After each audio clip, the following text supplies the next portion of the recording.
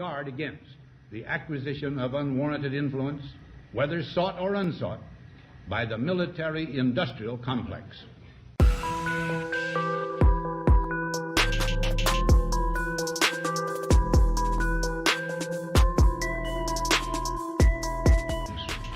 Our toil, resources, and livelihood are all involved. So is the very structure of our society. The potential for the disastrous rise of misplaced power exists and will persist. We must never let the weight of this combination endanger our liberties or democratic processes. We should take nothing for granted. Only an alert and knowledgeable citizen can compel the proper meshing of the huge industrial and military machinery of defense with our peaceful methods and goals.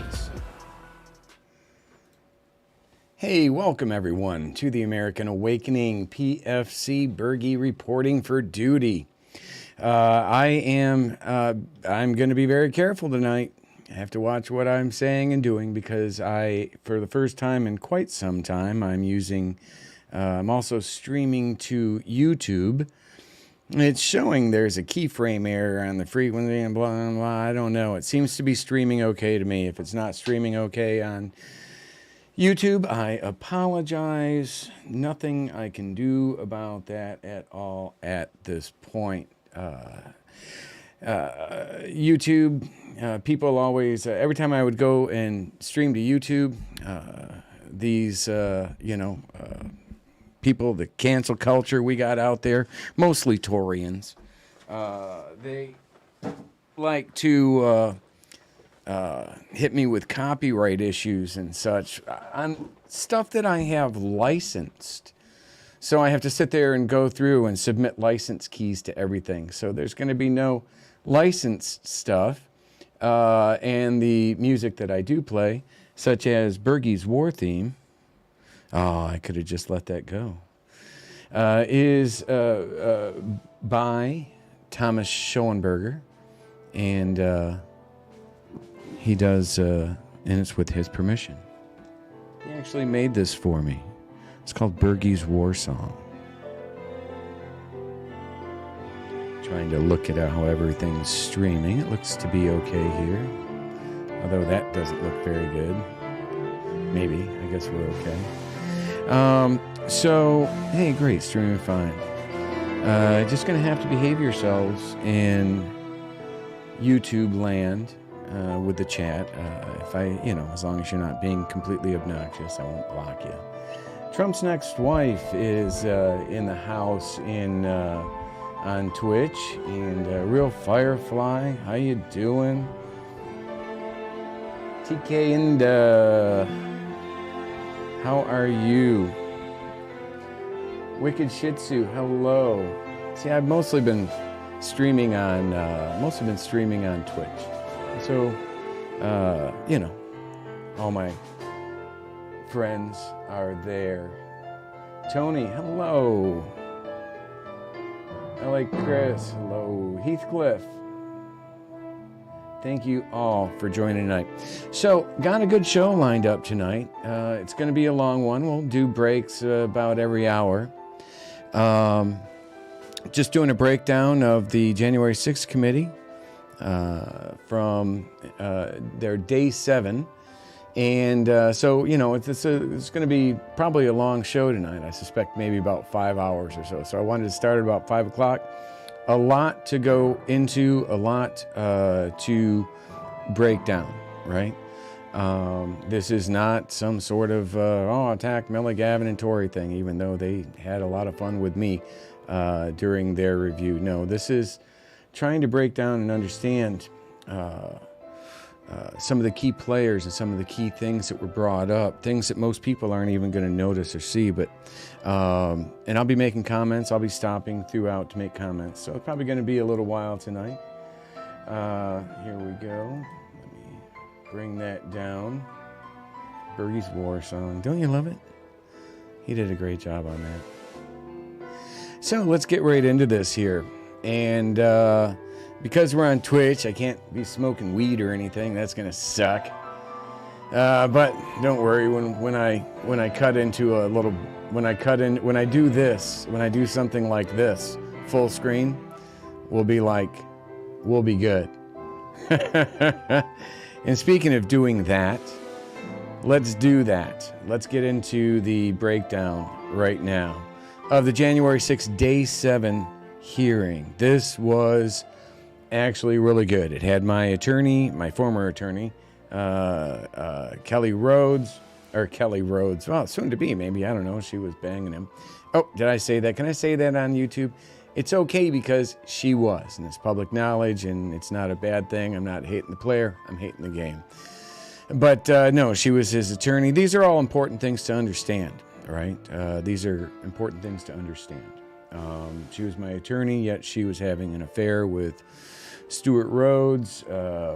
She was caught in a garage meeting with Stuart Rhodes. These are key things because they all tie into the complete sociopaths I ended up running into in the summer of at the end of the summer of 2020 and throughout 2021 and even throughout 2022. It gets kind of confusing, but if you pay attention, it's pretty interesting. And then this goes for 1 hour, and when the break came on, Tori and Millie did a break, and they decided to chime in on me with a few things. So I wanted to point something out because I kind of disagree with some of the things they're saying. And instead of just saying things that are, complete lies, I'll actually say it, and then I'll put videos up to show and let people come to their own conclusions. Again, there is... January 6th. January 6th was a bad day in American history. People say, "Oh, Bergy, you don't believe that there was election fraud and such." No. I literally stopped everything I was doing as a DOD whistleblower, went there at their request. Went there at their request to D.C. at the request of Millie, Gavin, Patrick Byrne, and others to submit my information about election influence, but it didn't have anything to do with the pallets of ballots. It didn't have anything to do, from Korea. It didn't have anything to do with any of that stuff. What mine had to do was the one affidavit that no one ever talked about. You'll never find, at least like publicly, with the exception of an email response I got from Patrick Byrne, which basically acknowledged everything I was saying. Patrick Byrne, as well, was brought up in the J6 hearing as well. So these are all important things to follow and understand. If you want to just turn this into a Bergy bash, you're not going to learn a damn thing, right? If you're just going to believe people with it, that throw things out without any evidence, people who are directly involved in this, then there's not a lot I can do about that other than just put the truth out, my truth, and let people decide for themselves. The Select Committee to investigate the January 6th attack on the United States Capitol will be in order. Without objection, the Chair is authorized to declare the committee in recess at any point. Pursuant to House Deposition Authority Regulation 10, the Chair announces the committee's approval to release the deposition material presented during today's hearing. Good afternoon. When I think about the most basic way to explain the importance of elections in the United States, there's a phrase that always comes to mind. It may sound straightforward, but it's meaningful. We settle our differences at the ballot box. Sometimes my choice prevails, sometimes yours does, but it's that simple. We cast our votes, we count the votes. If something seems off with the results, we can challenge them in court, and then we accept the results. When you're on the losing side, that doesn't mean you have to be happy about it. And in the United States, there's plenty you can do. I couldn't agree with that more, that statement. And I'd also like to point out to everyone, if you do like the, coin, they'll be available.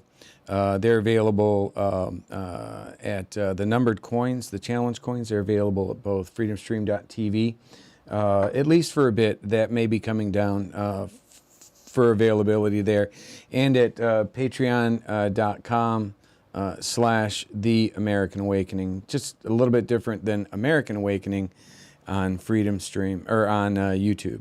So if you want to help out, you can order a coin, you can order the books, and as you can see, the books are available there on Amazon as well. I've got 3 books. So the first book, Victim of the Swamp, I started in 2015. It actually names many people that are listed in today's hearing. And say so. You can protest, you can organize, you can get ready for the next election to try to people make sure directly your connected to side this. has a better chance the next time the people sell their differences at the ballot box. But you can't turn violent. You can't try to achieve your desired outcome through force or harassment or intimidation.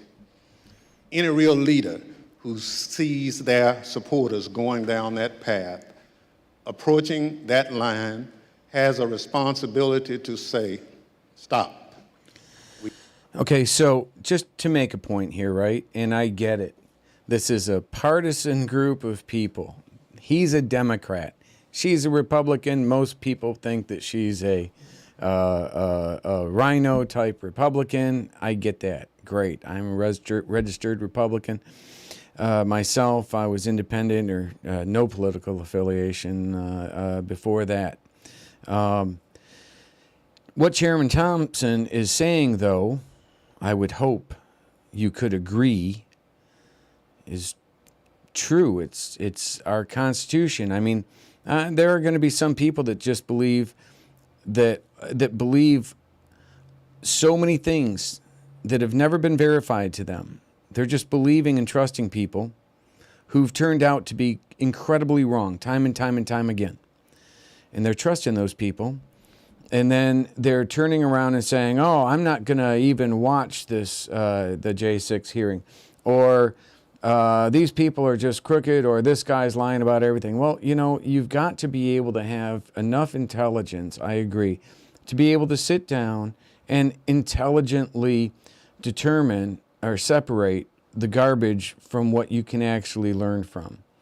Now, what he's saying right there, I happen to agree with. It doesn't have to be a Democrat or a Republican thing. I agree with the Constitution and elections. Elections have, I said, anybody who was following me in D.C. back in 2020, how many times did I say elections have consequences even when they're stolen? It doesn't matter, right? The time to deal with this election, in my opinion, right? The time to have dealt with Trump in 2020 was, let's say, I don't know, let's say August of 2020 when Shadowgate came out. Or let's say January of 2020 when I submitted my key tam, right? That's when you deal with an election. Now, instead of actually getting behind me as a verifiable DOD whistleblower and the claims that I made in Shadowgate, we were attacked in Shadowgate. In fact, I'm being attacked right now, today, every day, by the people who made it. That's a tough one, isn't it? That's a tough one. We'll get into that. We'll get into that breakdown during the intermission part. When they take the 10-minute break here and Millie and Tori and Gavin break that down. But this shouldn't be about politics, right? And you need to just say to yourself, okay, if we're ever going to have a government again, we're going to have to accept, like the Democrats did not like the outcome of the 2000 elections. And with few exceptions, when they exhausted everything, in the courts, they gracefully left. I do remember them, ironically, taking all the W's off the keyboard, off every keyboard in the White House. And the incoming administration was like, oh, we're going to charge them with destruction of government property. Really? It was kind of a dick thing to do, but it was kind of funny. It wasn't an insurrection of the Capitol based on what was largely lies. Was there some truth involved in some of the things? People are always cheating at elections. That happens every election. Let's just assume somebody tries to do something to gain a political advantage or a competitive advantage in a very unethical or unmoral way, and a lot of people would consider that cheating. But what he's saying here is true. We have to, at some point, accept transition of power and then work on trying to fix, what caused it before, right?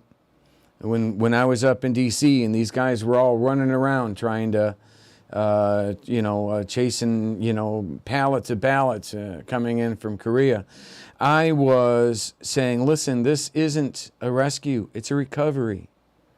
There's a difference there. Y'all are trying to rescue something. We were in recovery mode. No one believed me then or liked to hear that then. Here we are a couple years later. The plan of Trump taking over that following March or this or that. Think of how many bullshit things these people were putting out to you. Even like after the election, after the inauguration, it was then February, it was then March. I jokingly said, hey, I'm waiting for someone to push it to April 1st and just say, April Fools. It was all bullshit. It was all a scam and it was all bullshit, right? And these people that were behind it, like Patrick Byrne and these people, they were lying to you knowingly, right? You've seen the letter that I put, if you haven't seen the letter that I put to Patrick Byrne, where it says, listen, I asked him to answer 5 questions for my book, and he did. And in his response, he said, listen, I knew these people were full of shit. Our investigators knew these people were full of shit, but they kept using them. They kept pushing their information up to Giuliani and then up to Trump. They pushed their information through back doors, like through Ambassador Paulo, through State Department people like Mira. They were pushing their information, their garbage, backdooring it to Trump through his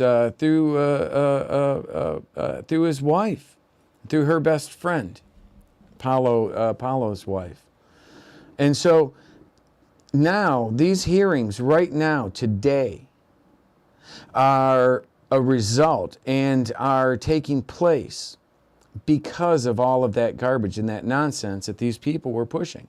And they're using that against Trump right now. So people if you want to attack me, that's fine, I get it. But everything you're watching right now, had you listened to me, would not be happening, right? Now, unfortunately, a lot of people are still listening to the people that say, trust the plan, January, February, March, April, May, June, we got a new plan, new plan, new plan. Hey, we got a new plan next year, right? Oh, now in 2024, no. Some of the people still want to listen to them blindly. And, again, I go back to, how can I do anything about that? I can't. But I can do something about this, and that's... We gave it our best. We came up short. We try again next time. Try again next time. Because we settle our differences at the ballot box. On December 14th... Everybody remember, like when do they start? Who's going to start making the first Republican Tears coffee mugs? Y'all have gone 2 years now whining about election you lost. Again, they cheated. I was a whistleblower. I signed a signed sworn affidavit, not anonymously or anything. I was basically put what I put on there from my ketan that I filed in D.C. federal court in January, before I met Millie, Gavin, Tory, any of these people. And y'all could have done something and you didn't do anything. And now you still listen to these freaking sociopaths that were literally the ones involved in doing this. And they're blaming it on some other sociopath like Akbar and these others. They're blaming it on InfoWars. But no, the blame is on us. The blame is on everyone that listened to them and continue to listen to people like that without saying, whoa, stop, put on the brakes. Clearly, we're getting played. 2020, the presidential election was officially over. The Electoral College had cast its vote. Joe Biden was the president-elect of the United States. By that point, many of Donald Trump's supporters were already convinced that the election had been stolen. because that's what Donald Trump had been telling them. That's not good. So what Donald Trump was required to do in that moment, what would have been required of any American leader, was to say, we did our best and we came up short. He went the opposite way. He seized on the anger he had already stoked among his most loyal supporters, and as they approached the line, he didn't wave them off, he urged them on. Today, the committee will explain how, as a part of his last-ditch effort to overturn the election and block the transfer of power, Donald Trump summoned a mob to Washington, D.C., and ultimately spurred that mob to wage a violent attack on our democracy. Our colleagues, Ms. Murphy of Florida and Mr. Raskin of Maryland, will lay out this story. First, I'm pleased to recognize our distinguished Vice Chair, Ms. Cheney of Wyoming, for any opening comments she'd care to offer. Thank you very much, Mr. Chairman. Our committee did not conduct a hearing last week, but we did conduct an on-the-record interview of President Trump's former White House counsel, Pat Cipollone. If you have watched these hearings, you've heard us call for Mr. Cipollone to come forward to testify. He did, and Mr. Cipollone's testimony met our expectations. We will save for our next hearing President Trump's behavior during the violence of January 6th. Today's hearing will take us from December 14th, 2020, when the Electoral College met and certified the results of the 2020 presidential election, up through the morning of January 6th. You will see certain segments of Pat Cipollone's testimony today. We will also see today how President Trump summoned a mob to Washington and how the president's stolen election lies provoked that mob to attack the Capitol. And we will hear from a man who was induced by President Trump's lies to come to Washington and join the mob, and how that decision has changed his life. Today's hearing is our 7th. We have covered significant ground over the past several weeks, and we have also seen a change in how witnesses and lawyers in the Trump orbit approach this committee. Initially, their strategy in some cases appeared to be to deny and delay. Today, there appears to be a general recognition that the committee has established key facts, including that virtually everyone close to President Trump, his Justice Department officials, his White House advisors, his White House counsel, his campaign, all told him the 2020 election was not stolen. This appears to have changed the strategy for defending Donald Trump. Oh my Now God. the argument seems to be that So just to let you know, my microphone stand came apart because I'd been moving it around, and it falls over, and it's held in there with an old challenge coin from a couple years ago. And so that fell behind in the snake pit area. Snake's gone, by the way. But I actually got it back in there, and I think I solved it in a very simple way. Hey, will that go in there? No, that goes there. That's as good as I need. Shit, it was perfect. Why'd you mess with it? There we go. So that's what that commotion was. I'm back in business. Jesus. Here we go.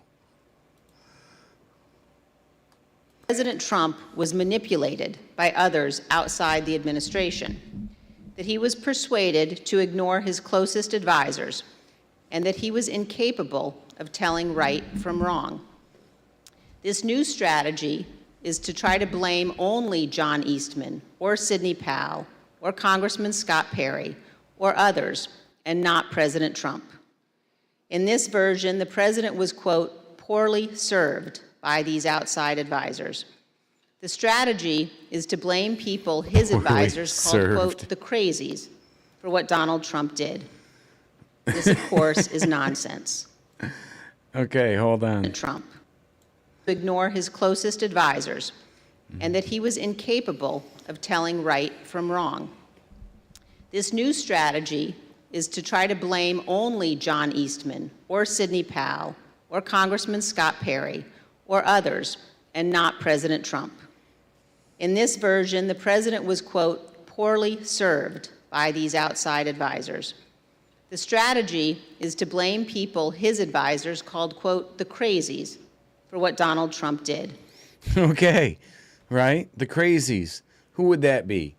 Tory? Patrick Byrne? Giuliani? Matt Gaetz?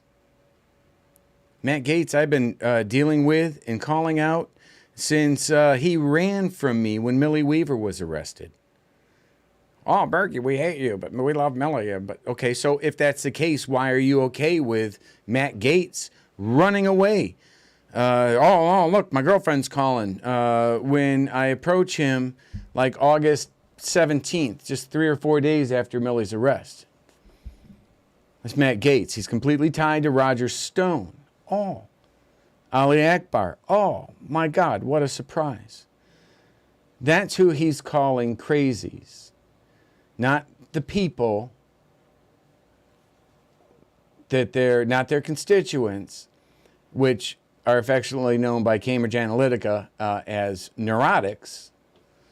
They literally, you know, Bannon and all those guys, that was actually the definition used by that chick that worked for Brittany Kaiser.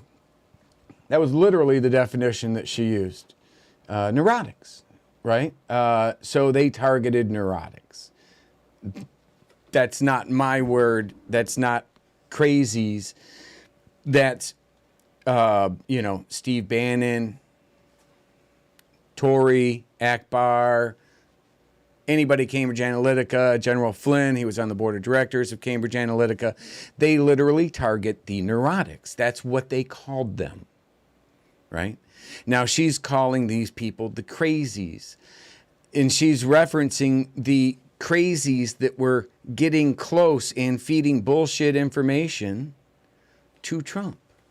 For whatever reason. Yes, you had the Akbars, but you also had some other people. I was right there watching them. This, of course, is nonsense. President Trump is a 76-year-old man. He is not an impressionable child. Just like everyone else in our country, he is responsible for his own actions and his own choices.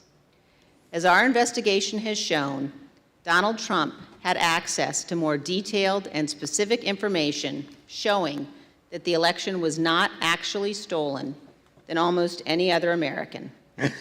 Now, Wicked Shih Tzu, Cheney's Patriot, was explaining to Wicked Shih Tzu on Twitch how Halliburton, referring to Cheney's lineage there, destroyed her town. And I get that. They're bad people. They've destroyed a lot of towns and shit.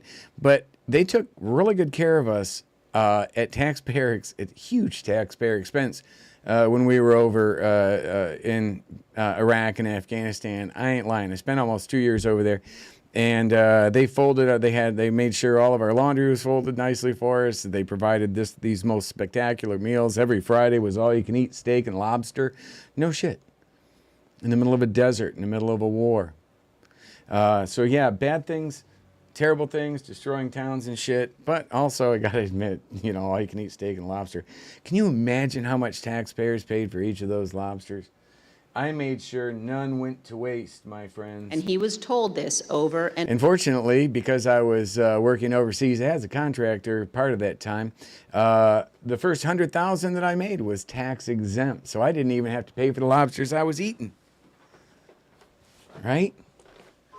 Now, you can bitch at me about that, or you can say, wow, we need to frickin' fix that.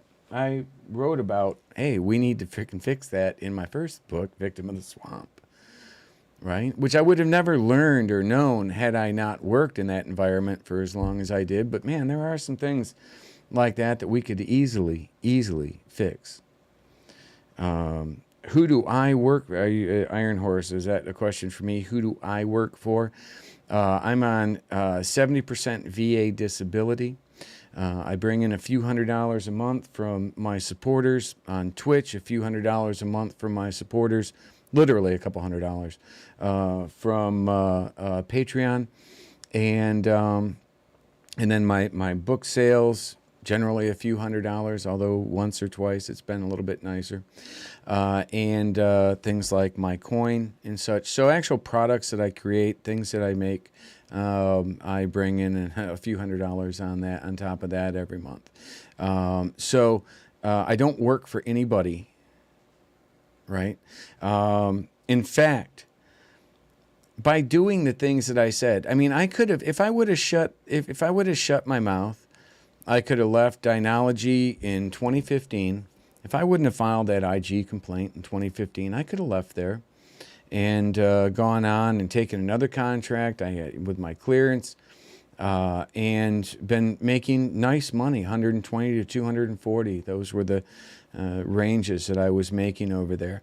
But I chose to do what the only thing I really could think of was doing, because I refused to place my company before my country, right? And so I filed a formal IG complaint against my former employer, Dynology, and who's the president, who I answered directly to, was Jim Jones, the son of General James Jones.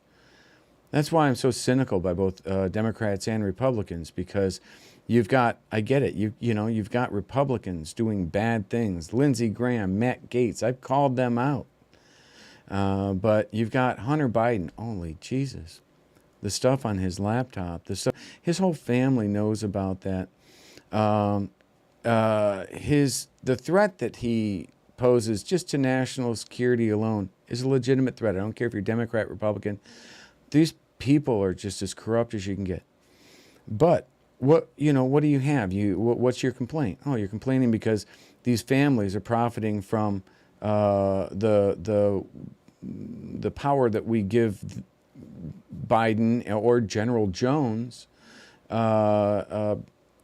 in their jobs, right? So here I am working for a company, working DoD contracts for a company owned by the former NATO Supreme Allied Commander. They were making DoD contracts when he was the Supreme Allied Commander. His family was. So as our sons or daughters are being sent to war, should that be a conversation that we should have? That these generals, not retired generals, active duty generals, their families are profiting in the same way that Hunter Biden was profiting from the oil deals. I mean, these are just conversations I think we should have, right? If you disagree with that, wow, good luck. I think you're definitely going to be in the minority on that, right? So we'll continue. That's why that's why I plotted this out to like 10 or 11 o'clock tonight. Over again. No rational or sane man in his position could disregard that information and reach the opposite conclusion. And now I have to stop this again, and I'll try to be quick here. Anybody that's been following me on Twitch, anybody that's following me on Twitter for several weeks now will have to acknowledge that what she's saying right now is exactly what I've been saying. I've been saying that the only that what I believe actually possibly happened with this whole situation, when it comes directly as it relates to Trump, was that he was kind of the victim of a phishing scam, an email phishing scam. Look at it like that. The Nigerian prince, right? You send thousands of those out. You send tens of thousands of those emails out. Eventually, you're going to get somebody who's like either trusting or just old. Usually, it's the older community that buys into that believes what the email says and just starts giving them their bank accounts and shit. Everybody knows somebody, I believe, at this point that's happened to. And do you hate them? Do you blame them? Or do you blame the people, the scammers that were doing it? That was the argument I believed Trump was going to try to make. And I believe that may be, in fact, and that's the argument that she's pointing out right now. She's trying to say, hey, let's just get this out of the way right now, right? And so if I were to look at this and say, okay, well, he knew that this was going to happen. He needed an out.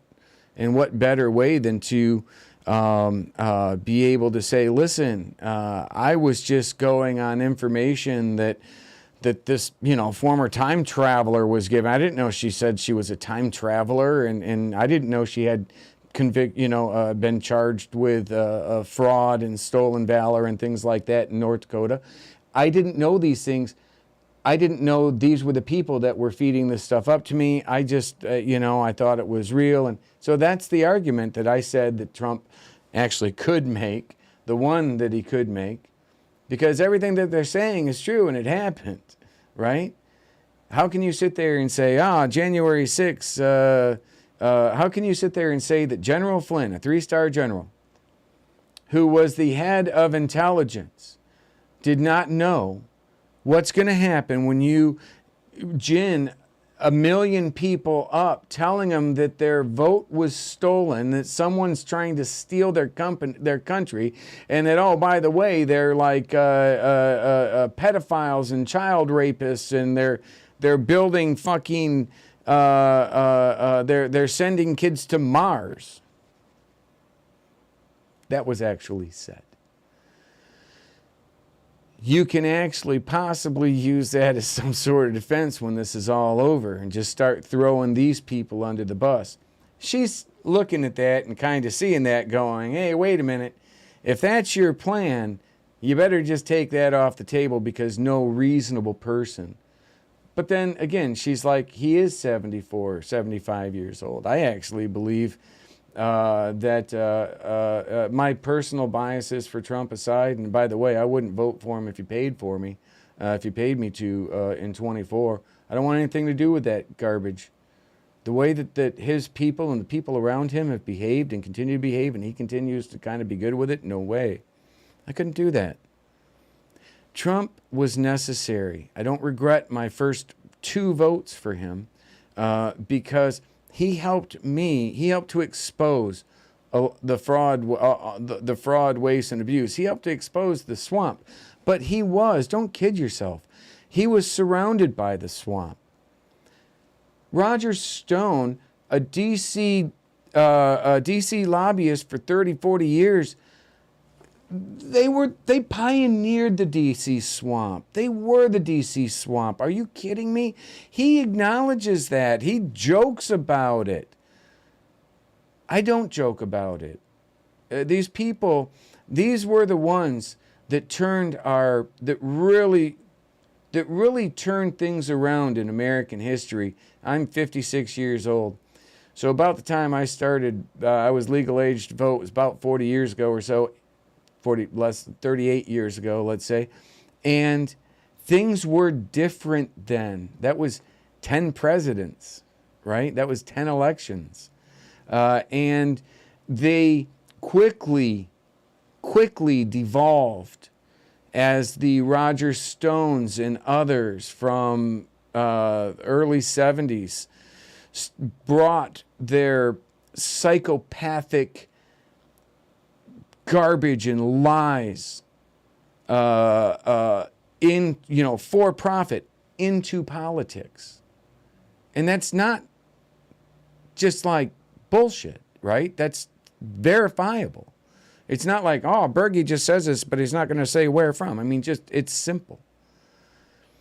So we'll get back to it, but wow.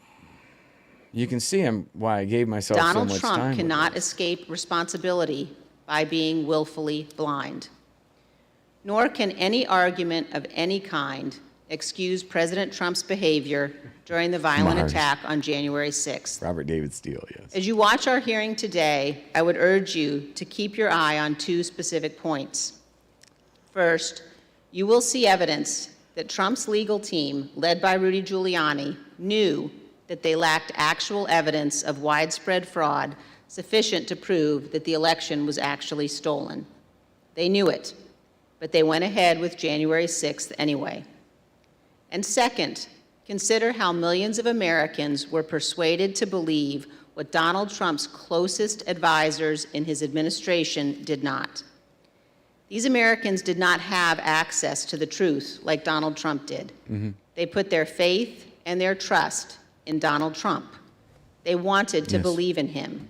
They wanted to fight for their country, and he deceived them. For millions of Americans, that may be painful to accept, but it is true. Thank you, Mr. Chairman. I yield back.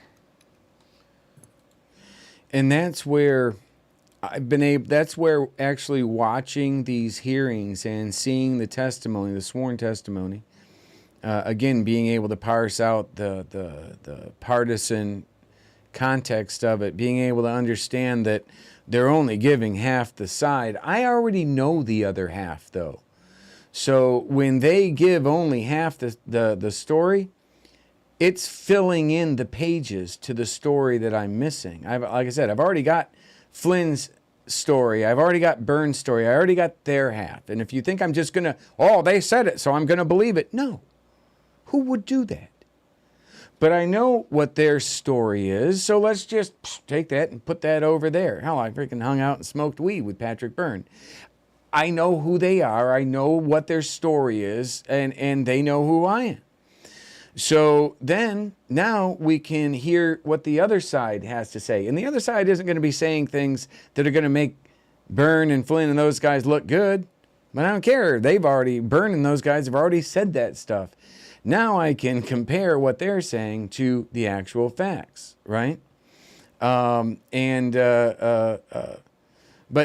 they aren't, you can tell if they're lying or they're not lying. What they're saying right here is not a lie, right?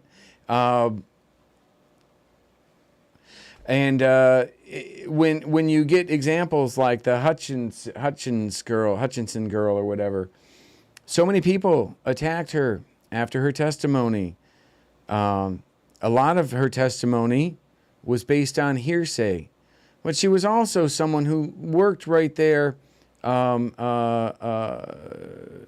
for Meadows, right? She was an intelligent woman, professional woman, who made it to an incredible job position by any standard, right? If you want to just sit there and knock her, you're not being, if you're like a journalist, you're a freaking time traveler, calling these people out as being like, oh, losers.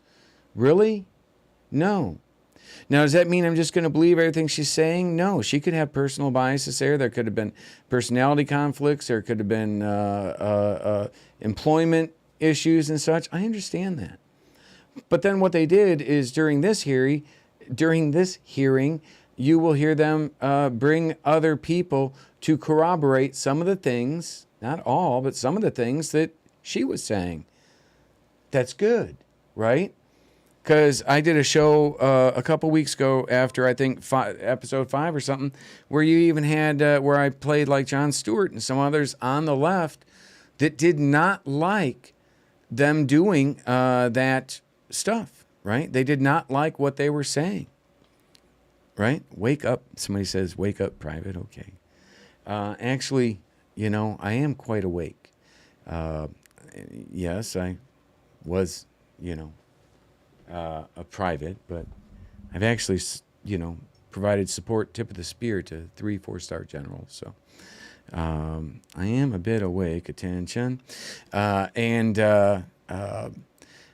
doing my best. I'm not going to sit here and say that I know everything. I'm not going to sit here and say I've got a time machine. I'm not going to sit here and say that I've put all the pieces together. By no means have I.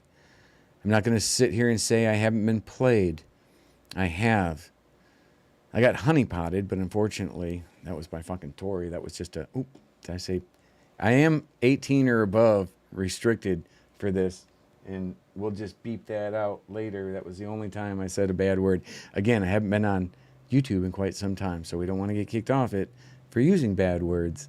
But we'll throw that one in there. Here we go. Let's get back. Without objection, the chair recognizes the gentlewoman from Florida, Ms. Murphy, and the gentleman from Maryland, Mr. Raskin, for opening statements. I'll check the friend request. Thank you, Mr. Chairman. We know beyond a shadow of a doubt that then President Donald Trump lost in a free and fair election. And yet, President Trump insisted that his loss was due to fraud in the election process, rather than to the democratic will of the voters. The president. See, now, I tried to, I contacted Riley immediately on this. when I saw that there was like an Asian hottie that was testifying. So I have been able to put my contractor biases away. Someone who spent like 7-8 years overseas, 8 of them as a contract, most of them as contractor. Have put my biases aside there. People who know me know that that is a weakness, but she seems like a very nice married woman, congresswoman out of Florida. So there we go.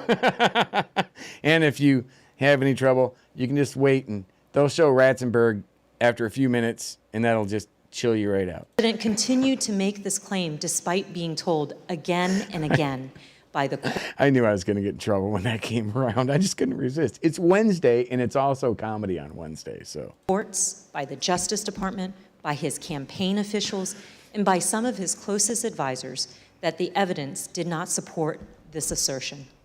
This was the big lie, and millions of Americans were deceived by it. I believe she's Vietnamese, by the way. And the gold around her neck there, the little round gold things, that's called bot gold, which is like very big in Thailand.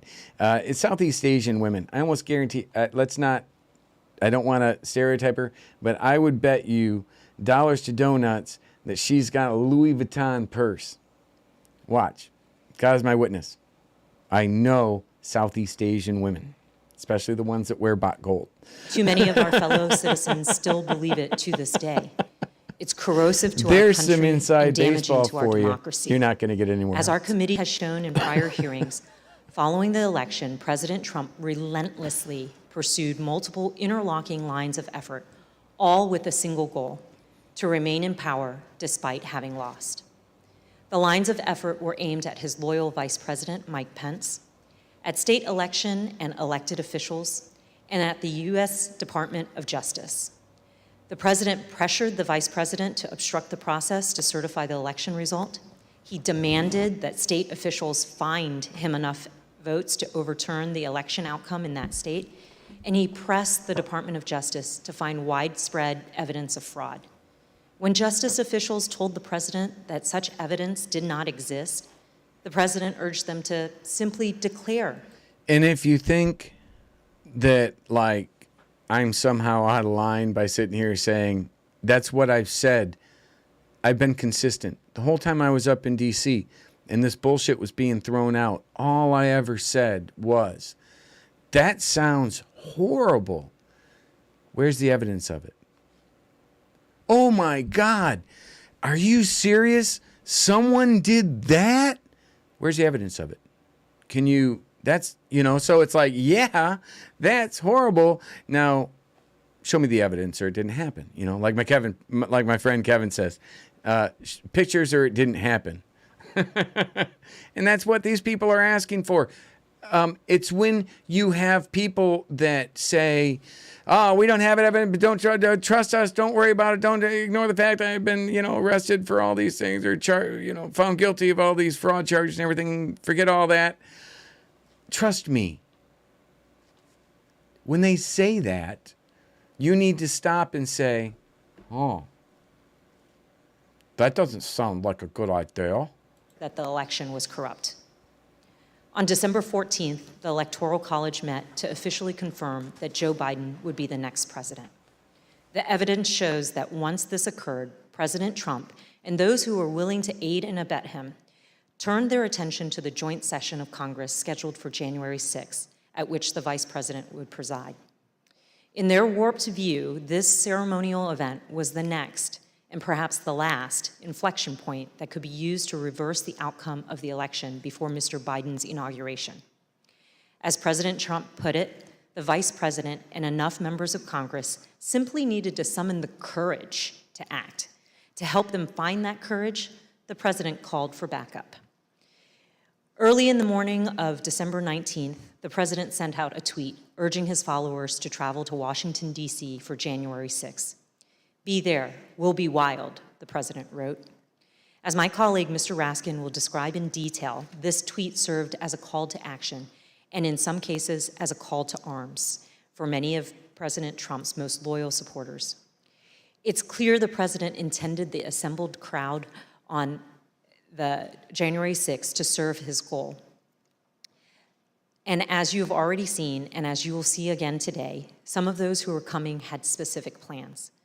The president's goal was to stay in. I really do need to make a Republican Tears coffee mug. I really do. Power for a second term despite losing the election. The assembled crowd was one of the tools to achieve that goal. And in today's hearing, we will focus on events that took place in the final weeks leading up to January 6th, starting in mid-December. And we'll add color and context to evidence you've already heard about, and we'll also provide additional new evidence. For example, you'll hear about meetings in which the president entertained extreme measures designed to help him stay in power, like the seizure of voting machines. We will show some of the coordination that occurred between the White House and members of Congress as it relates to January 6th. And some of these members of Congress would later seek pardons. We will also examine some of the planning for the January 6th protests, placing special emphasis on one rally planner's concerns about the potential violence. And we will describe some of the president's key actions on the evening of January 5th and the morning of January 6th, including how the president edited and ad-libbed his speech that morning at the Ellipse, directed the crowd to march to the Capitol, and spoke off script in a way that further inflamed an already angry crowd. Medicinal. I yield to the gentleman from Maryland, Mr. Raskin. Thank you, Ms. Murphy. Mr. Chairman, Madam Vice Chair. 4 days after the electors met across the country and made Joe Biden the president-elect, Donald Trump was still trying to find a way to hang on to the presidency. Mary and Joseph. On Friday, December 18th, his team of outside advisors paid him a surprise. He looks like the perfect candidate for one of those, like, statues of a politician from, like, 200 years ago, doesn't he, with the hair and shit? Can we just get rid of all of these damn, if you've been, can we just, where are the term limits? I mean, please. Visit in the White House that would quickly become the stuff of legend. The meeting has been called unhinged, not normal, and the craziest meeting of the Trump presidency. The outside lawyers who'd been involved in dozens of That was some crazy shit. That was some crazy shit. And when you see the timeline, how this works, it's quite interesting. lawsuits had lots of theories supporting the big lie, but no evidence to support it. As we will see, however, they brought to the White House a draft executive order that they had prepared for President Trump Would not to further leave his ends. the kids. Specifically, they proposed the immediate mass seizure of state election machines by the U.S. military. The meeting ended after midnight with apparent rejection of that. Yes, you make the truth is the light says this whole panel is horseshit. And I get that. I get that. But Matt Gaetz won't answer my questions. He runs, right? Lindsey Graham won't. My congressman, Gus Bilirakis, won't. Democrats won't. Republicans won't. They won't answer my question. They won't have this conversation, right? So I want to hold accountable people that I saw that were doing bad things, right? People who know me from Shadowgate, what do you know me for? Do you know me for promoting IIA, for saying that IIA is a good thing, and that maybe there are times you could use it where it's like, no, right? No. Well, there are actually, if it's truthful, if it's honest and it's truthful. That's nothing I witnessed, right? In fact, when we were working with the Sunnis and the Shias, everything I witnessed was the utmost concern to make sure that the information we put out was accurate. It wasn't a lie. Because as soon as they catch you in a lie, you lose credibility, right? So the important thing is if you're going to do things, if you are going to put something out, let's say theoretically with a non-attribution or using fake personas or things like that, where you're not putting like, this was paid for by the U.S. Army, when you're not putting that stuff out, then be honest, because they're always going to be looking really close. They're always going to be thinking, and if they find you in a lie, then you're going to lose that trust. It backfires, right? So that's why. And what they were, but what these guys were doing were not like good things. They were bad things, right? They were unethical, cheating, lying, memes, hateful memes. That's not what I want. That doesn't represent me as a Republican. Idea. In the wee hours of December 19th, dissatisfied with his options, Donald Trump decided to call for a large and wild crowd on Wednesday, January 6th, the day when Congress would meet to certify the electoral votes. Never before in American history had a president called for a crowd to come contest the counting of electoral votes by Congress, or engaged in any effort designed to influence, delay, or obstruct the joint session of Congress in doing its work required by our Constitution and the Electoral Count Act. As we'll see, Donald... It's called rules. They suck.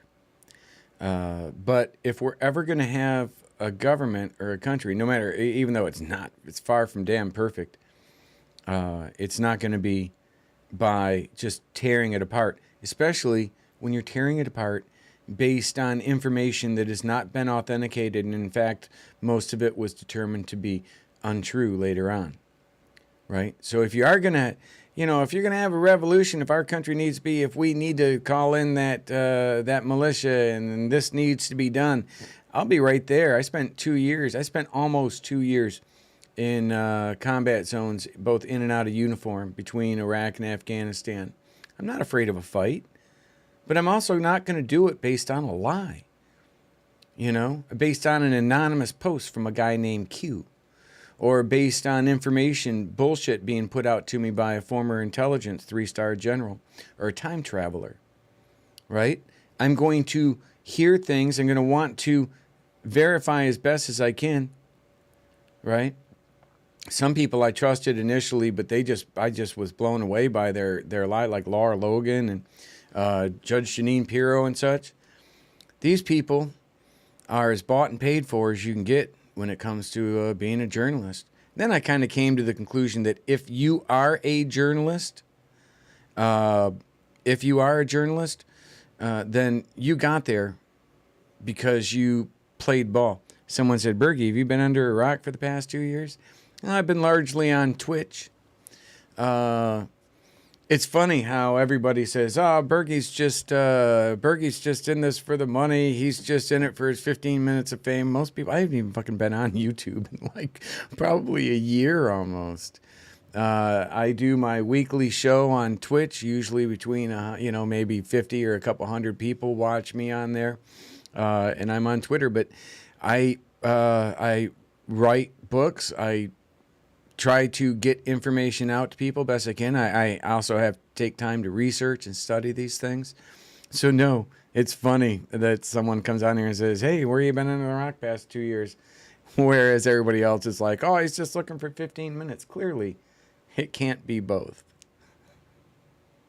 Just trying to get a message out. I'm trying to tell a story, not sell a book. Trump's 1:42 a.m. tweet electrified and galvanized his supporters, especially the dangerous extremists and the Oath Keepers, the Proud Boys, and other racist and white nationalist groups spoiling for a fight against the government.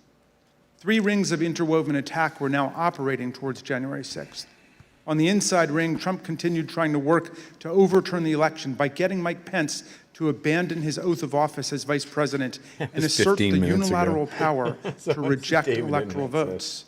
This would have been a fundamental and unprecedented breach of the Constitution that would promise Trump multiple ways of staying in office. Meanwhile, in the middle ring, members of domestic violent extremist groups created an alliance, both online and in person, to coordinate a massive effort to storm, invade, and occupy the Capitol. By placing a target on the joint session of Congress, I would disagree with that. I believe a smaller group of people disseminated sufficient lies to bring a large group of people there.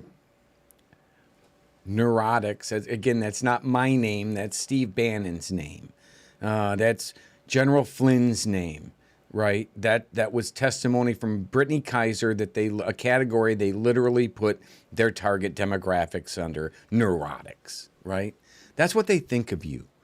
That's what Bannon thinks of you, as a neurotic. He targets you using psychographics. He targeted you using psychographics with Cambridge Analytica. Oh, Bergy's just, no, Bergy's not. That's freaking been in testimony.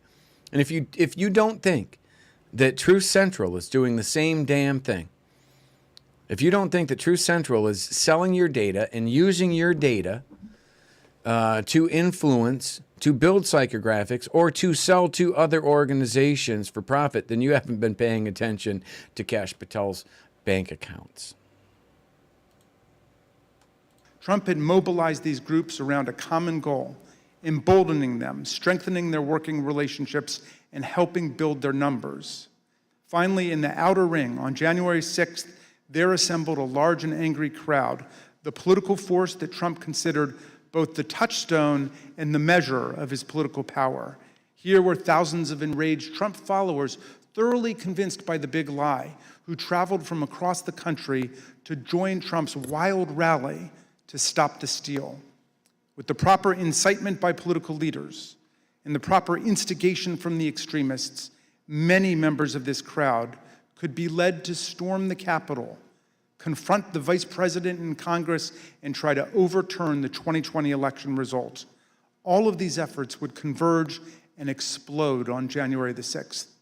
Mr. Chairman, as you know better than any other member of this committee from the wrenching struggle for voting rights in your beloved Mississippi, the wrenching struggle. The problem of politicians whipping up mob violence to destroy fair elections is the oldest domestic enemy of constitutional democracy in America. I would pay good money to see Biden actually sit in Raskin's position there, reading from a teleprompter for an entire thing like that. Would be fucking hilarious, wouldn't it?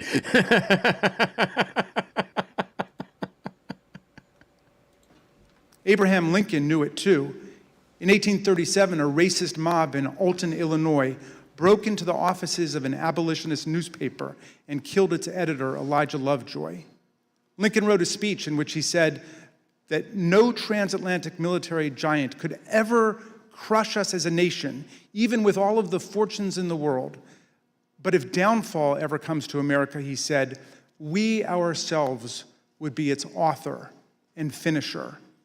If racist mobs are encouraged by politicians to rampage and terrorize, Lincoln said, they will violate the rights of other citizens and quickly destroy the bonds of social trust necessary for democracy to work. Mobs and demagogues will put us on a path to political tyranny, Lincoln. Don't you love the fact that they're able to sit there with a bully pulpit? Trump's out of office. And they're able to do that. Because they're able to do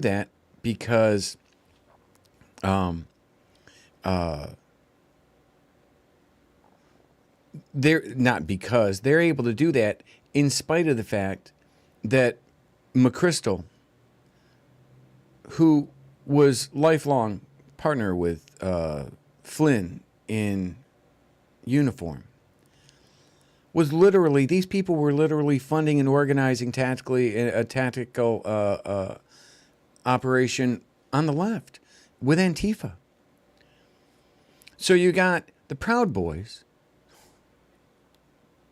who were stood up by a Canadian journalist who was actually one of the founders of like Vice, and which ended up going on with all of those. He starts Proud Boys not only as a joke, but he named it after a gay freaking musical. Give me your Proud Boys. I want a proud boy. You freaking kidding me, people? So when you see me sitting back here, and I'm a moron, right? I don't have degrees, and I'm not boasting like a Harvard or a Yale or a 212 Mensa. I'm a fucking private, not a very good one at that. I figured it out. And said. That's As bad. we'll see today, this very old problem has returned with new ferocity today as a president who lost an election deployed a mob which included dangerous extremists to attack the constitutional system of election and the peaceful transfer of power. And as we'll see... Yeah, I love it how they say, oh, and Pelosi, oh, she should have been in there. She should have done this. She let it happen. Well, and she's sitting back going, fuck, I didn't bring him here. Trump did. And do you think she had any huge desire to help save Trump's ass? Oh, really? Her actions surprise you? Not sending the police in there? Or maybe like, Shell, I wouldn't be surprised if she was the one sit there with that magnet door. Why not? She's not the one at fault. She did not bring them there based on these social media influence operations, this IIA, a bunch of interactive internet activity assets who were tactically coordinating and pushing out fabricated information. Oh, wow, what does that sound? Well, that sounds just like what Bergy was trying to warn people about in Shadowgate. Why would the Shadowgate producers be attacking them? You're gonna love the breakdown, because they spent during this break, they spent the coming up break here. Tori, Millie, and Gavin spent a few minutes of that kind of bashing on me, and it is funny, right? Well, it's funny to me, and hopefully. Like I said, people can judge for themselves, right? I should be able to, if they invoke my name and such, I should be able to speak up and say my side of the story. If you got a problem with that, wow, you just drank too much Kool-Aid, my friends. But hey, listen, we are at 6:09 right now. I'm 9 minutes past. I want to try to break these up in the hour. So we're going to jump into, oh, I'm glad I had that off. We're going to jump, I thought I had it on mute, and I've been talking to myself for a couple minutes. I'm going to jump into a 10-minute break, which we usually do during our 7 to 9 show. I'm going to grab a smoke, have some coffee, and I will be back. We have got quite a ways more to go on this. So, and I'm going to let it play a little bit more, but we'll be good. All right, so I hope you guys, if you've been tuning in, I hope to see you back when I come back. This is just the tip of the iceberg. Oh, my God. Again, coming up, Kellye Sorrell, my former attorney, who's banging Stuart Rhodes, the Elmer Rhodes, the eye patch guy, the pirate, which I'm still waiting on Titus to find out if he is, in fact, a pirate. And we'll be back, right? There's a lot of good stuff coming up. So, please. This is important stuff. We're going to have some fun. It's Wednesday. I always like to have fun on Wednesdays. So, hope to see you back. And here we go. Intermission. And once again, thank you, Thomas Schoenberger, for your licensed and authorized music. And it is beautiful. Absolutely beautiful. Say what you want about Mr. Schoenberger. And Marsha as well. Amazing.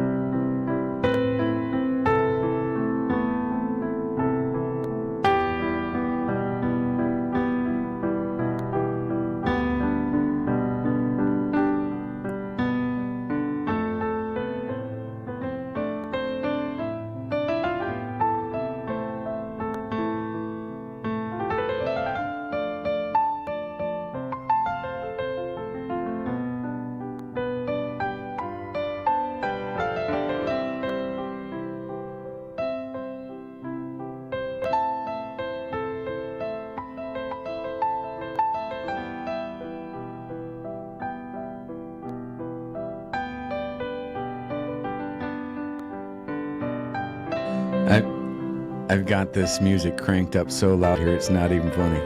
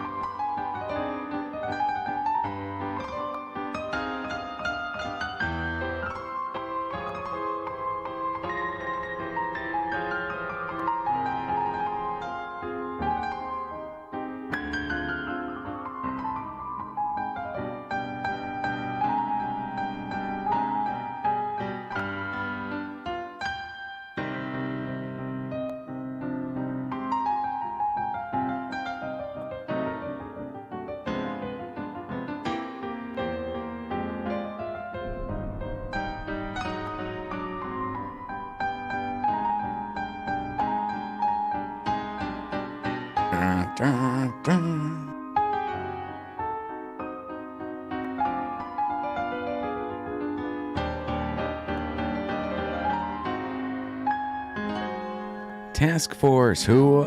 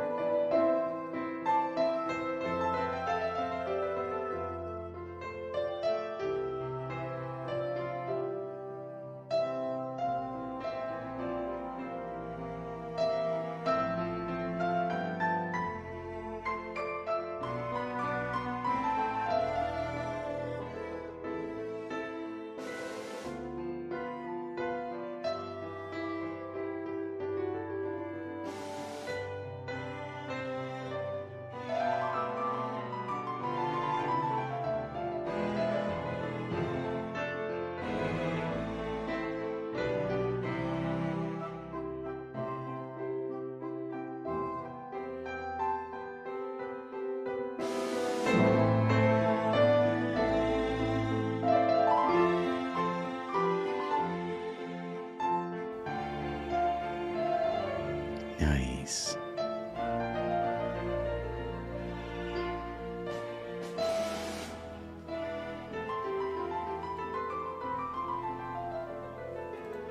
Ah, shit.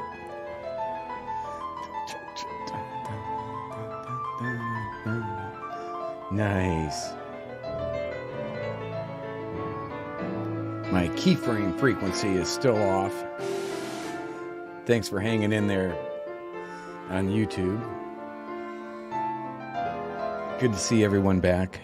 Hey, good stuff. Good stuff. We're gonna get right back into this because this is gonna end up taking till 2 o'clock in the morning if I don't keep going on this. Let's get back to this handsome young man. The creation of the internet and social media has given today's tyrants tools of propaganda and disinformation that yesterday's despots could only have dreamed of. I yield back to the gentle lady from Florida, Ms. Murphy. This video speaks less to the heart and more to the sphincter. I couldn't resist that. Each state's laws provide that electors are to be chosen by a popular vote. And on December 14th, 2020, electors met in all 50 states and the District of Columbia to cast their votes. Joseph Biden won by a margin of 306 to 232. The election was over. Mr. Biden was the president-elect. Before the Electoral College... Now, can I just chime in here once real quick? Sorry. Was it? Still, you see this damn hearing about, the voting machines and all these things that these people never ended up producing even any evidence of. And then all day, every day, you hear him say how social media is an IIA, and actually people are using the term IIA now. Millie and Gavin use it all the time now, yet I'm just, I was just part of their plan to expose me. We'll get to that. But no, these people are getting away with what they're doing.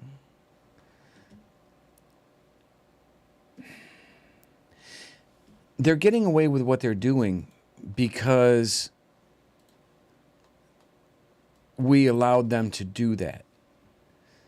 We allowed ourselves to get set up with these people. And let me do this here. And we'll get back to her. Donald Trump and his allies filed dozens of legal challenges to the election, but they lost over and over again, including in front of multiple judges President Trump had nominated to the bench. In many of these cases, the judges were highly critical of the arguments put forward, explaining that no genuine evidence of widespread fraud had been presented. For example, a federal judge in Pennsylvania said, "This court has been presented with strained legal arguments without merit and speculative accusations unsupported by evidence. In the United States of America, this cannot justify Now, the disenfranchisement of a single voter, let alone all the voters of its 6th most populated state." Now, was that, I don't know if it was or not, but was that the case where Tory filed through Powell anonymously, not even using her name because she knew she couldn't use her name because she was being charged on 12 counts of fraud in North Dakota at the time. There was a judge that was that was in front of the court. So they couldn't use her name. They couldn't get anybody else to lie to a court like that either. Not a lot of people have this type of cojones. But I think that's the case where you literally have what I know for a fact is just garbage. It was. I've shown you text messages. I have text messages in my book saying, "Hey, Tory, this PCAP data, it's just stupid. It's wrong. It's external IP addresses. You need internal IP addresses. It's just garbage." She's like, "Oh, yeah, okay, thanks. I'll send this up the line." And she was working like right next to feeding the information directly to Byrne and these people. So apparently that message didn't get to them. because it ended up going all the way to the cyber symposium when it was exposed by Spider as being garbage data. And then they attacked Spider, right? So, wow, good luck. You definitely need a magazine to keep score with everything here, but... On December 15th, after the Electoral College certified the outcome, the Republican majority leader in the Senate acknowledged Mr. Biden's victory.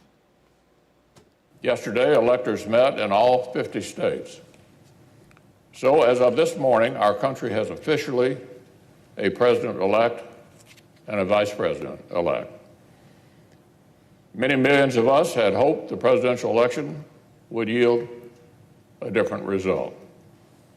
But our system of government has processes to determine who will be sworn in on January the 20th.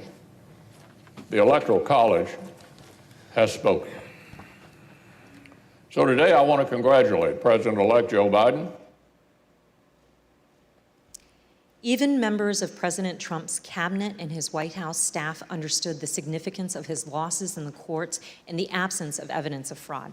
They also respected the constitutional certification by the Electoral College. Many of them told President Trump that it was time to concede.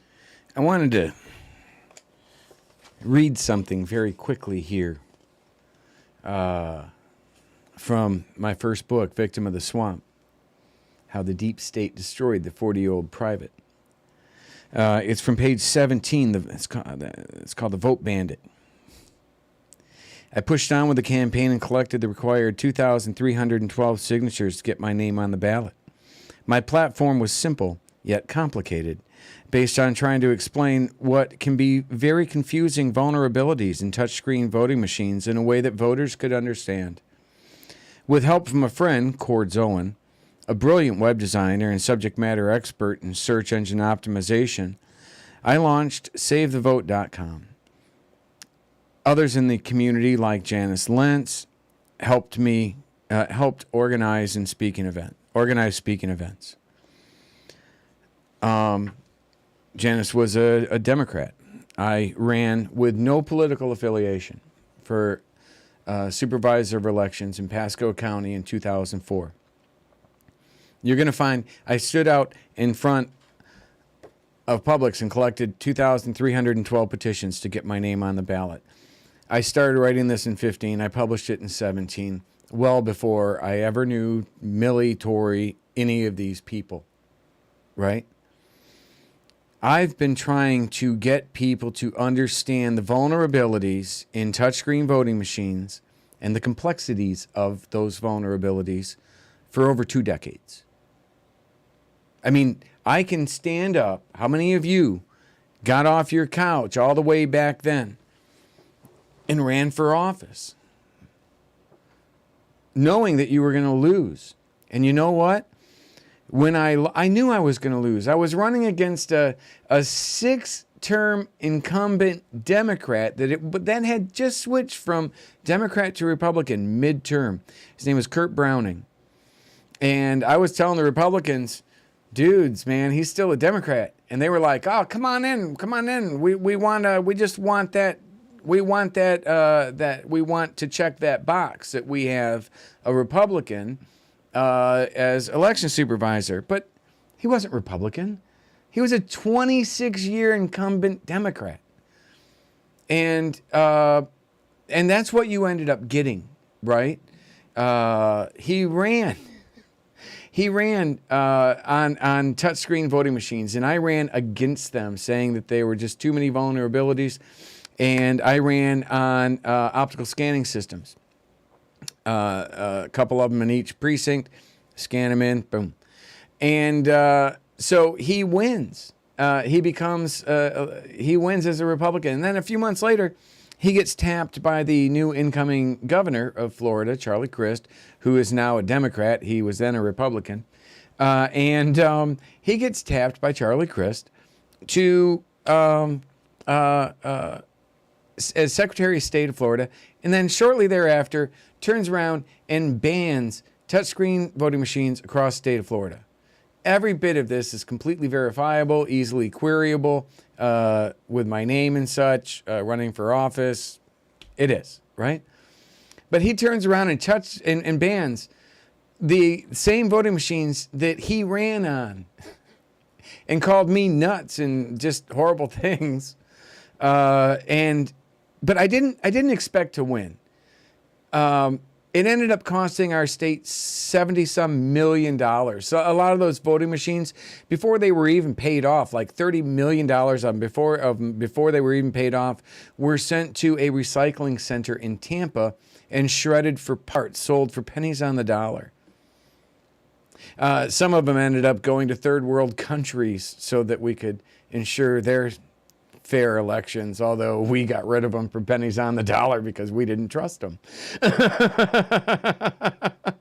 Some of those countries, I think, may have been like Venezuela or something. Now, I say may have been because I have no way of knowing, but you'll have other people like Tory and those people that say, no, that's actually no. Yeah, we have absolute evidence that those were the machines that went to Venezuela, right? And I'm like, where's the evidence of that? I can show you up to a point something very, very factual and devastating that happened to our country, to the election process. But then they'll take that truth and they'll weaponize it with lies to be able to profit from it, right? To get that bigger tiara, to get that bigger Tesla, right? So that's what we're dealing with here. And again, that's in a book that I published in 17. This isn't personal with these people. These people engaged me in my life, in my course of trying to, as a DoD whistleblower, as someone who verifiably worked with the Department of Defense with an above top secret clearance for a decade. You can Google you can go to my social media, platforms and sites. Going back to 2007, you'll see me in Iraq, Afghanistan. You'll see all these things. I'm not hiding behind a time machine, people. I'm a real human being attacked by these people, and I don't understand why nobody asks questions, why people that say that they're good Americans actually just allow this to happen without actually questioning it, without actually saying, wow, maybe they're lying about Bergy. Maybe they're hiding something. Maybe they're the ones that were doing something wrong, and they're just trying to destroy him and discredit him. Ironically, in the exact same way that he was trying to warn us about in Shadowgate. The election to Mr. Biden. For example, then Secretary of Labor Gene Scalia, an accomplished lawyer and the son of late Justice Scalia, called President Trump in mid-December and advised him to concede and accept the rulings of the courts. And so I had to put a call into the president. I might have called on the 13th. We spoke, I believe, on the 14th, in which I conveyed to him that I thought that it was time for him to acknowledge that President Biden had prevailed in the election. But I communicated to the president that when that legal process is exhausted and when the electors have voted, that's the point at which that outcome needs to be accepted. Thank you, truth is light. I told him that I did believe, yes, that once those legal processes were run, if fraud had not been established that had affected the outcome of the election, then unfortunately I believed that what had to be done was concede the outcome. As you've seen in prior hearings, President Trump's Justice Department, his White House staff, and his campaign officials were repeatedly telling him that there was no evidence of fraud sufficient to change the outcome of the election. And last week, we conducted an 8-hour interview with President Trump's White House counsel, Pat Cipollone. You'll see a number of excerpts of that interview today and even more in our next hearing.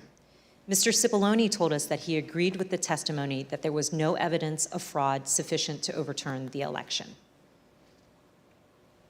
I want to start by asking if you agree, Mr. Cipollone, with the conclusions of Matt Morgan and Bill Barr, of all of the individuals who evaluated those claims, that there is no evidence of election fraud sufficient to undermine the outcome in a particular state.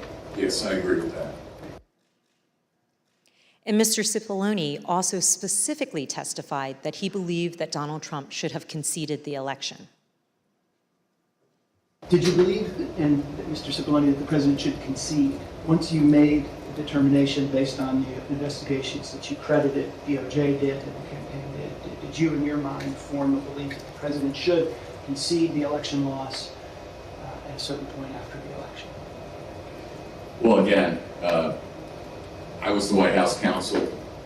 Some of those decisions are political.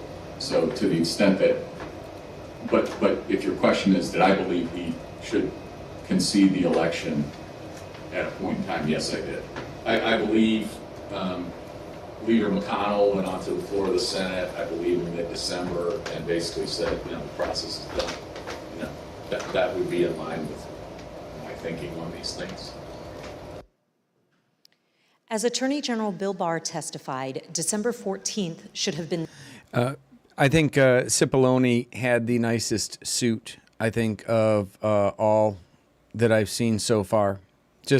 I can't just criticize or compliment Miss Murphy like on her necklaces or things like that without making a comment about, really, I think that's a nice suit, well-tailored, possibly Korean. Not a big fan of the tie, though. The end of the matter. What do you wear for a congressional hearing? I don't know. December 14th was the day that the states certified their votes and sent them to Congress. And in my view, that was the end of the matter. I didn't see, I thought that I see IIA everywhere, David. David Welch asked me that on YouTube and made a comment about Sir Godfrey E. Patty, founder and chairman of Cambridge Analytica and parent SCL Group, who told The Guardian in 2005 their mission was PSYOP, mind-bending for political purposes. And who is SCL Group? It's freaking British. It's British intelligence. Who were the documentarians that were following around Trump and like Tario and the Proud Boys? Two British documentarians. Very interesting stuff. There is a game being played, right? There really is. Hell, I think when people are yelling 1776, they're yelling it because they're thinking it's like, oh, 1776, we got a revolution. I'm thinking these people think it's 1776. It's the British are coming. And by the way, when another country is attacking us, our first action should not be to attack our own country. Morons. I digress. this would lead inexorably to a new administration. Mr. Cipollone also testified that the president's chief of staff, Mark Meadows, said he shared this view.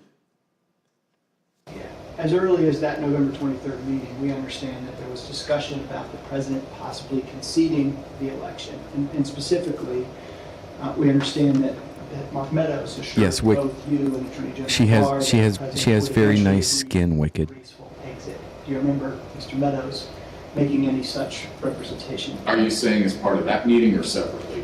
Again, without getting into that meeting, I would say that is a statement and a sentiment that I heard from Mark Meadows. I see. And again, do you know if it was on November 23rd or some point? Again, it was probably, around that time. Yeah, November 23rd. Hey, you guys mind if I go back just a little bit on this? Hold on. Inexorably to a new administration.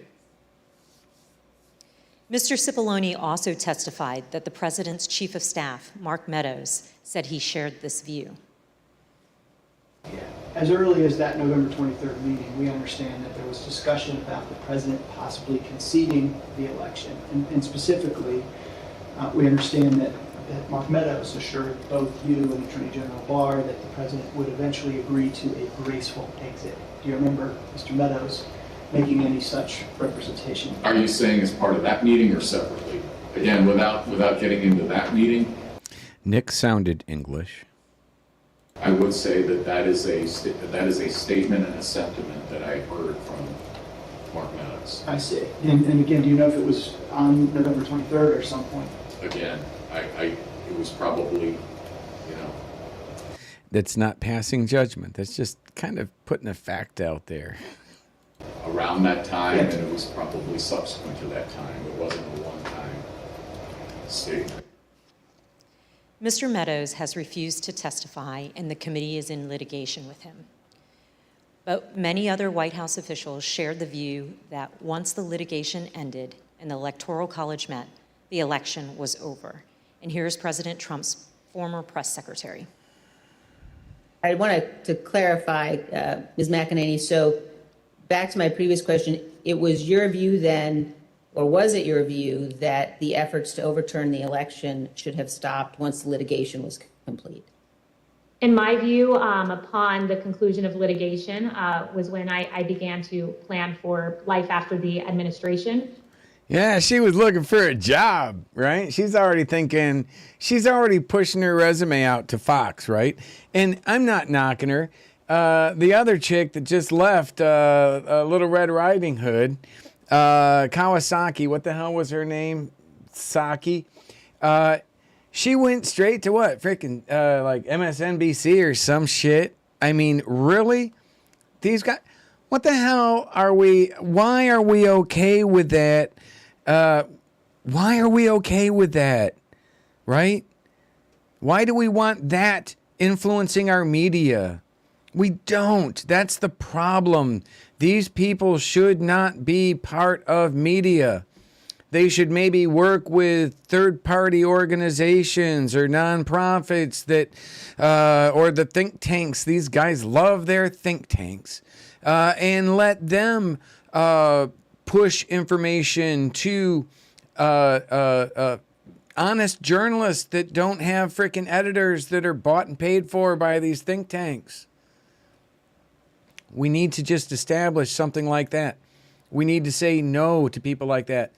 Although she was in that before, she was doing this stuff before she was in office. But you shouldn't be able to leave the position of the White House press secretary and go right into a job in media. But yet they all do, Snuffleupagus, all of them, right? It's just a bad idea. It's what the American awakening is about. And this is what Ivanka Trump told us. December 14th was the day on which the Electoral College met, when these electors around the country met and cast the electoral votes consistent with the popular vote in each state. And it was obviously a public proceeding or This guy's got his hair all done up nice, the guy on the left, because he's like, oh, I get to see Ivanka. She's so pretty. She's so beautiful. Maybe she will like me. Wait, does my hair look good? Yeah, we're looking good. a series of proceedings that President Biden had obtained the requisite number of electors. Was that an important day for you? That's what I'd be doing. Did that affect sort of your planning or your realization as to whether or not there was going to be an end of this administration? I think so. I think it was my sentiment probably prior as well. Judd Deere was a White House deputy press secretary. This was his testimony about what he told President Trump.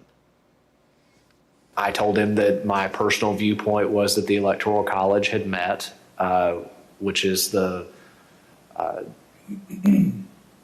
system that our country is. Okay, Wednesday, honest to God, is my comedy day, right? So other days I would probably maybe be more serious. Now, this guy with the hair. I'm 56 years old, and that reminds me of my father's haircut. So is there some sort of, are we getting a cycle again of the Brill cream coming back? Is set under to elect I don't know. a president and vice president, and I believed at that point that the means for him to pursue litigation was probably closed. And do you recall what his response, if any, was? He disagreed. Jesus. We've also seen this testimony from Attorney General Barr reflecting a view of the White House staff in late November 2020. And then at that point, I left. And as I walked out of the Oval Office, Jared was there with Dan Scavino, who ran the president's social media, and who I thought was a reasonable guy and believe is a reasonable guy. And I said, It's nice he clarified that. How long is he going to carry on with this stolen election stuff? Where's this going to go? And by that time, Meadows had caught up with me and leaving the office and caught up with me and said that he said, look, I think that he's becoming more realistic and knows that there's a limit to how far he can take this. And then Jared said, yeah, we're working on this. We're working on it. Likewise, in this testimony, Cassidy Hutchinson. It's a work in progress. Can I just step in for a moment and say, wow, Trump's shit, his shadow was hacked, right? I'm just saying, his shadow was hacked. And you know who hacked it? Him and it.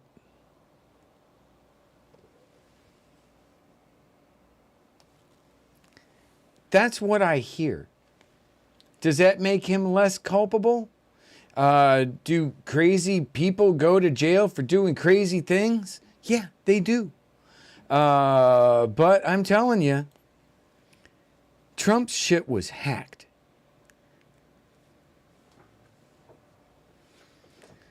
And the people calling me crazy did 2 documentaries suggesting, did 2 documentaries based on my claims as a whistleblower. Yeah, I guess I'm crazy, right? Who would ever do 2 documentaries on that saying, wow, you were right, and now attack me, unless I was right. An aide to Mark Meadows, described her conversations with President Trump's Director of National Intelligence, John Ratcliffe, a former Republican congressman. And yes, I do know that I'm dressed like Mr. My Pillow right now. I got the cross on. I got the blue shirt buttoned up. Although I was going to button it down, but I was worried maybe Riley or TF-22 might not be able to control themselves. He had expressed to me that he was concerned that it could spiral out of control and potentially be dangerous, either for our democracy or the way that things were going for the civics. Of course, underlying all of this is the fundamental principle that the President of the United States cannot simply disregard the rulings of state and federal courts, which are empowered to address specific election-related claims. The President cannot simply pretend that the courts had not ruled. By that time, the President or his associates had lost 60 out of 61 cases that they had brought to challenge different aspects of... Should that matter? The election in a number of states. They lost 60 out of 61 of those cases. So by the time we get to January 3rd, they had one. That's been clear. Well, no, that was killed. I assume, Pat, that you would agree the President is obligated to abide by the rulings that of the Pat, courts. not this Pat. Of course. And I assume you also would... Everybody is obligated to abide by rules, of course. And I assume you also would agree the President has a particular obligation to take care that the laws be faithfully executed. That is one of the president's obligations, correct? Yet President Trump disregarded the Oh, Jesus. Tony just said, right, we're going to have, if we still have a Trump v. Biden in 2024, it's fucked.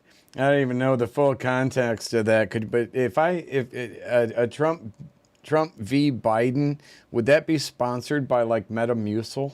I don't know. These court rulings and the counsel from his closest advisors, and continued his efforts to cling to power. In our prior hearings, you have heard considerable testimony about President Trump's attempts to corruptly pressure Vice President Pence to refuse to count electoral votes, to corrupt the Department of Justice, to pressure state officials and state legislatures, and to create and submit a series of fake electoral slates. Now, we will show you what other actions President Trump was taking between December 14th, 2020 and January 6th. I yield to the gentleman. Susie Q over in Twitch world, hi Susie, says we won't make it to 2024. Now, without knowing the full context of that, I would argue, you know, this is all fabricated. It's all bullshit. We're going to make it to 2024, right? We're going to make it 2028. And then we're going to be like attacked in some way or another, and we're going to fix it, solve it, attack it, fight back at it, and then deal with the next problem that comes along, right? This isn't like, man, I tell you, you know, people with the race and all of these things. It's all fabricated, right? It is. It's all fabricated using social media, through the hacking of your shadow, through all of these things that I've been trying to expose and want to continue to talk about, even though I hate being the person to talk about it. You should have somebody more attractive like Millie or somebody doing this. But Jesus, it's got to be somebody you can trust, right? And I don't know a lot of other people, so I'm just kind of stuck doing it. My ugly ass is kind of stuck doing it the best that I can. From Maryland, Mr. Raskin. Thank you, Ms. Murphy.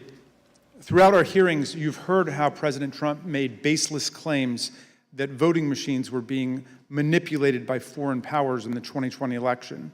You've also heard Trump's Attorney General, Bill Barr, describe such claims as complete nonsense, which he told the president. Let's review that testimony. I saw absolutely zero basis for the allegations, but they were made in such a sensational way that they obviously were influencing a lot of people, members of the public, that there was this systemic corruption in the system and that their votes didn't count and that these machines controlled by somebody else were actually determining it, which was complete nonsense. And it was being laid out there. And I told them that it was crazy stuff and they were wasting their time on that. So I wanted to finish that before answering on YouTube CF Neal's thing. You know, Bergy, how do you know this? Are you a prophet? Show us your facts. We listen with ears, right? Yeah, I get that. I know this. I know this because when I went out over the 4th of July, I met with Millie and Gavin over on the 4th of July weekend in 2020. And in doing so, I didn't just drive there by car or something. I took my bike. I rode all over the country on my Harley. The country said was shutting. Everything was shut down. Everything was shut down. That's why I had like a hair sticking out in Shadowgate. You couldn't get a freaking haircut in July of 2020. But when the government said y'all need to stay inside, I was like, screw that. I've been inside for a long time. I just, in fact, decided to go outside. Funny that we should have this conflict of interest right now. So I took off. And as I go out and about, I drive through these countries and, these states and counties. And, I'm in North Carolina, South Carolina. I go into a gas station or I stop somewhere and, a black family coming out, I hold the door for them. Coming back out, a black family's coming in. They hold the door for me. I just see with my own eyes. Now, as soon as I went from, like, let's say America to DC, because DC is not even in America anymore. It's like its own fricked up world, right? But when you go from like Virginia to DC, I like to call Virginia America. You know, because really, it's like DC's like another country. It's like a third world country that doesn't like Americans. I think we just need to freaking shut it down and move. Can we just move it somewhere else? You know, someplace ironic too. Don't move it someplace like Miami. Well, actually, that wouldn't be a bad idea. It's sinking. That way, we'll know as long as we're right. As long as the left is correct. As long as the left is correct about global warming, then we can kind of build in a time clock as far as term limits go for the whole Congress. And then in 100 years, when Miami's fully underwater, we'll just all move someplace else because it'll be jacked up there. It'll be all corrupt there by that time to beyond where actual Americans are even heard or considered. I grew up on a farm in Michigan, easily queryable. Our family had a grain elevator in it for, I think, almost 75 years altogether. Yes, I'm a farm boy at heart. I love this country. So, I mean, I've seen that, right? And so to answer his question, and then I have my resume. You can look at what I've been saying, warning about on the record since 2016. And very specifically, and I'm being general there, but very specifically as it relates to social media psychological warfare, where there weren't a lot of people talking about it. For sure, there were not a lot of people that were actually whistleblowers that were standing up, filing IG complaints and other things, putting their name behind it, not anonymously, but because they're a patriot, because they were hired. I was hired by the United States government to be an information assurance security officer. And then what I witnessed in South Korea after 5 years on a contract there was nothing less than massive fraud, waste, and abuse on a scale that I don't think really I can even fathom, or most people can. You know, we were in charge, USFKJ was in charge of a $10 billion transformation and relocation project. And that was the information assurance security officer responsible for securing all the data and everything. And I was literally removed the day after I filed a complaint of fraud, waste, and abuse after being there for 5 years on this contract with I just got a raise, a bonus, with a tremendous, like, wow, this guy is great. But I wouldn't play ball. I wouldn't just cover up a massive fraud, waste, and abuse. And then I got threatened. So I filed a complaint. And the next day, they modified the contract I was on, removing only the requirements for my position. And then 3 days after I was gone, they modified the contract back to its original requirements and replaced me. Please, Millie, Gavin, Tori, anybody who wants to suggest I'm some sort of government asset or something, please explain how that could happen legitimately. And it's, by the way, it's completely verifiable with documents I provided with the IG complaint, the number, everything, right? And that's been verified by multiple people, including Millie and Gavin themselves. So it's not a matter of whether or not what I'm saying is true. That's been verified. It's what is our country going to do with it? Because right now, yes, there is a massive, if you listen back to my show just a couple of days ago, how long ago was it, Twitch folks? What was it, maybe a week ago or so? Where I was showing that, well, that comedian, can't think of his name, but that comedian did a thing about the social media psychological warfare. The only thing he didn't say was IIA. But he was talking about how in 2011, the government was put together a program and something like 60,000 analysts were hired, and they were hired for, and this was put out by like Newsweek, right? Not by, no. So there are highly credible reports, along with the work that my resume, without saying anything classified. I'm not going to or wouldn't say anything classified. My job was to protect classified information, not expose it, no matter how bad it sucks sometimes. And sometimes it does suck. But this is all a joke. This is all a game that's being played, largely by InfoWars, people connected directly to InfoWars. Steve Bannon, somebody mentioned the CCP earlier with Titus going. Steve Bannon and those guys. Are you kidding me? Steve Bannon owned like a cyber farm, basically a cyber sweatshop of computer nerds that just sat there and racked up prizes in video games, which they turned into money where people could buy. It was like buying cheat codes. It was like selling the answers to an exam. It was not a morally or ethically based company, even in the slightest, to such an extent that the gaming industry outlawed it, right? And there were like at one point like tens of millions of dollars being put in these. I mean, literally, these people have direct connections to China with massive, massive companies existing of cyber armies, Chinese freaking cyber armies. So when they say, CCP and shit, well, kind of you think? And you're looking at people like Bannon who literally say how they want to basically have America crumble, have humanity crumble so it can be built back up in some sort of image he has of it. Are you freaking kidding me, people? You got to stop protecting these individuals who are basically, who have targeted neurotics. Again, not me being a dick.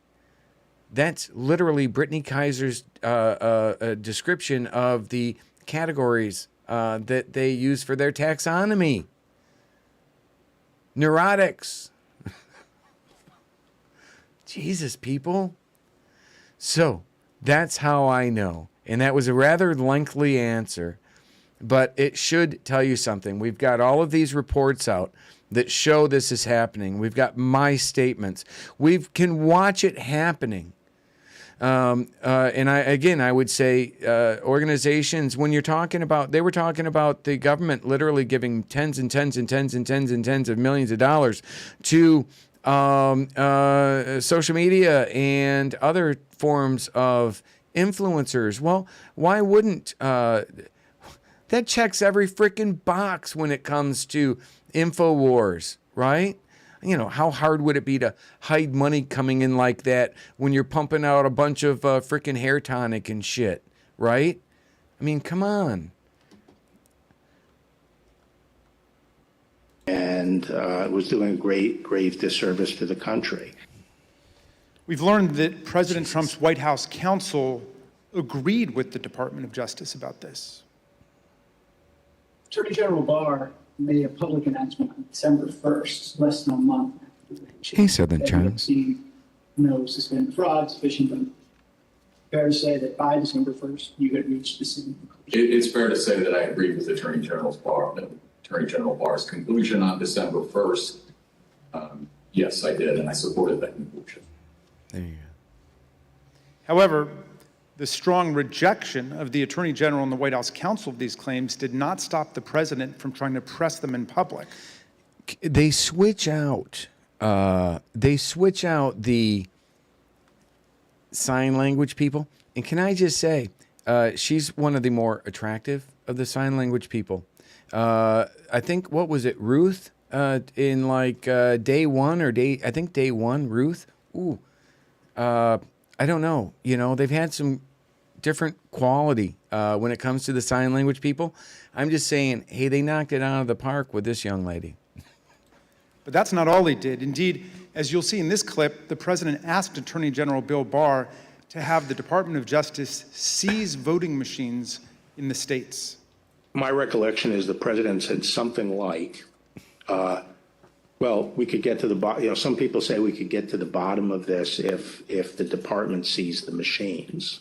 It was a typical way of raising a point. And I said, absolutely not. There's no probable cause, and we're not going to seize any machines. And that was that. Yeah. But this wasn't the end of the matter. On the evening of December 18th, 2020, Sidney Powell, General Michael Flynn, and others entered the White House for an unplanned meeting with the president, the meeting that would last multiple hours and become hot-blooded and contentious. We'll let this go. The executive order behind me on the screen was drafted on December the 16th, just 2 days after the Electoral College vote, by several of the president's outside advisors over a luncheon at the Trump International Hotel. As you can see here, this proposed order directs the Secretary of Defense to seize voting machines, quote, effective immediately, but it goes even further than that. Under the order, President Trump would appoint a special counsel with the power to seize machines and then charge people with crimes with all resources necessary to carry out her duties. The specific plan was to name Sidney Powell as special counsel, the Trump lawyer who had spent the post-election period making outlandish claims about Venezuelan and Chinese interference in the election. Oh my God, I was others. Here's what White House counsel Pat Cipollone had to say about Sidney Powell's qualifications to take on such expansive authority. I don't think Sidney Powell would say that I thought it was a good idea to appoint her special counsel. I was vehemently opposed. I didn't think she should be appointed to anything. Sidney Powell told the president that these steps were justified because of her evidence of foreign interference in the 2020 election. However, as we've seen, Trump's allies had no such evidence, and of course, no legal. See, I mean, compare that to Raskin's suit, right? I get it. Raskin's got that nice freaking pin there as a congressman. He should have a flag there. He's missing the flag, but look at the I mean, come on. Really? Just saying. There was like a million Democrats that just switched over to the Republican Party. I think at least 2% of them did it because of the way this man dresses. Maybe not. But, and by the way, they don't mention the fact that 700,000 Republicans switched to Democrat. So it was only about a 300,000 difference. Actually, probably less than that when everything balanced out. Did you notice that? Did they tell you that? Legal authority for the federal government to seize state voting machines. Here's Mr. Cipollone again denouncing Sidney Powell's terrible idea. There was a real question in my mind and a real concern, particularly after the Attorney General had reached the conclusion that there wasn't sufficient election fraud to change the outcome of the election. When other people kept suggesting that there was, the answer is, what is it? And thank you. At some point, you have to put up or shut up. That was my view. Why was this fraud? Right? Oh my God, that's terrible. Oh my God, I can't believe they did that quick. Show me the evidence. We don't have any of that. But this woman kind of wanted for fraud in North Dakota, stolen valor, and says she has a time machine. Did assure us the information was solid. She may have been a 212 IQ Mensa. A bad idea for the country. To have the federal government seize voting machines, it's a terrible idea for the country. That's not how we do things in the United States. There's no legal authority to do that. No. And there is a way to contest elections, that that happens all the time. But the idea that the federal government could come in and seize election machines,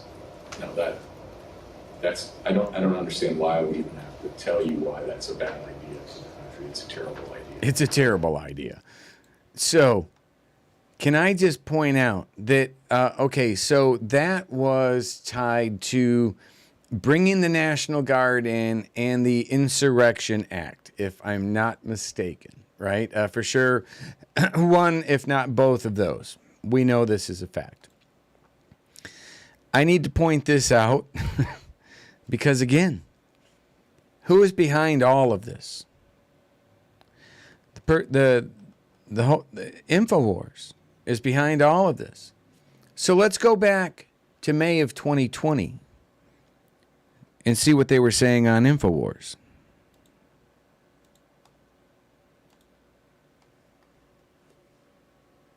And these young kids think that this is an organic uprising, an organic movement. It's not. It's being run by the military-industrial complex. It's being run get by back to that, because you guys tracked military-contracted this back to some companies. top generals.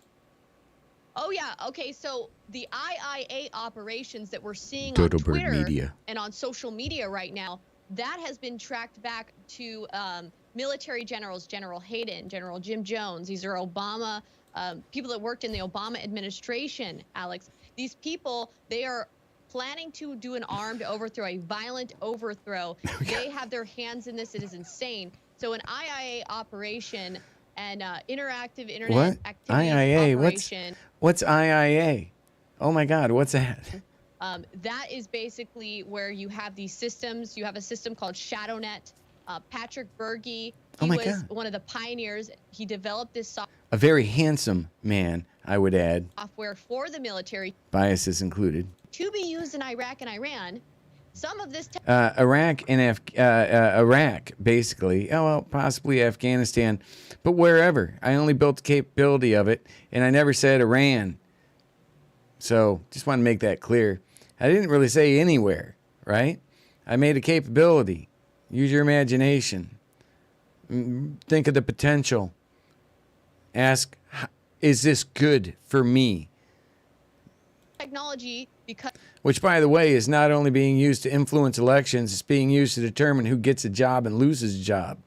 This data, your data, is being sold to corporations like ClearForce, who are absolutely tied to my key tam, who are absolutely tied to all of this. And that's what I've been trying to expose in my key tam, in all of this. So please, we can't get distracted from that. As these private corporations were able to keep it. By Dodo Bird Media. After the contracts were up, that same technology was used in the Ukraine to help with the Ukraine uprising. And for folks that don't know, it's being used today. There goes video. You just type into a search engine, Obama legalizes CIA propaganda in the United States. You'll get Foreign Affairs, all these articles. And so this is taxpayer money being used by stay-behind networks in the government, the bureaucracy, to engage in this and then mobilize the riots, the murder, the death, everything you see. Oh, yeah, it's pretty bad, Alex. Oh, yeah, wait. Stay behind, right? Hold on here. What do we have for stay behind? Oh, you mean like this?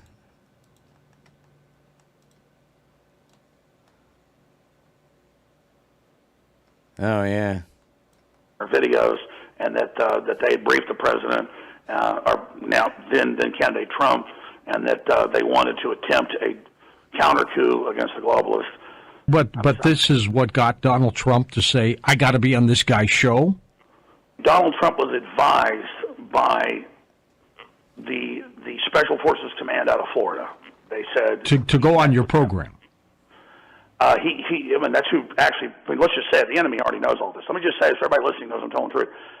Special Operations Command in Florida, the Delta Force, Army, Black Ops, Army's the oldest thing in America. It's before the Constitution, anything.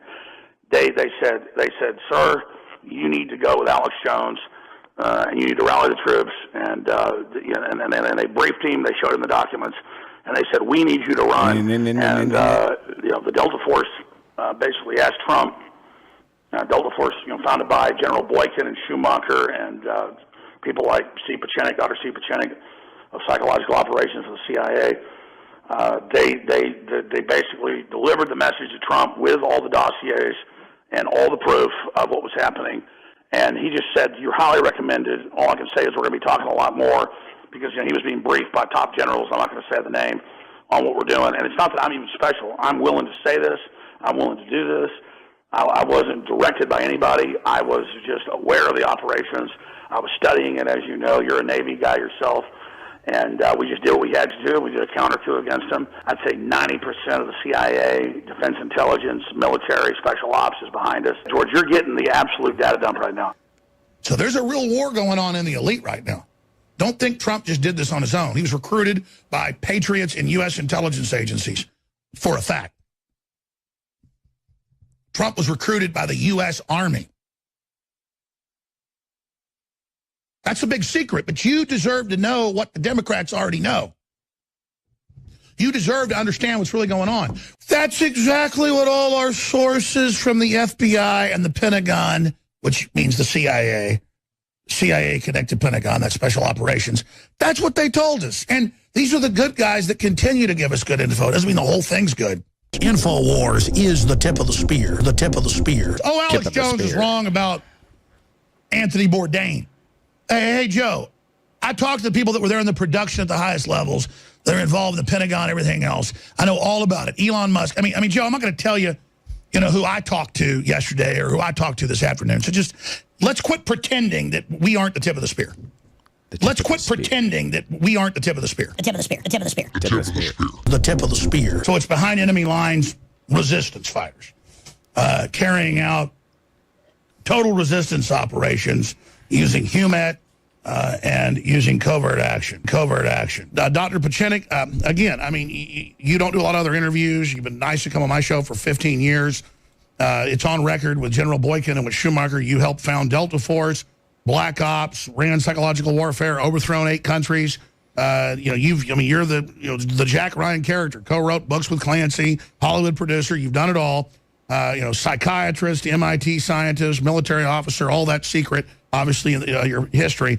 But here you are saying you represent the intelligence community, and I checked with people, generals, colonels, they go, absolutely, Pachenik's on target. You're one of the foremost psychological warfare guys ever. You got the Camp David Accords passed. I mean, you're credited for running those, the only successful court ever. And then right through the modern times behind the scenes. So, as you can see, it's important to understand that this very possibly could be something that was set up from a long time ago. Basically, military weapons are being used on American citizens. And this was about May of 2020. These terrorist activities. Well, that's why they're so arrogant, because Kushner knows all this. I mean, have you noticed that Tucker Carlson's come out against Kushner? And is just totally, risking his job, everything to say that. Kushner works for the deep state and is literally sabotaging Trump. Yeah, you have people within the deep state that are on the right-wing side of things. And right now, they're trying to tell President Trump not to have a strong response. Oh, you don't want to be called a dictator, President Trump. You don't want to be seen as too harsh. They'll, the left will criticize him anyway. Today, hashtag President Dictator, Trump dictatorship is trending. So they don't care. They're going to use any way. They'll gaslight, they'll lie, they'll smear him. He needs to come down hard. He needs to declare the Insurrection Act, and he needs to get the National Guard in here. Exactly. Wait, what was that? What was that? He needs to get the National Guard in here. He needs to declare the Insurrection Act. Oh, you mean that was basically written into this document being used right now against Trump, against us? That many credible, nonpartisan witnesses are saying he was warned about and told, no, this is bad. I don't know. Seems like an awful big coincidence. So what I'm going to do is I'm going to go back into, we've been going quite a while now, so I want about an hour, 20 minutes. So what I want to do is I want to jump back into, stop there, a quick intermission. So we can use the little boy's room, a little girl's room, depending on your sex. And yeah, there are only two, Jesus, H, Mary, and Joseph. And go have a cigarette if you want. We're going to be back in 10 minutes. And thank you very much again, Thomas Schollenberger, for this fully licensed and authorized intermission music.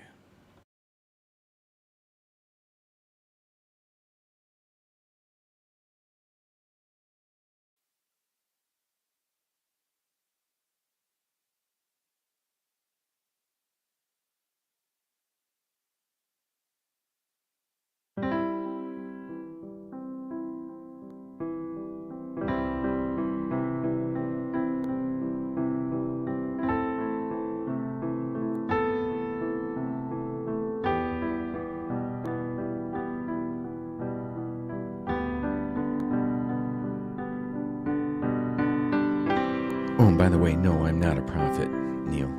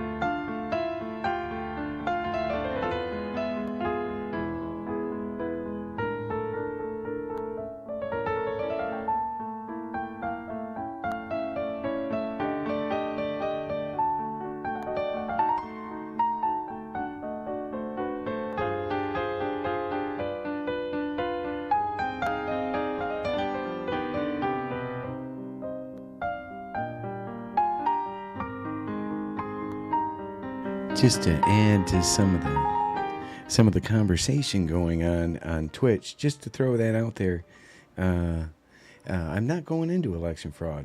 Just pay attention to what we're doing here. I do go into election fraud, actually, but none that you've actually even heard of. The social media psychological warfare stuff that I've been pushing for through the court system and such for 7 years now. So you can replay the first part of it if you're just joining. But my issue is not with what they're dealing with in this hearing. That's all bullshit. I agree with them. Sorry, I should have just started the show. Hold on. I should have just started the show a couple minutes early because I'm seeing this kind of explode. But somebody was making a comment in Twitch about, hey, just no election fraud. And I'm like, listen, this is about a legitimate breakdown of a very serious hearing going on right now. And we get it. We're not stupid. We're actually semi-intelligent people. It doesn't take a lot. Watching this show sets the bar really low for any type of required education. But I do have a lot of experience with the stuff that I'm talking about. I was directly involved with all the people that were, with most of the people that were involved with or being spoken about or charged right now with these hearings. I have a personal investment in this, let's say.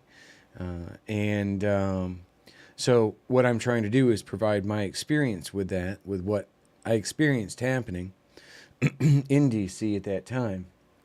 But I'm not going to sit here and just say this is a sham. And yeah, I mean, I get it. I'm an intelligent person. I get this as a political thing.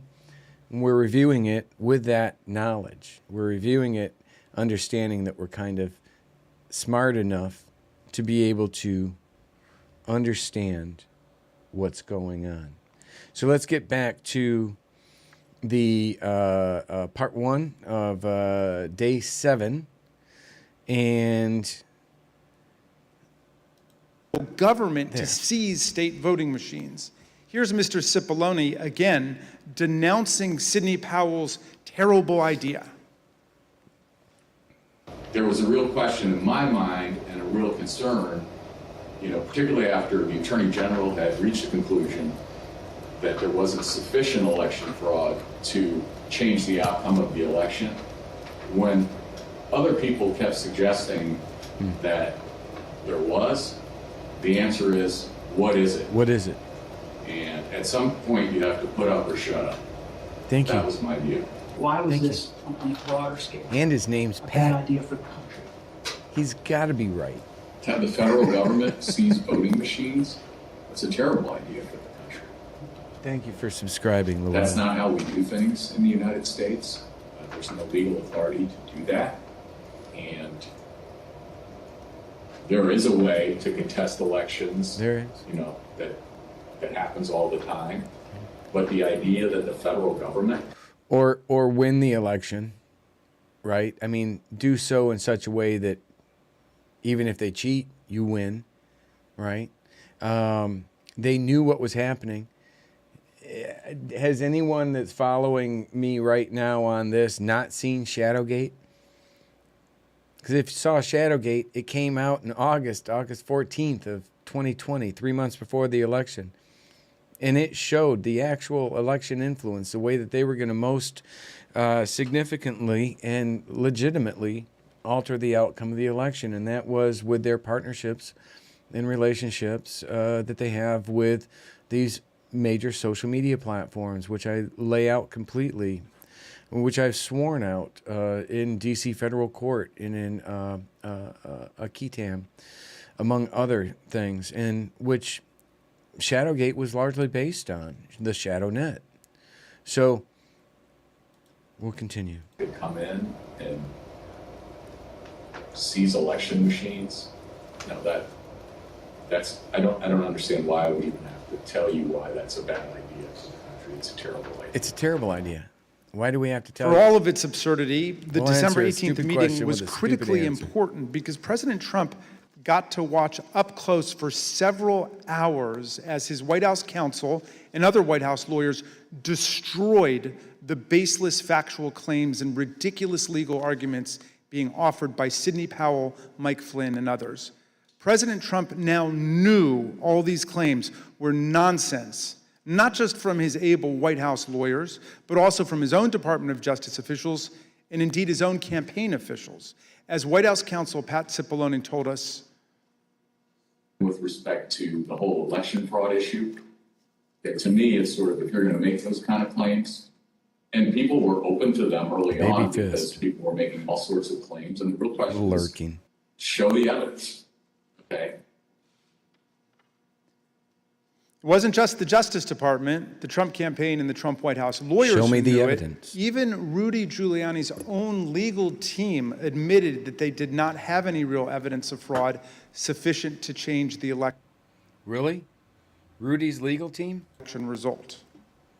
Here's an email from Rudy Giuliani's lead investigator, Bernie Kerik, on December 28, 2020, to Chief of Staff Mark Meadows. Mr. Kerik did not mince any words. We can do all the investigations we want later, but if the president plans on winning, it's the legislators that have to be moved, and this will do just that. Mr. Kerik wanted the president to win. What he didn't say in this email was what he would later tell the Select Committee in a letter that his lawyer wrote to us in November. The letter said, quote, "It was impossible for Mr. Kerik and his team to determine conclusively whether there was widespread fraud or whether that widespread fraud would have altered the outcome of the election." In other words, even Rudy Giuliani's own legal team knew before January 6th that they hadn't collected a... See, they'll say something on Twitter. They'll say something to get someone to contribute a few dollars. They're neurotics. And again, don't get mad at me for calling them neurotics. I am calling them neurotics based on a name, a category designated again by Steve Bannon, by Cambridge Analytica, by General Flynn. They target the neurotics. That's Brittany Kaiser's sworn testimony. So I'm kind of going with, okay, that's right. Enough actual evidence to support any of their stolen election claims. Here's what Trump campaign senior advisor Jason Miller told the committee about some of the so-called evidence of fraud that the campaign had seen from the Giuliani team. So do you know what the examples of fraud, numbers, names, and supporting evidence was that you sent to Mo Brooks's office? And when I say you, I mean you or the campaign. There are some very, very general documents as far as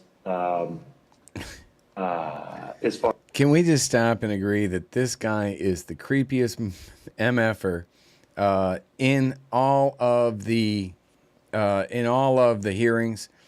He pops in every once in a while, even like usually around the same time the panda guy shows up. But this guy, are you kidding me? And he remains motionless. So he is so trained. He's using every ounce of diversion and every ounce of skill that he can use to avert any type of deception that he may or may not be making. I mean, he's motionless. He's framed out of focus, mask covering him up. Why would you need a mask? There's nobody clearly within several feet of you. This guy's trained.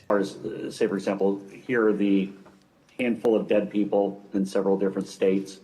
Here are explanations on a couple of the legal challenges as far as saying that the rules were changed in an unconstitutional manner.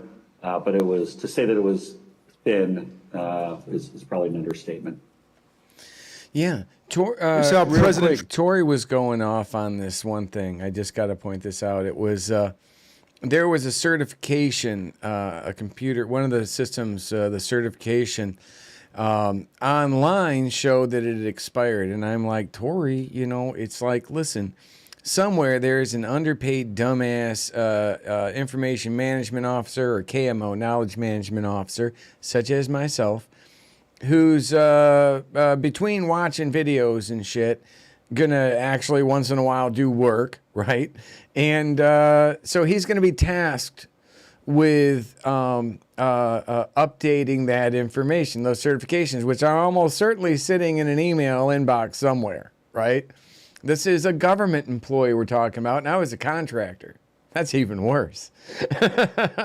So literally, you can't just say, run off and say, oh, this wasn't, no. And I'm like, listen, did you check with those people? Did you have them look or verify this? Because if you didn't, that's almost certainly going to be the case because they do certify these. Now, they don't, there's a difference between actually the certification and some dumbass knowledge management officer worked for the government as part of an unfunded mandate, actually updating it online.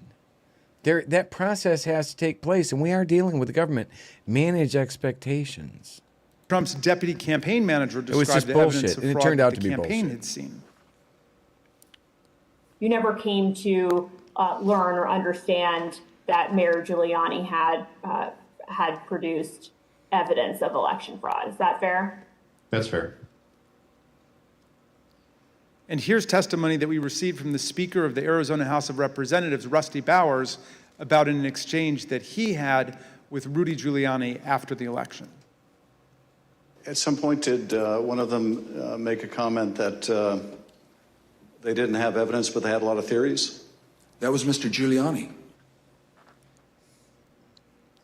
Chief of Staff Mark Meadows told people that he thought Trump should concede around the time the Electoral College certified the result. But nonetheless, he later worked to try to facilitate President Trump's wishes. Here's what Cassidy Hutchinson told us. During this period, I perceived his goal with all of this to keep Trump in office. He had very seriously and deeply considered the allegations of voter fraud. But when he began acknowledging that maybe there wasn't enough voter fraud to overturn the election, I witnessed him start to explore potential constitutional loopholes more extensively, which I then connected with John Eastman's theories.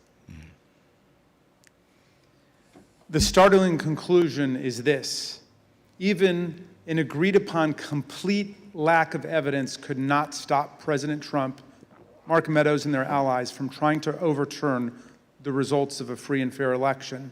So let's return to that meeting at the White House on the evening of December 18.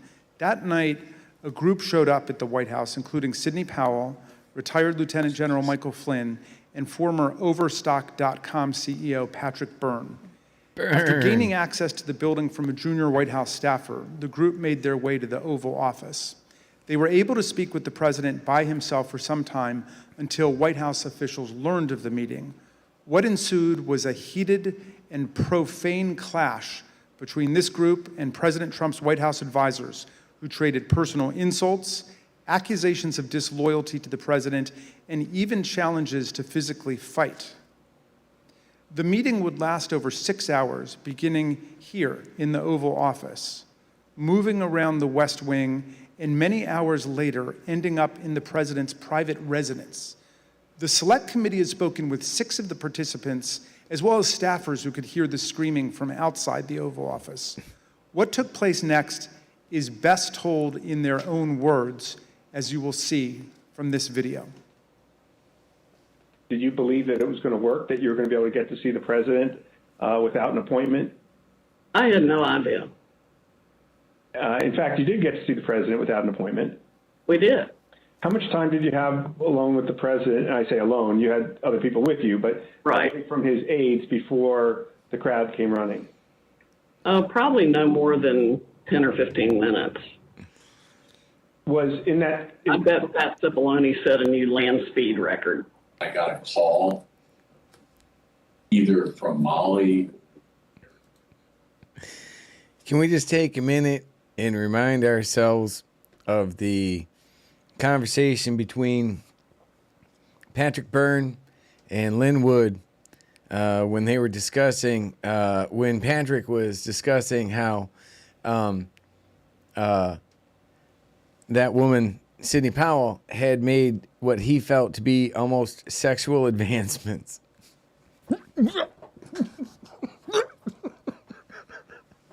on him. And I think, don't quote me, I think Lynn Wood was like, yeah, it's me too, but I don't remember that. I got a ew. But after just seeing her there and thinking, you know, hey, Byrne smokes pretty good weed. Are we sure he didn't be, you know, are we sure? I don't know. We'll figure that out. That I need to get to the Oval Office. So that was the first point that I had recognized. Okay, The BERGY-BIT digs below the surface. there's nobody in there from the White House. Mark's gone. What's going on right now? I opened the door and I walked in. I saw General Flynn. I saw Sidney Powell sitting there. I was not happy to see the people in the Oval Office. Explain why. Well, again, I don't think they were providing. Well, first of all, the overstock person, I've never knew who this guy was. Actually, the first thing I did, overstock person. I looked at him and I said, "Who are you?" And he told me. I don't think any of these people were providing the president with good advice. Mm-hmm. And so I didn't understand how. Listen, people. He's talking about a meeting on December 18th. On December 11th, Tori, Millie, Gavin, and I met Patrick Byrne and this is in my damn book. If you want to freaking sue me, go right ahead. If you think we're just fine with everything I'm saying here as being 1,000% verifiable. So we all go up to Byrne's suite. I think it was like 7th floor maybe of Trump Tower. And the next day is that event in D.C., the Women's March thing. And Byrne had some pretty good weed. I had some good weed. We're in freaking Washington, D.C., right? So we Byrne, Tori, Gavin, and myself, Millie stayed out in the living room area. And we all went in and Patrick turns the shower on and we got the steam going, freaking smoking weed in there. And literally, a former, like, a contractor, an InfoWars contractor of 8 years, sat there and basically helped him write his speech for the next day. Granted, she was like the only one not high for us. And he went off his speech quite a bit. But 7 days later, 1 week later, this same guy who had stood behind me, put his hand on my shoulder in sympathy to legit. I mean, I'm not joking right now, to all the stuff that I've been through. And he was like, he put his hand on my shoulder. And it actually felt like, wow, cool. Here's somebody with a lot of power and influence that could possibly help, right? Because nobody was doing anything, right? I don't know what the frick's going on. Millie, Gavin asked me to do Shadowgate. Millie gets arrested as she's uploading Shadowgate. Tori's into all sorts of crooked shit. We all get tied up into it in some way or another. Millie and Gavin being really what I was being told, afraid of Tori. And I get why. I was almost destroyed myself by this individual. But this is the same individual that was pushing this garbage to freaking Trump through Giuliani. And this is where we're about to go in the testimony. How they had gotten in. In the short period of time that you had with There's the a president, lot of missing context did here. he seem receptive to the presentation that you were making? He was very interested in hearing particularly about the CISA finding and the And yes, lady girl, weed is completely legal in D.C. terms of 138. Although he may have lost his security deposit at Trump for if they smelled the smoke. 848 that apparently nobody else had bothered to inform him of. Yep, here we go. I was asking if the Democrats were working with Hugo down the Chavez, Dr. Pepper. Venezuelans, and whomever else. And at one point, The first time I saw that, I couldn't tell it was a Dr. Pepper, and I'm like, oh shit, is she just drinking a beer? Like, she's not taking this seriously at all. Sucking down a beer, Jesus. General Flynn took out a diagram that supposedly showed IP addresses all over the world, and who was communicating with whom via the machines, and some. If that was the same freaking list Tori showed me, holy Jesus. And by the way, can we not insult a former 3-star general and a commander of an intelligence commander by assuming that he does not know what's going to happen when you bring like 1 million people to DC based on 90% of the bullshit lies and you've been pushing out through assets throughout social media and such? Oh, wow. Kind of sounds like IIA, doesn't it? And drawing those people there and then putting assets in there, using social media psychological warfare capabilities. Ironically, General Flynn, the same capabilities I helped build for you.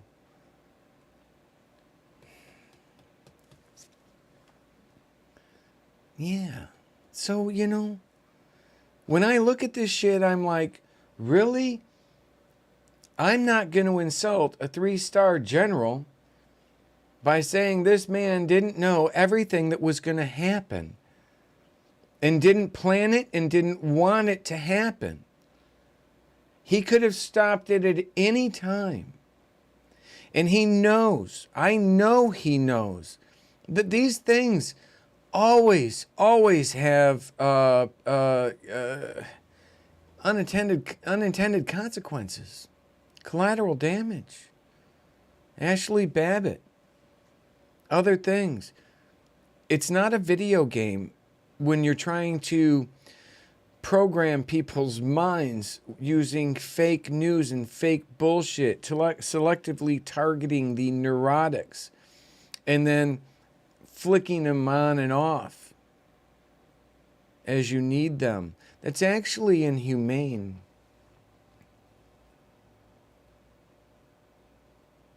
It is. It's like, you know, what's that? The Island of Dr. Whatever, right?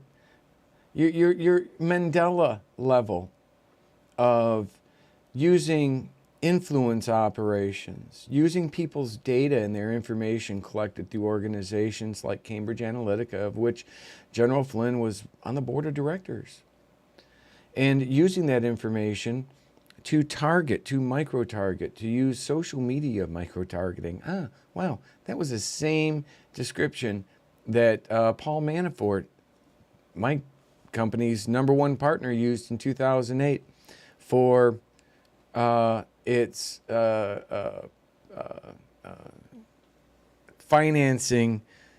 financial report for McCain's 2008 elections.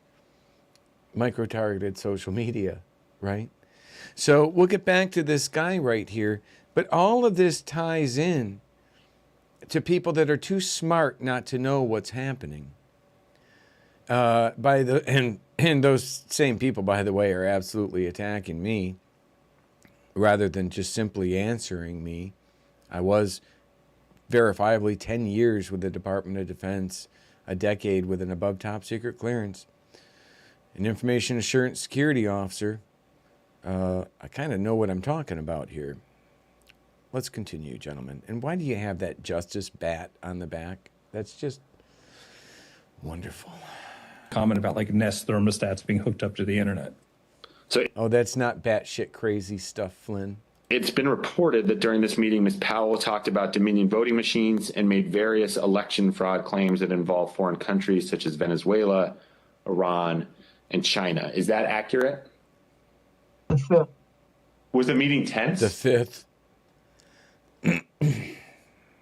Oh, yeah. It was not a casual meeting. Explain. I mean, at times there were people shouting at each other, hurling insults at each other.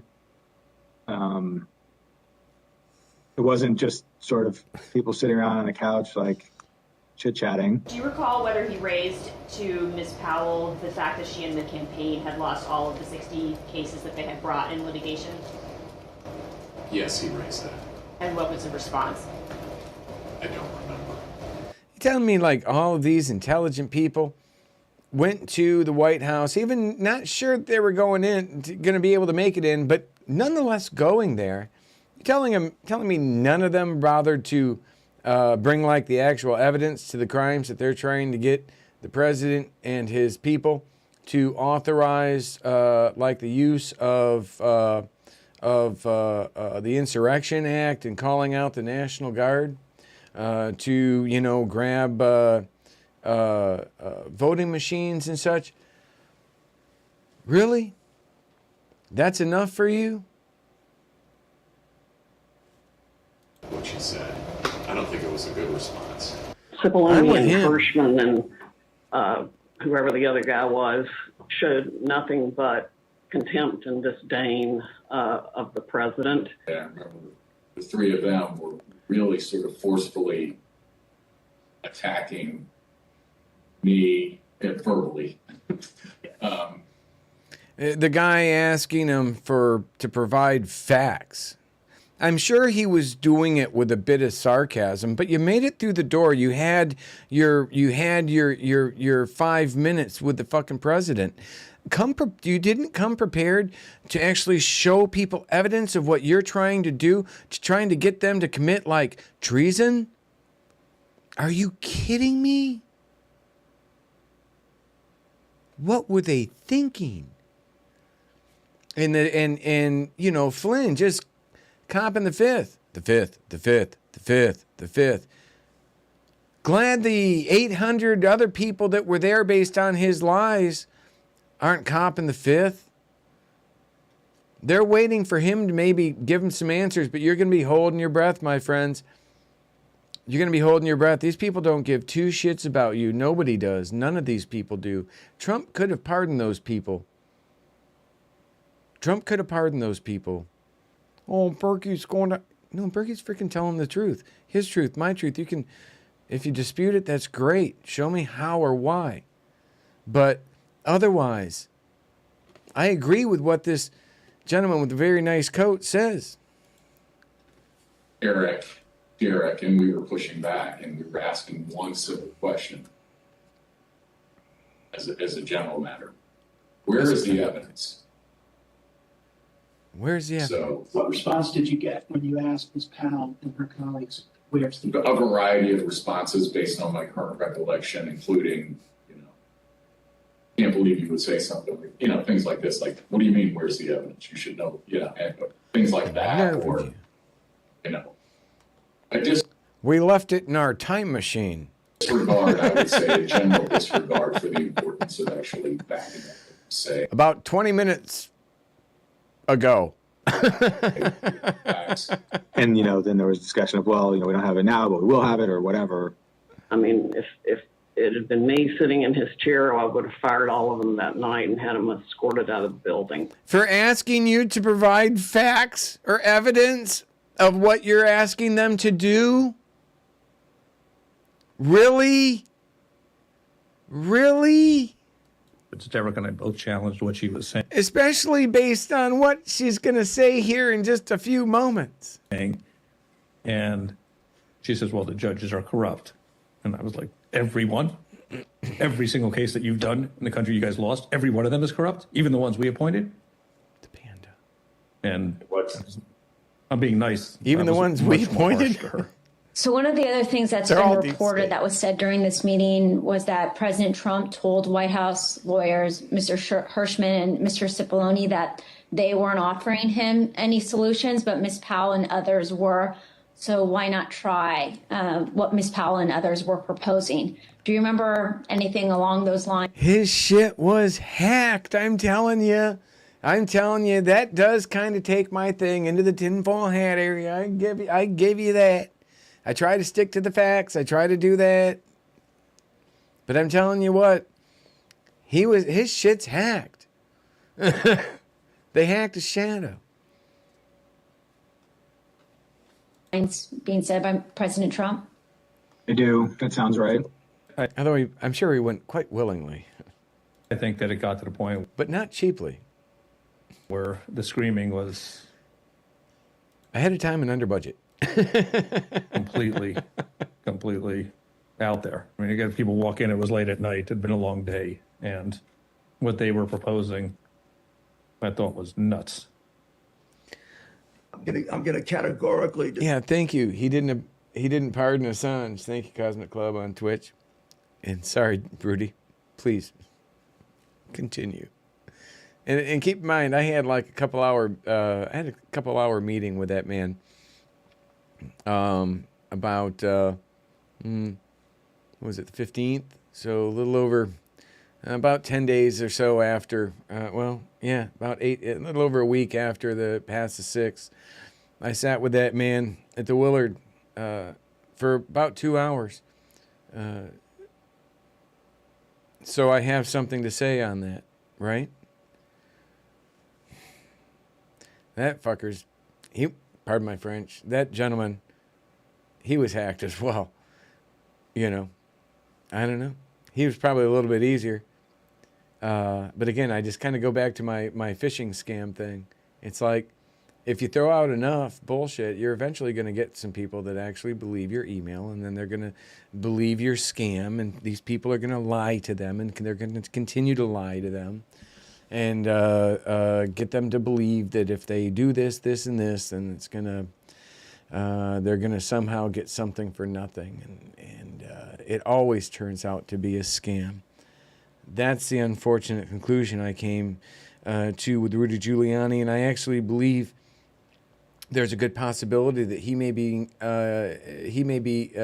blackmailed by some of my former colleagues for his actions, possibly even before the November elections. I'm trying to determine when either he or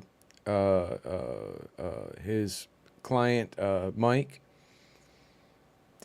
first engaged with Tory, Millie, Gavin, right?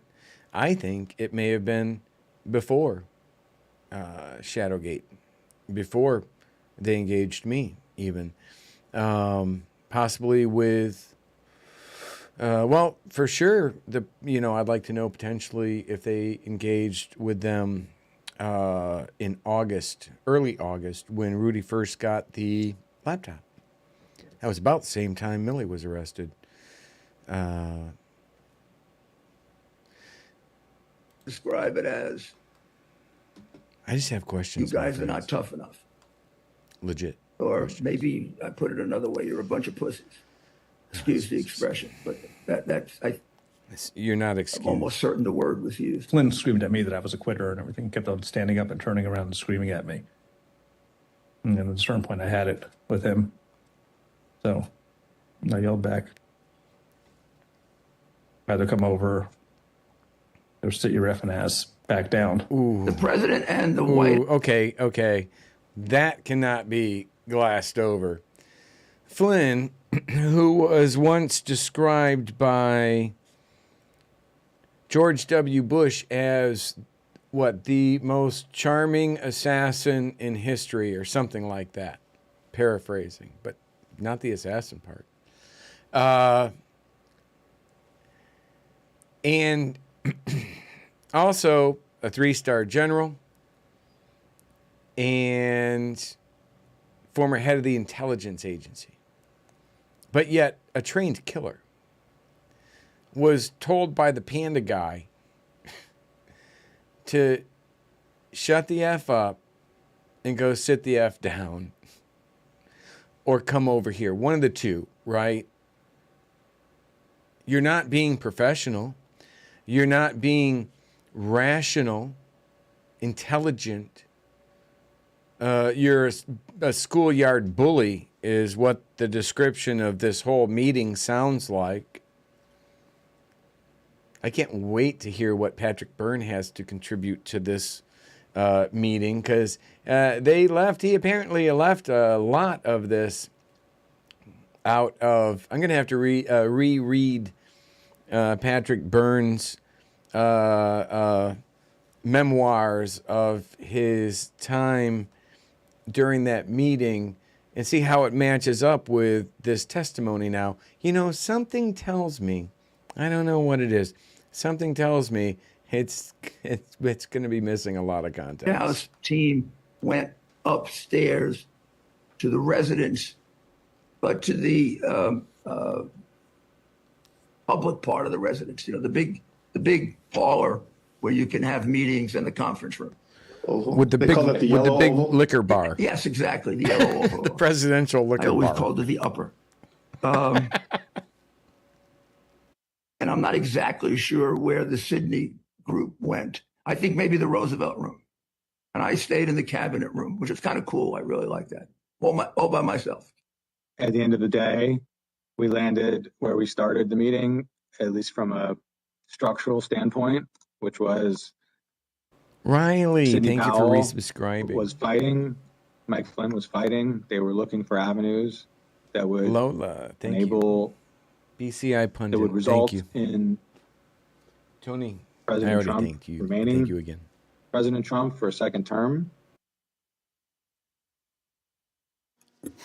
The meeting finally ended after midnight. Here are text messages sent by Cassidy Hutchinson during and after the meeting. As you can see, Ms. Hutchinson reported that the meeting in the West Wing was unhinged. The meeting... That's not good. That's not, you know, I just... That's not good. And that was a text from... So I'm going to go out on a limb and say that the testimony is probably quite accurate. Even Dr. Pibbs, or Dr. Pepper's questioning. Finally broke up after midnight during the early morning of December 19. Cassidy Hutchinson captured the moment of Mark Meadows escorting Rudy Giuliani off the White House grounds to, quote, make sure he didn't wander back into the mansion. Certain accounts of this... She took a picture. Somebody, and by the way, take his keys. This meeting indicate that President Trump actually granted Ms. Powell's security clearance and appointed her to a somewhat ill-defined position of special counsel. He asked Pat Cipollone if he had the authority to name me special counsel, and he said yes. And then he asked him if he had the authority to give me whatever security clearance I needed, and Pat Cipollone said yes. And then the president said, okay, you know, I'm naming. They sent him a basic Uber. Her that, and I'm giving her security clearance. And then shortly before we left and it totally blew up was when Cipollone and or Hirschman and whoever the other, you know. How long ago was whatever she's wearing walking this planet alive? Man was said you can name her whatever you want to. And how big was it? Name her, and no one's going to pay any attention to it. How did he respond? How did the president respond to that? something like, "You see what I deal with this all the time." He deals with logical people all the time. Logical, rational. Don't you hate rational, logical people? Ugh. The ensuing days, no further steps were taken to appoint Sidney Powell, but there is some ambiguity about what the president actually said and did during the meeting. Here is how Pat Cipollone described it. I don't know what her understanding of whether she had been appointed, what she had been appointed to. Okay. In my view, she hadn't been appointed to anything and ultimately wasn't appointed to anything because there had to be other steps taken. So that was my view when I left the meeting, but she may have a different view and others may have a different view and the president may have a different view. I have a different view, real quick. As you know, I was an information assurance security officer with the Department of Defense for a decade, right? So literally, it was my job to maintain like classifications of things, all different types of classifications, right? And so the top person that does that is called the Classification Authority. And that's called the President of the United States. There's only one classification authority, and that is the President of the United States. And I always wondered why he had so much trouble declassifying stuff when all he has to do is go, yeah, I'm declassifying that. I'm freaking classification authority. He was played the whole time. But as an information assurance security officer with the Department of Defense for a decade, I'm telling you right now, what that man is saying is true. So what she would be getting, you'd have to give her is what's called an interim clearance, right? So he can grant, the classification authority can grant an interim clearance immediately to someone, but paperwork needs to be done immediately as well. And so what he's saying is he didn't even know what the hell she was going to be like, what her clearance was going to need or what she was even going to be overcharging. And he also, as you will see in a moment, didn't know who was going to be doing it with her. Any steps taken, including the president himself telling her she'd been appointed? Again, I'm not going to get into what the president said in the meeting. My recollection is you're not appointed until steps are taken to get the paperwork done. And when I left the meeting, does that matter? I completely agree with him. As an information assurance security officer, it's not. And if you worked with him and you know, that's the way it is. These are like the freaking Vogons. Remember from Hitchhiker's Guide to the Galaxy? These are the Vogons. Everything's got to be in triplicate, right? Everything's done. So Trump can't just do that. Yes, he can, but there is a process at that point, and that process, that was tick-tock on that thing because what was that, the 18th, December 18th? Meeting, okay. I guess what I'm trying to say is I'm not going to get into what the president said or said he wanted. Mr. Cipollone, when the matter continued to flare up over the next several days, was it your understanding that Sidney Powell was still seeking an appointment or that she was asserting that she had been appointed by the president at the December 18 meeting? She was asserting she was in acting position. Now that you mentioned it, probably both. In terms of I think she may have been of the view that she had been appointed. Like an acting seeking to director, acting. Get that done, and of what, and that she should be appointed. As you listen to these clips, remember that Ms. Powell, the person who President Trump tried to make special counsel, was ultimately sanctioned by a federal court and sued by Dominion Voting Systems for defamation. For $1 billion. Oh, Jesus, that's a lot. In her own defense to that lawsuit, Sidney Powell argued that, quote, no reasonable person would conclude that the statements were truly statements of fact. Okay. Really? Really? That's what I've been saying. These people just lied to you to be able to, and continue to lie to you, to be able to perpetuate your support. They know this shit was bullshit. They knew it. And they still do. They still push this garbage. Oh, this is a sham. This isn't a sham entirely. There are people that are guilty of doing very bad things. Treasonous, seditionous things. Some are in jail already. Some are on their way. You'll hear in a moment why. Not long after Sidney Powell, General Flynn, and Rudy Giuliani left the White House in the early hours of the morning, President Trump turned away from both his outside advisors' most outlandish and unworkable schemes and his White House counsel's advice to swallow hard and accept the reality of his loss. Instead, Donald Trump issued a tweet that would galvanize his followers, unleash a political firestorm, and change the course of our history as a country. Trump's purpose was to mobilize a crowd. And how do you mobilize a crowd in 2020? With millions of followers on Twitter, President Trump knew exactly how to do it. At 1:42 a.m. on December 19, 2020, shortly after the last participants left the unhinged meeting, Trump sent out the tweet with his explosive invitation.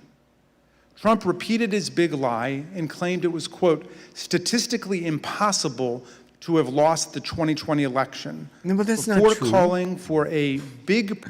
And by the way, on top of being an information assurance security officer, I happen to maintain, I'm an SPSS and PASS-SW system administrator. Those are analytical data applications. Now, I am not an analytical data anything other than I can maintain these applications. But I also understand how these applications can take data and build predictive models that help determine exactly statistically impossible things that he's trying to do there. They'll actually... I don't see that. I don't see there being a statistical... I see many ways. And we're going to go to break here in a moment. What was I trying to expose in Shadowgate? I was exposing social media psychological warfare. I believe that it easily impacted negatively against Trump more than 20 million votes through their partnership with Facebook, through the use of applications just like what the ShadowNet was designed for, in targeting users across multiple platforms, Facebook, Twitter. This isn't a conspiracy theory, right? It's all public information. The only thing that's not public information is my work with the ShadowNet for Dynology for Jones, who was chairman of the board of Atlantic Council. Atlantic Council partners with Facebook, Twitter, to restore election integrity worldwide. When I saw that, I was like, oh, wait a minute. Didn't you just hire me to build an application that's capable of destroying the integrity of an election, and now you're running around saying you're going to fix it? No, no, no, no, no. You don't. Not in my country, sir. Other countries? That's okay. I'm a private. That's above my pay grade. I'm going to do what I'm told. It's not above my pay grade in America. I was born here on a farm in Michigan. Right? So that's why I'm fighting the way that I am. That's what I'm fighting for. What they're talking about here, what he's saying, no. And look who he's talking about here. Peter Navarro. The person that let them in was worked for Peter Navarro. He was his worked for his staff. And he was very much involved with Hunter's laptop. And I'm not criticizing his work. He actually did something really nice for me. He sent me emails from that General Jones had sent to Roberts from Fox News, who works at the White House as a correspondent, along with, I gotta think of these names and everything right now, along with Jillian Turner, who was General Jones's vice president of Jones Group International, who was then, or now at that point, working as a White House correspondent next to John Roberts. So, what if Riley's in? If Riley is still in here, what was his name? Oh shoot, I can't think. That's horrible. Of the guy's name who Riley. There he is. Riley. Who was it? No, that's not Riley. That's Firefly. Who was it that? I can't think of his name. So, but that's who the guy that worked for Navarro is the guy who let him in. He was also the guy working with Hunter's laptop and all of these things, right? So I get that. But, again, these are people that are really, Ziegler, thank you very much, Garrett Ziegler. And again, I'm not bashing on Garrett Ziegler. He's actually a pretty smart kid, right? In his like early, mid-20s. He's really achieved quite a bit, just like I say about that Hutchinson woman. But what they were doing here was giving incorrect information to President Trump.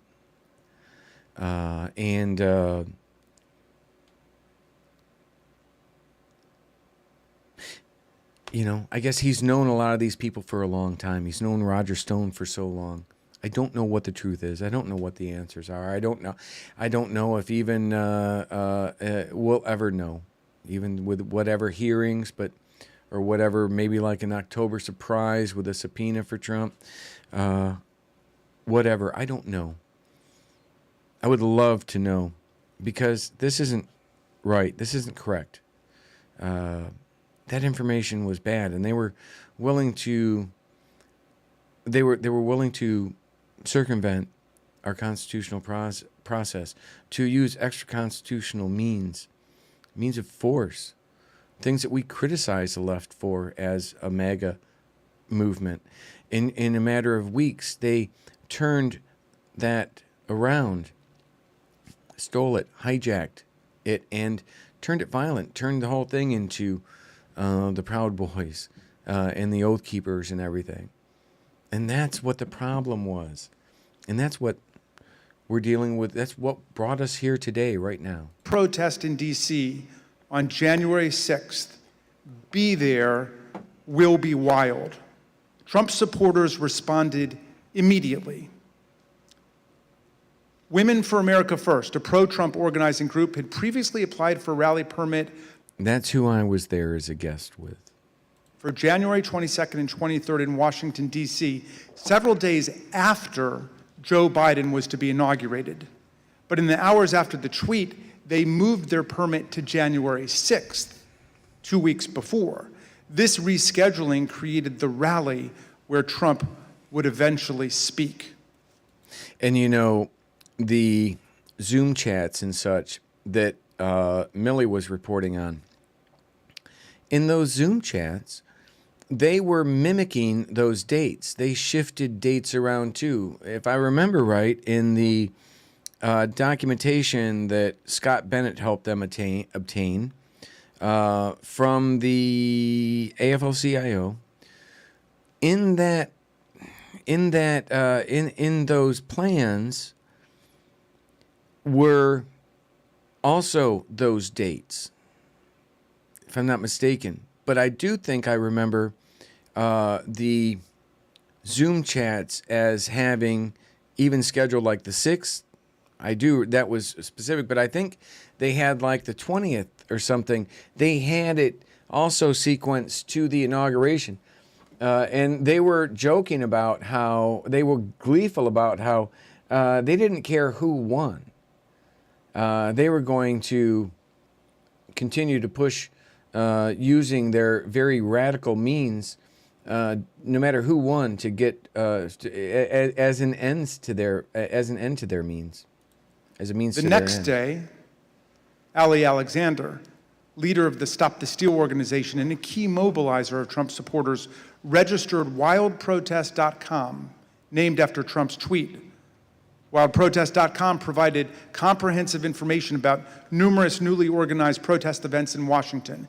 It included event times, places, speakers, and details on transportation to Washington, D.C. Meanwhile, other key Trump supporters, including far-right media personalities, began promoting the wild protest on January 6th. It's Saturday, December 19th. The year is 2020. And one of the most historic events in American history has just taken place. President Trump, in the early morning hours today, tweeted that he wants the American people to march on Washington, D.C. on January 6, 2021. And now Donald Trump is calling on his supporters to descend on... Ooh, Timcast. Tim Pool. Tori has a guy named Poole that helps her raise money. I wonder if they're related. Washington, D.C., January 6th. I knew a Tim Pool. No, Tim Church. He had a pool. 6th. He is now calling on we, the people, to take action and to show our numbers. We're going to only be saved by millions of Americans moving to Washington, occupying the entire area, if necessary, storming right into the Capitol. You know, we know the rules of engagement. If you have enough people, you can push down any kind of a fence or a wall. This could be Trump's last stand. And it's a time when he has specifically called on his supporters to arrive in D.C. That's something that may actually be the big push Trump supporters need to say, this is it. It's now or never. You better understand something. Oh, by the way, CF Neil on YouTube asked me, when the last time I spoke to George Webb? I think I haven't spoke to George Webb in quite some time. I think he's pissed at me. I don't know. I asked a friend of his to reach out to him a long time ago when he was in Florida, but never heard back from him. Now he's bouncing around Europe, so that's wonderful. I follow what he's doing every once in a while. Like I said, you don't have to agree with someone. And by the way, George has never really screwed me over. Well, he did screw me over a couple $100, but who cares about that? No, you know, I like what he's doing. As far as I tried to get him to go over and I tried to get him to go chase somebody down, but that was actually would have turned out to have been a stupid idea. So we'll get back to this. We're going to take a break here in just a few moments. This is about wrapped up for the first part. They're going to go into a break. When I come back, we will go over. Before we start the next segment, though, we're going to go over a few minutes of Millie, Tori, and Gavin's break period where they decided it was appropriate to say some things about me. So, and again, I will be completely fair, but also it's like, I believe I'm entitled to be able to say, hey, you know, what you're saying is not true. So we will finish this off, and then we'll take a 10-minute break. Son, you better understand something. Red wave, bitch. Red wave. This is going to be a red wedding going down January 6th. On that day, Trump says, show up for a protest. It's going to be wild.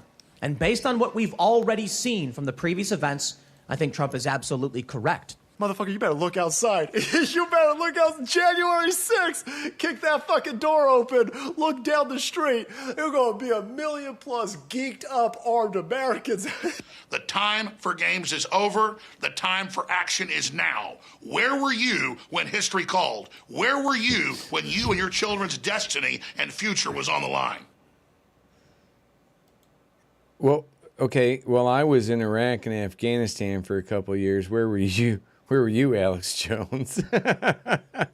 So, Jesus. In that clip, you heard one of Trump's supporters predict a red wedding, which is a pop culture reference to mass slaughter. But the point is that Trump's call to Washington reverberated powerfully and pervasively online. And I would add, the Armenian Council for Truth in Journalism. They worked very closely with InfoWars and very closely to Jonathan Lee Riches and Enrique Tarrio. Proud Boys. That guy, Sean, he was actually indicted for something connected to January 6th. There's a lot of connections that aren't being mentioned here yet, but as we'll hear them say in a moment, because they haven't gotten to Kellye, I don't believe yet. When we get to that in a moment, they'll make a comment. We're coming up into the last few minutes, so. The committee has interviewed a former Twitter employee who explained the effect that Trump had on the Twitter platform. This employee... This was a mistake to do the Twitter. They should have... this was an absolute mistake to do the Twitter. They should have gotten like Jack to literally, here, we're going to subpoena Jack and we're going to subpoena Zuckerberg. They're going to do that because these guys are they're all in their pockets. Was on the team responsible for platform and content moderation policies on Twitter throughout 2020 and 2021. The employee testified that Twitter considered adopting a stricter content moderation policy after President Trump told the Proud Boys to stand back and stand by from the lectern at the September 29th presidential debate. But Twitter chose not to act. Here's the former employee whose voice has been obscured to protect their identity, discussing Trump's stand back and stand by comment and the effect it had. My concern... That's not Jack.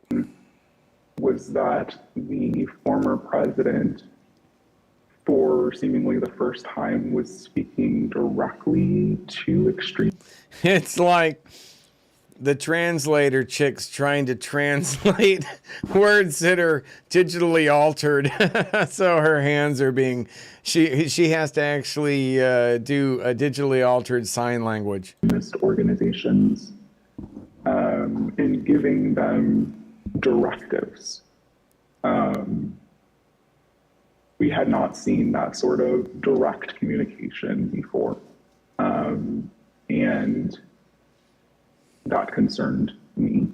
You know who has? Freaking General Flynn. So just to clarify further, you were worried, and others at Twitter were worried, that the president might use your platform to speak directly to folks who might be incited to violence? Yes. I believe that Twitter relished in the knowledge that they were also the favorite and most used service of the former president, and enjoyed having that sort of power within the social media ecosystem. If President Trump were anyone else, would it have taken until January 8th, 2021 for him to be suspended? Absolutely not. That wasn't... If the former President Donald Trump that wasn't or Jack. any other user on Bullshit. Twitter, he would have been permanently suspended a very long time ago. That wasn't Jack. Despite these grave concerns, Trump remained on the platform completely unchecked. Then came the December 19 tweet and everything it inspired. Indeed, it felt as if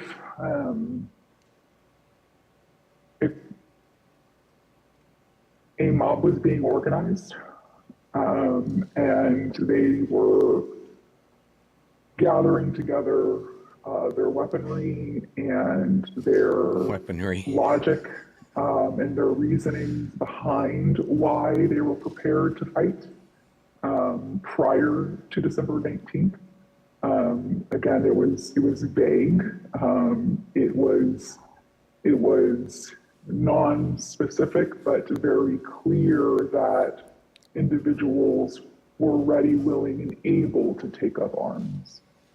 After this tweet on December 19th, again, it became clear not only were these individuals ready and willing, But the leader of their cause was asking them to join him in this cause and in fighting for this cause in DC on January 6th as well.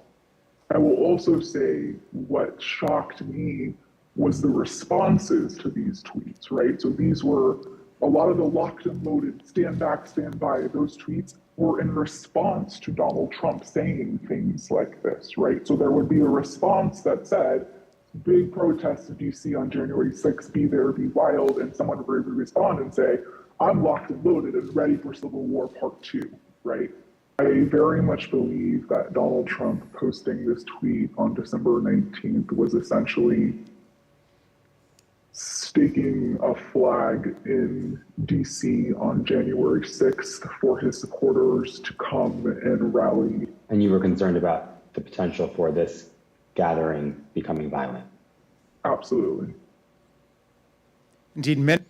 Now, I wish they would have brought in someone where you're in your face.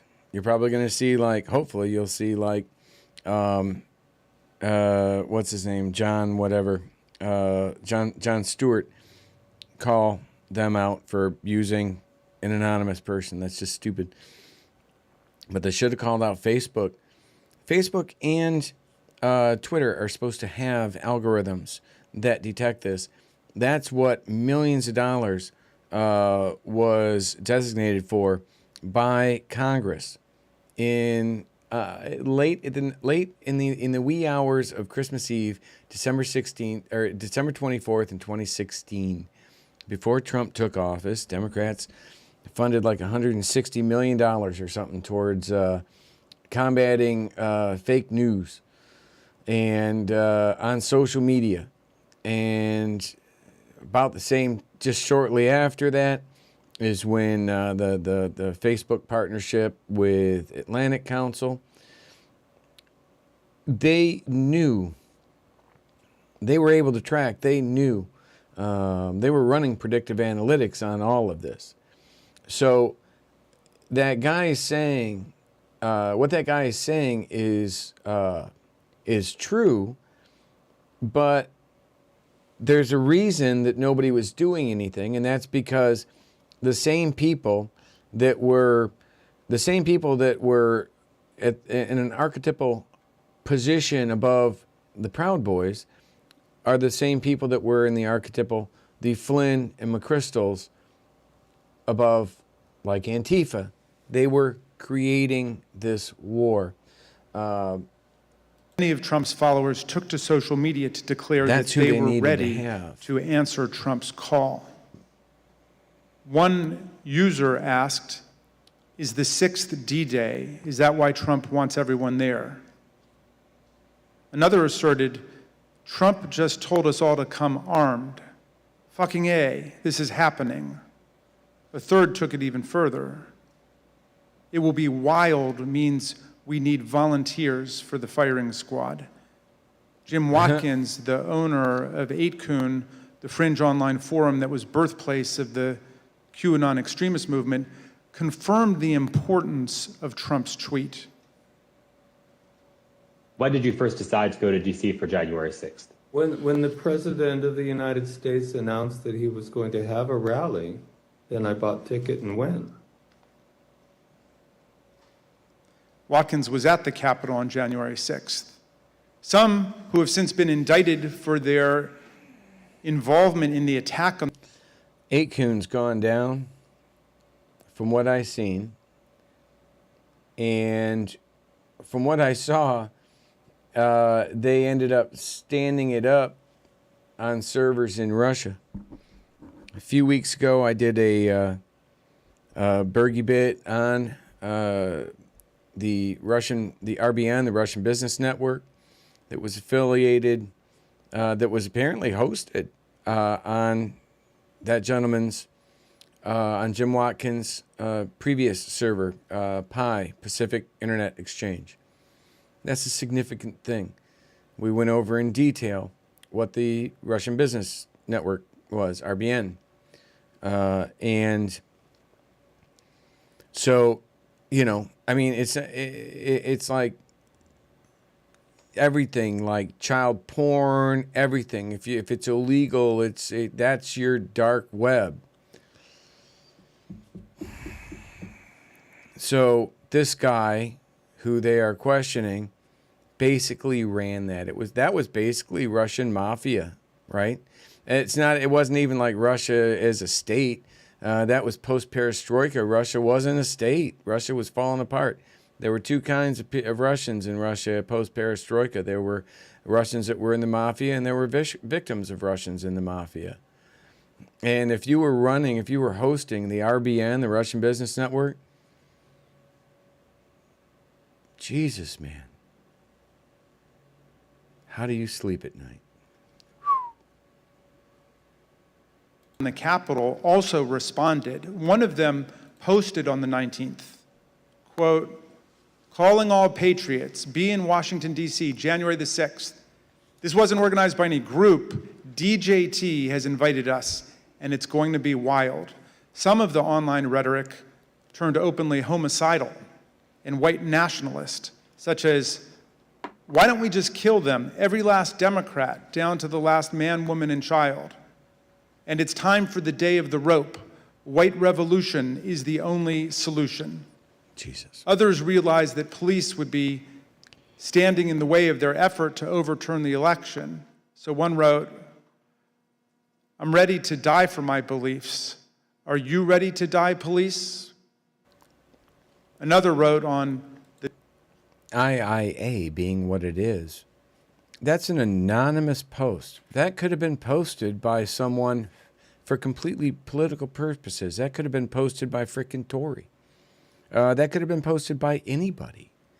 That could have been posted by Watkins. That could have been posted by Jack Posobiec. That could have been posted by Ali Akbar. By anybody who wanted to either create this chaos or create or to set a trap for afterwards. Either way, it's an anonymous post. It's stupid to be having on there. It doesn't contribute to anything other than, hey, by the way, that's what's contributing to it. Donald.win. Cops don't have standing if they're laying on the ground in a pool of their own blood. The Donald.win was an openly racist and anti-Semitic forum. Or the thin blue line. That's the kind select of what I committee was deposed behind. That site's founder, Jody Williams. He confirmed how the president's tweet created a laser-like focus on the date. The MAGA I knew were thin blue line, man. Not that bullshit. Jesus, how much longer we got left in this? Of January the 6th. People have been talking about going to D.C. as soon as the election was over. And do you recall whether or not the conversation around those dates centered on the 6th after the president's tweet? Did I miss Kellye's thing?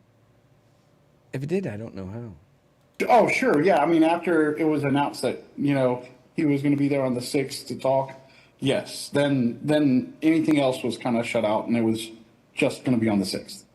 Okay. And that was pretty clearly reflected in the content on the site? Yeah, sure. On that site, many shared plans and violent threats. Bring handcuffs and wait near the tunnels, wrote one user. A commenter replied, suggesting zip ties instead. One post encouraged others to come with body armor, knuckles, shields, bats, pepper spray, whatever it takes. All of those were used on the 6th. The post concluded, join your local Proud Boys chapter as well. The Donald.win featured discussions of the tunnels beneath the Capitol complex, suggestions for targeting members of Congress, and encouragement to attend this once-in-a-lifetime event. How is that any better than what we witnessed, what Millie and those guys documented that the left was doing in their Zoom chats and such? How is that? Could someone please tell me which side is better? Could someone please tell me whoever wins is actually going to, their constituents are actually going to win? Because all I see are a bunch of grifters and freaking scam artists. Trump supporters grew more aggressive online, he continued to rile up his base on Twitter. He said there was overwhelming evidence that the election was the biggest scam in our nation's history. As you can see, Agreed. The president continued to boost the event, tweeting about it more than a dozen times in the lead up to January the 6th. Mr. Chairman, I reserve. Tory's got to be one of those. The chair requests that those in the hearing room remain seated until the Capitol Police have escorted members from the room. Okay, so, my friends, we're going to take let's stop this clock here. We're not ready yet. We're going to take a 10-minute and come back and review for about 10 minutes. Millie, Gavin, and Tory did a review on the hearing and a bit on me. So I wanted to put something out, a nice little response for that. It's not going to be anything bad, but that's all. You know, what are you going to do? What are you going to do?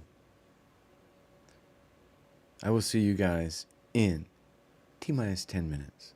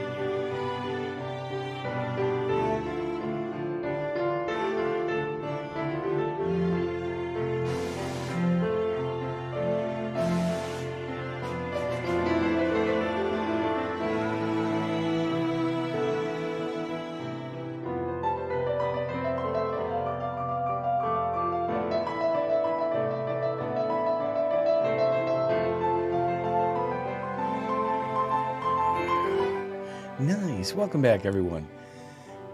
A lot going on here, right? A lot of buttons, a lot of flashy things. Everything seems to be going okay. Stream's still going live. Still getting that error. I'm gonna have to figure that one out. I don't know. That's on Twitter's end or YouTube's end. But at any rate, let's do this here. Oh, I don't have this set up. Hold on. Here, full screen. We're done with that. Then here's the window.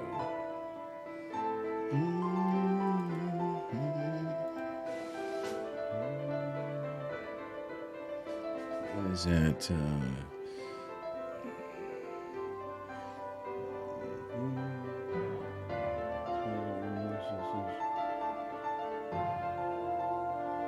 Sorry, I gotta set this up. Live streaming. No. Can't get the right one here. There we go. Twitch. BERGY-BIT. Live stream. No. YouTube group. Chrome. 2012. There we go. Okay, there. Bring that up.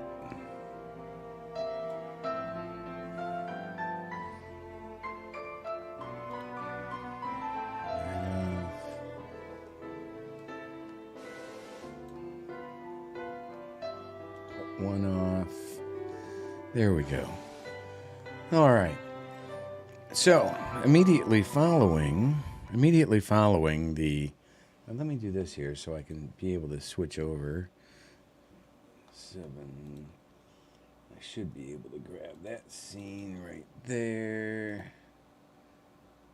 12 there. There. And this was before we get started into the next one. Yes, absolutely. That was actually great revelations. I want to see the chats and see what people have to say. So I was just talking about this with you upstairs, right? So you were arrested in August of 2020. Right. Under a secret grand jury indictment. Okay. So on bogus charges that were all later dropped. Right. So can you guys hear us well? I just want to make sure that you guys can. I need to mute the audio on this. Yes, 212 right. Mensa. So you guys can hear us? Let me make us bigger. Let's go closer. So my head doesn't Yeah, look like. oh my gosh, and I look chopped myself off. From Beetlejuice or something. My head looks Please super do tiny. not make you bigger. Wait, wrong one. Wrong one. Hold on. Oh, no. All right, there we go. Because we're sitting on different chairs. Yeah. All right, so guys, we were just talking about this. So there was a Twitter employee that just came out, right? Mm-hmm. Yeah. So you were arrested in August of Which they 2020. didn't show the identity of. And they obscured his voice. Right. Or Who- hers. We don't know. Who was that? I don't know. I would like to say it's Jack Dorsey. Because I want you guys to think of this for a second. Millie was arrested under a secret grand jury, and therefore they had warrants for all your communications. CF Neal, I am not picking on the girls. You'll see in a few minutes they decide to talk shit about me. And I'm merely responding to that. Had they not talked shit about me, I would not be pulling this up right now. If you have a problem with that, I mean, I don't know what to tell you. You shouldn't have a problem with someone defending himself when someone else makes spurious, unverified, and unverifiable claims. And I won't. So, we'll let them continue. And therefore you must... They most likely did. I wasn't ever shown anything. Right. Right. So this would make sense as to why you weren't purged on Twitter. Because what we saw is that a lot of people's accounts on January 8th were disabled. Now... Okay, so first of all, let me break this down. And remember, that whatever that is on the right side there, was the person literally feeding the bullshit to Giuliani, and thus right up to Trump, bringing us to where we are today. Actually, Babbitt, all of them. These are why they were there. This is not in dispute. I was there. They can't get a warrant on 500,000 people. But what they And by the way, she did not make the claim to me or provide any evidence of that actually being Jack. And in fact, when I watch and listen to what that individual was saying, it was not the mannerisms or the speaking characteristics at all of Jack. And I've seen him speak before.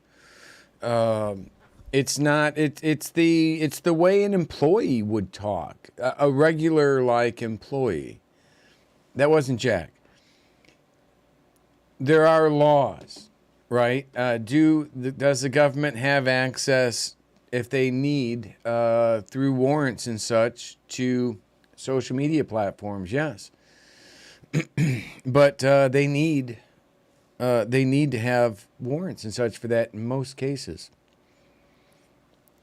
Then they go on to, everything. It's right up there with General Flynn, with the doorbells.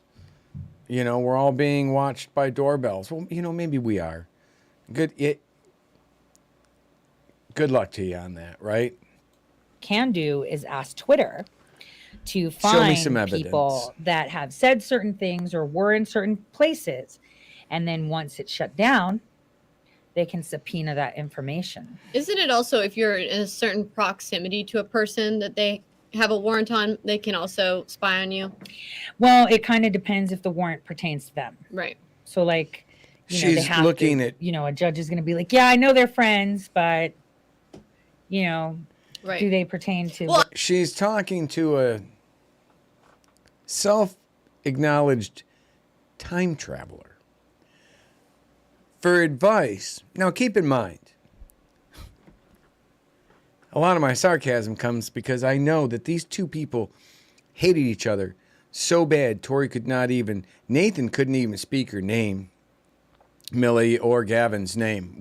Said literally, it would never come out of his mouth. And this was when I was in Ohio, getting ready to go to New York with Tori, right? As a guest of Rudy Giuliani to work on Hunter's laptop, which I left. And a big contributing factor to me leaving was them illegally accessing his chats and such, which weren't just like open. Or weren't just like on the hard drive. Now, once you go from like opening up a hard drive that was left at that computer guy's store, that's one thing. But to then use techniques of a hacker, which they wanted me to do, and I told them to pound sand, so I believe they ended up probably using Nathan to actually hack into Hunter Biden's DMs and such, which were locked, which didn't just open up. So there's a lot involved here. If nothing else, my completely coming out and pissing off Tori and Millie perhaps brought two people together that could never, ever possibly be together again, or at least they thought. That may be one good thing I've done, and although I don't know if that's a good thing. These two working together means that Millie and Gavin are in some deep shit right now, probably with cucks or something, and they need, or Tori's, blackmailing them. I don't know. They make speculations on me here very closely, but I actually kind of have things to support it with. I certainly do when it comes to Tori. Well, I just wonder because notice a lot of the people that are being drug in here and being questioned and have been questioned. I know I've had certain proximities to some of these people. So, but there's already a warrant on you, so there's no right. need to get you in it. So basically, they took all your data from Twitter, device IDs, conversations, and DMs, and gave it to Congress. Oh My God, look, she big just data broke something thing. there. No evidence whatsoever of that, Tori. None. And she's just saying that, yep, Millie and her are so important that the January 6th committee, back even in 2020, they left her account open so that they could at a later date use her information through social media. But you could also argue, if that's the case, that when she was arrested and let go, and then the charges were all dropped in October, about a month or so later, you could also argue maybe she made a deal with him. Maybe this was about Hunter's laptop. That's why I want to know about the August thing. But maybe that's why my account my freaking Twitter and shit got shut down January 7th. That sucked, because I was actually like calling out Akbar and shit. The people that I was calling out, the people that literally are on trial right now. And I got my account shut down. Like I had like 50,000 followers on that. I was pretty proud of that. And but Millie stayed up. 8 years InfoWars. So maybe Tori is onto something, but maybe she's onto something not because of something good, but because, we do know for a fact that Millie and Gavin and her brother, and I'm just saying, if they're going to take your family from you, are you going to cooperate with them? I wasn't arrested. So that they could get to the bottom of who they need to go. That's so crazy. Yeah, and I don't That's even so know if they would crazy. have to have a warrant even to do that, because these social media companies already just sell your data. No, but they're not. Twitter's not private. I've said that before. Right, like they sell Most your of their data. stuff is contracted. They have memorandums of understanding with the government. And in order for the DOJ to be able to obtain your data, they have to have a valid warrant. But they don't have a valid warrant. But if you were disabled because they flagged you for doing things or saying things that is considered part of a directive the DHS or the DOJ gave, guess what? Your data is free game. Ooh, now we just found out why they did that big Twitter purge today. Wasn't that amazing? See, that's incredible. That must see. Yeah. She does have a time machine. Zero evidence to back that up. She came up with all of that right there, almost as if you were to walk into like a, almost like if you were to walk into a fortune teller.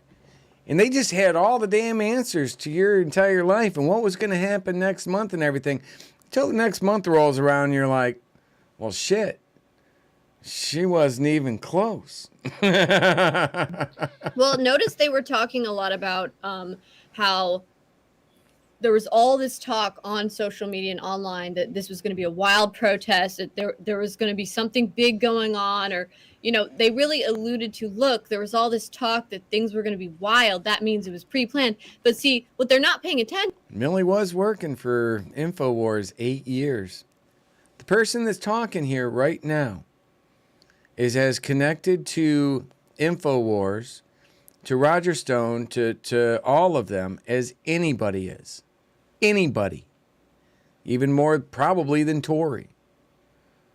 Almost certainly. 8 years as contract journalist for InfoWars. InfoWars.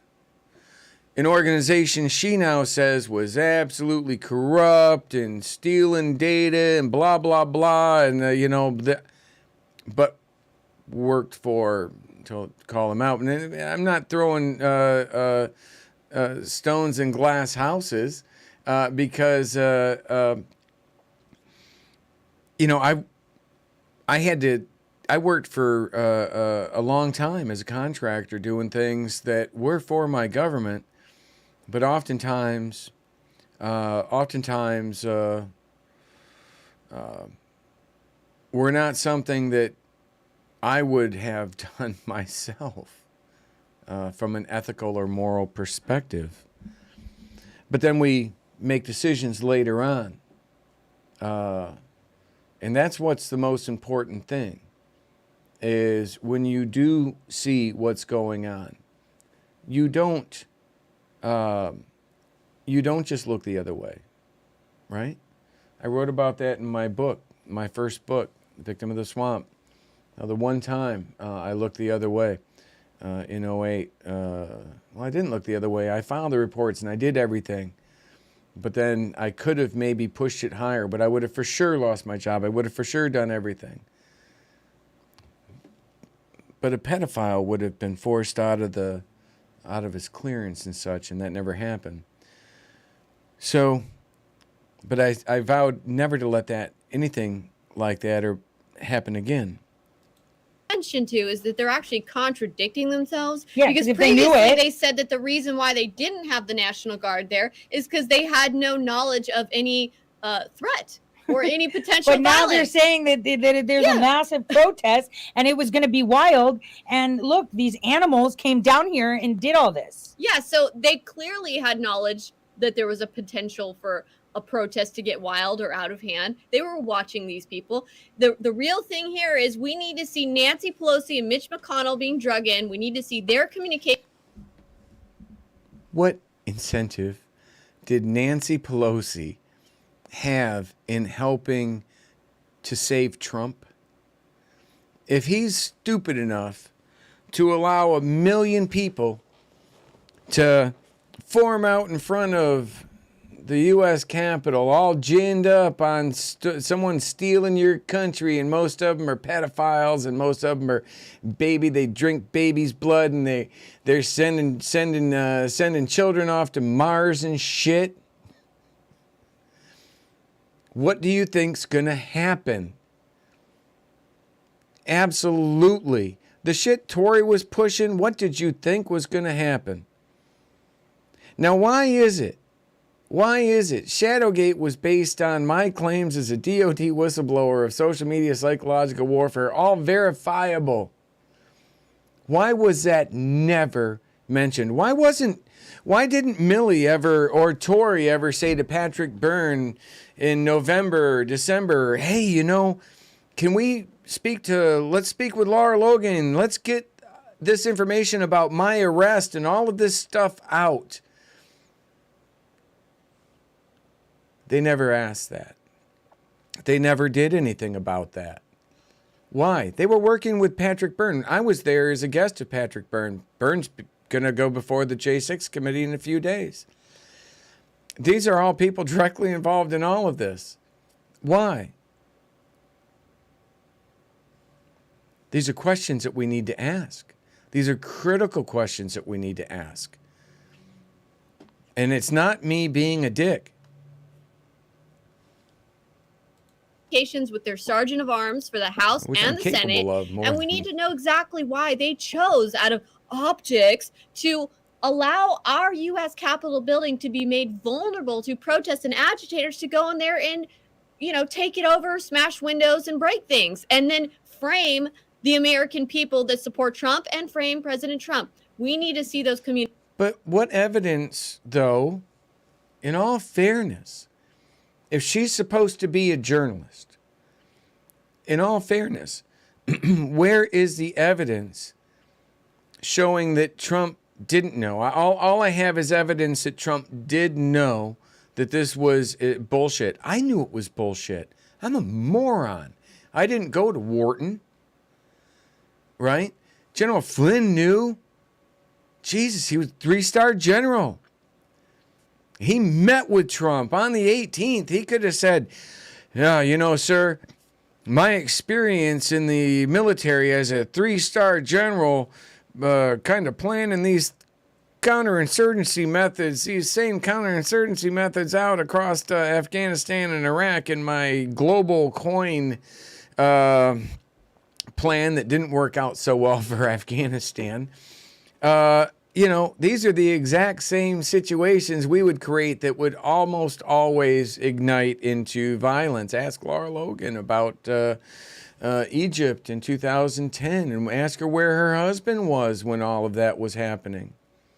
These are important questions we need to know because these people were all behind pushing what I know was garbage and lying. And now a president that I voted for, I just cannot say that Trump didn't know. And by the way, even if he didn't know, if all of this stuff is true, he should have known. He's the wrong man for the job. But he did a good job. I don't regret my vote because now I see all of the corruption. We all see all the corruption. Why did Trump attack Elon Musk? Why isn't he getting behind Elon Musk, who was trying to expose the bots and such with social media, with Twitter? Trump has been screaming and yelling at the top of his voice for how long about Twitter? And then he was banned on Twitter.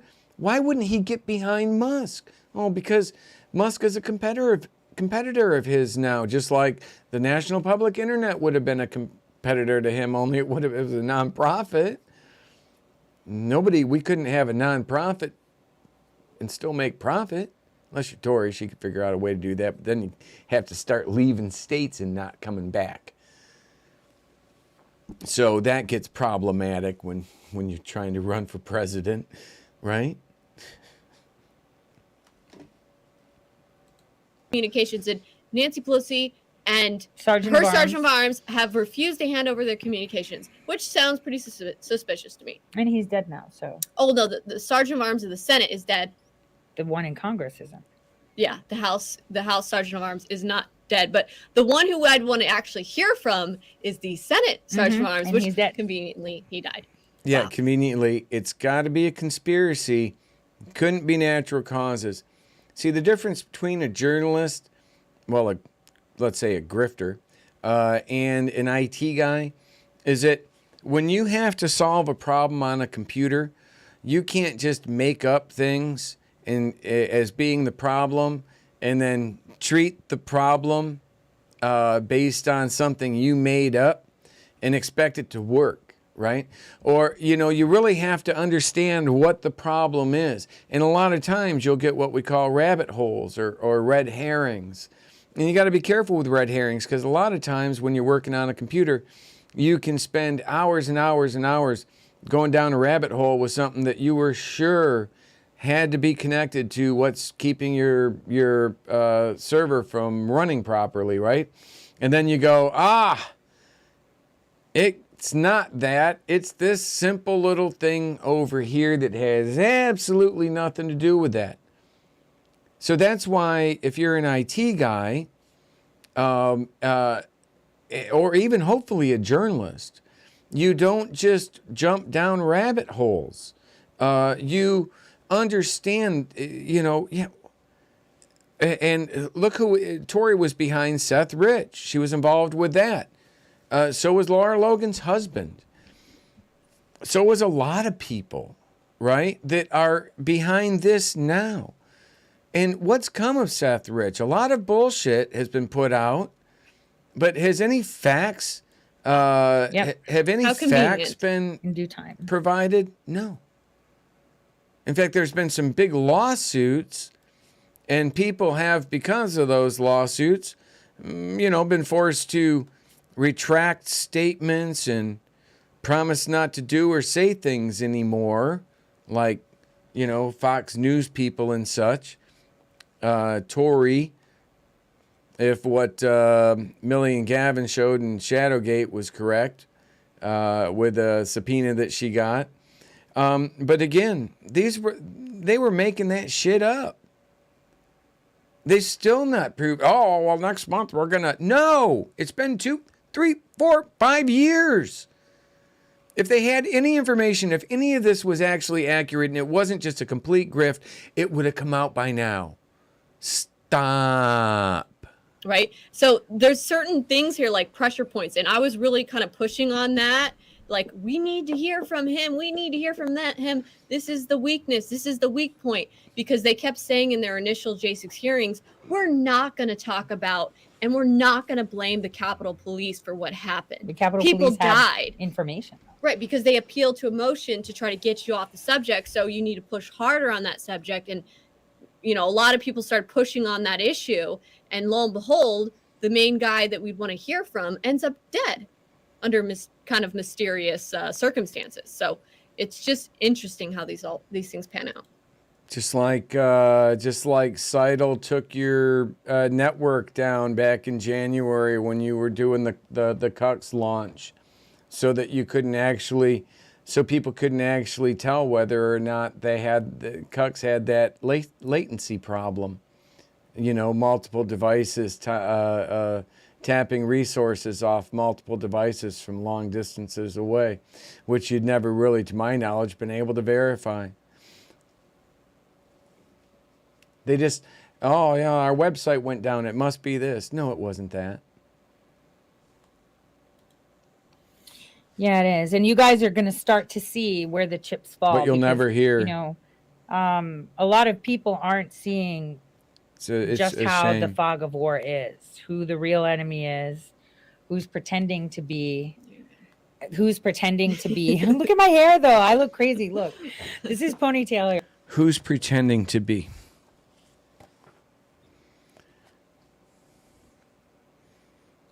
Does that look like I was pretending?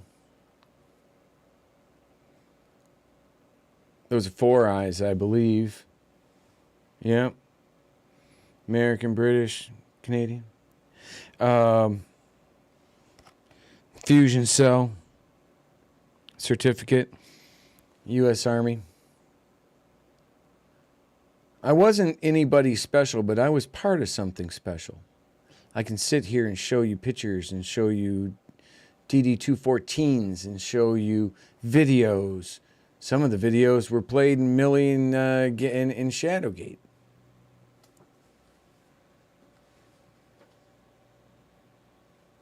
What the fuck is she saying? She has no evidence to anything she ever says or who she is other than just a disgusting human being. Let me just do ponytail. It's okay. I look crazy too. No, you look fine. Yeah, right. I wish I had your ponytail skills. I don't have skills. My hair braiding skills. Yeah, you do so well. Yeah, that looks so the thing better. that I see is that a lot of people are losing sight of what's really going on here. We're starting to see what was actually organized. There were evil guys, bad guys, good guys. Wait. Good guys, and people that love their country. Hey, Gavin. Gavin's back with the waters. He's a water boy. You got the biatch water? Yeah. That was when they waited for Gavin to come back to carry me. Biatch hydration. I get that. Thank you. So yeah, so it Do you was. want the core water or the smart water? I don't give a shit. Okay. I just drink water. I like the core water too. So stay on. So, water what we're all realizing is that there's a lot of people that are telling you that they're working for America and they're really not. 100%. Yes. And I think this J6 hearing is kind of going to allow us to get to the bottom of that.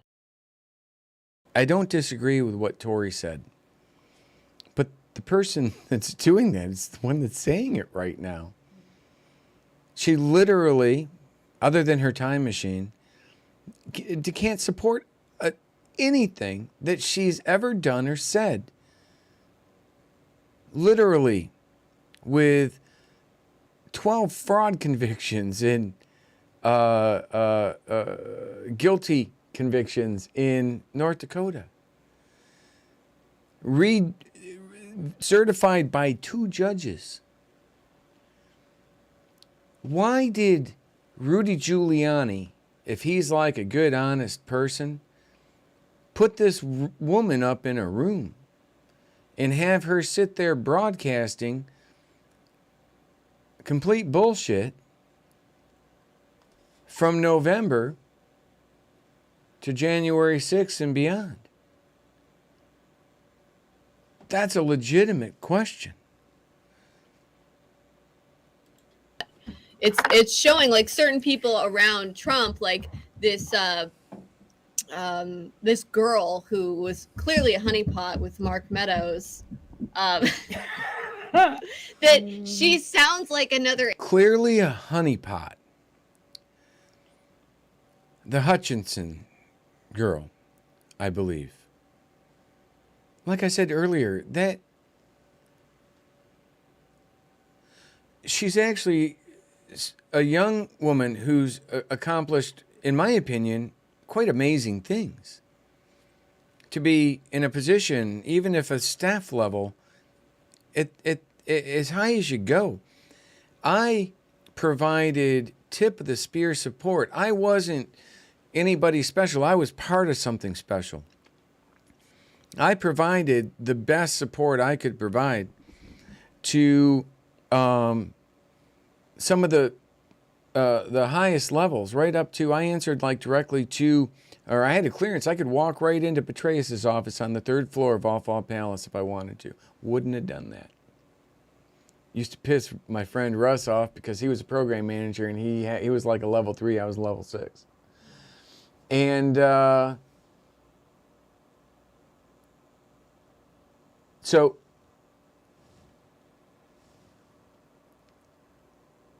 what they're doing right now is absolutely just pissing on that, right? Of everything.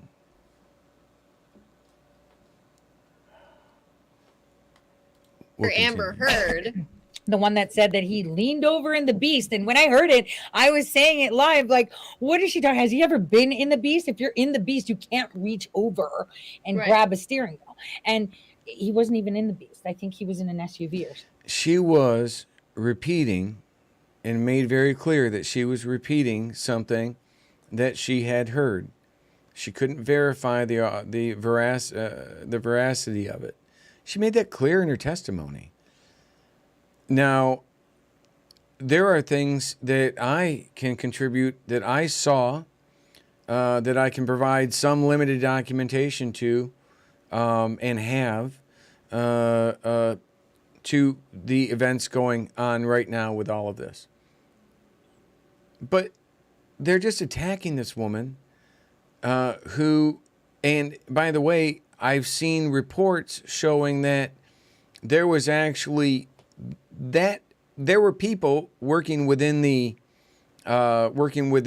Secret Service that had heard things like that. They had heard it second, third hand, probably fourth hand. But what she was repeating, although couldn't be verified, well, could, but unless there were cameras or something, it's still going to boil down to words. Something, right? That's right. what, Secret Service has come out and refuted what she said, and they. Again, that's not entirely true. They have come out and said that, although I haven't seen it officially. But again, I've seen a report out that said, but by the way, we caveat that with that had been heard, that rumor had been around. To be allowed to speak to it in the hearing, but I highly doubt they're going to actually let them, because this is a sham. It's a clown show. They're not allowing any type of defense. They're not allowing Well, that's much better, Tori. Trump or any of these people to submit their own evidence, which would support what they're saying or what really happened in their view. So it's just very one-sided. It's not only one-sided. It's like, it's so good to see them go on the record. And the thing is, why are they protecting this Twitter employee? Right. Like, why do they get protected? Why do they get to be why are blocked they out? protected but nobody else? Mm-hmm. Because their last whistleblower, or not, their witness that was in the Trump. Oh my gosh, that's why she was put there. Mm-hmm. See the plan? We put her, she gets harassed, so now we have to protect all of them, so they could just slide in people like Eric Ciaramellas. Right. Huh. Which has never been verified. Let me go see. We have to go to this side. Hold on. That's not. Yeah. They're taking pictures. I want to see the Rumble ones. Hey guys. You missed that hair sticking out in the back, Tori. I know. Oh my gosh. Stop. Tori has little curlies. Yeah, in her. it's She's the hair in the No, back I that actually pull ruins my her. hair when I get tired. When I get tired, or you see how short it is? Yeah. I like pick at my hair. That's like a thing I do. Yeah, it's that. It's So- that hair in so the yeah, back, so, Tori. Get rid of that. And you're good. What are we gonna see now? Like, so now we're getting Jesus. into. I can't believe they threw Tim Pool in there, Right. and Salty Cracker. It's like that's all they got. Well, because they're trying to give examples that there were people with large platforms. Why didn't they use Ali Akbar? He was Right. the biggest whore for it. Right. Why are they Question, protecting him? Why are they protecting Ali Akbar? Wasn't he the one that called it the wild protest? Remember, he put Joe Flynn's face everywhere, Right. the Oath Keeper's face. He had all of that in his website. He stole all that from the women and you saw the Cindy Chafin thing. And you know, we are supposed to believe that Tori and Akbar, even though they share such close mutual friends as Mike Cernovich, Jack Posobiec, you're supposed to tell me that Millie and Gavin and Tori did not know Ali Akbar. Is that supposed to be another thing I'm supposed to believe? As close as they... Really? Really? Again, why wasn't some of these accounts taken down? Why were all the charges just dropped and thrown away? I don't know. Mm-hmm. Why was she arrested while uploading Shadowgate? Did they think that there was something in there about maybe Hunter's laptop or something? So she was changing it for Women for America First, and when she got the approval... If they were, Tori's the one that had originally reached out to them. And there's, I'm sure, no possible way that Tori could have ever been caught doing something illegal and told that she would be given a lesser sentence if she helps them do something morally and ethically bankrupt. I'm sure there's no way Tori would go along with such an offer you couldn't refuse. She filed it under her own company name and she ditched them. And that's how she hijacked that and got her lineup, which was Roger Stone, Ali Akbar, totally random. Well, this is all just... And she says that, but yet she did an interview with Roger Stone on April 25th. She introduced herself to me around April 15th.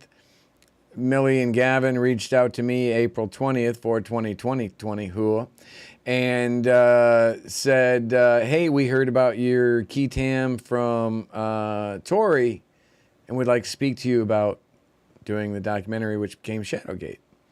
And then led to us in D.C., led to us helping to actually literally write Patrick Byrne's speech on the 12th in D.C. and so much more, even up to the 6th and beyond.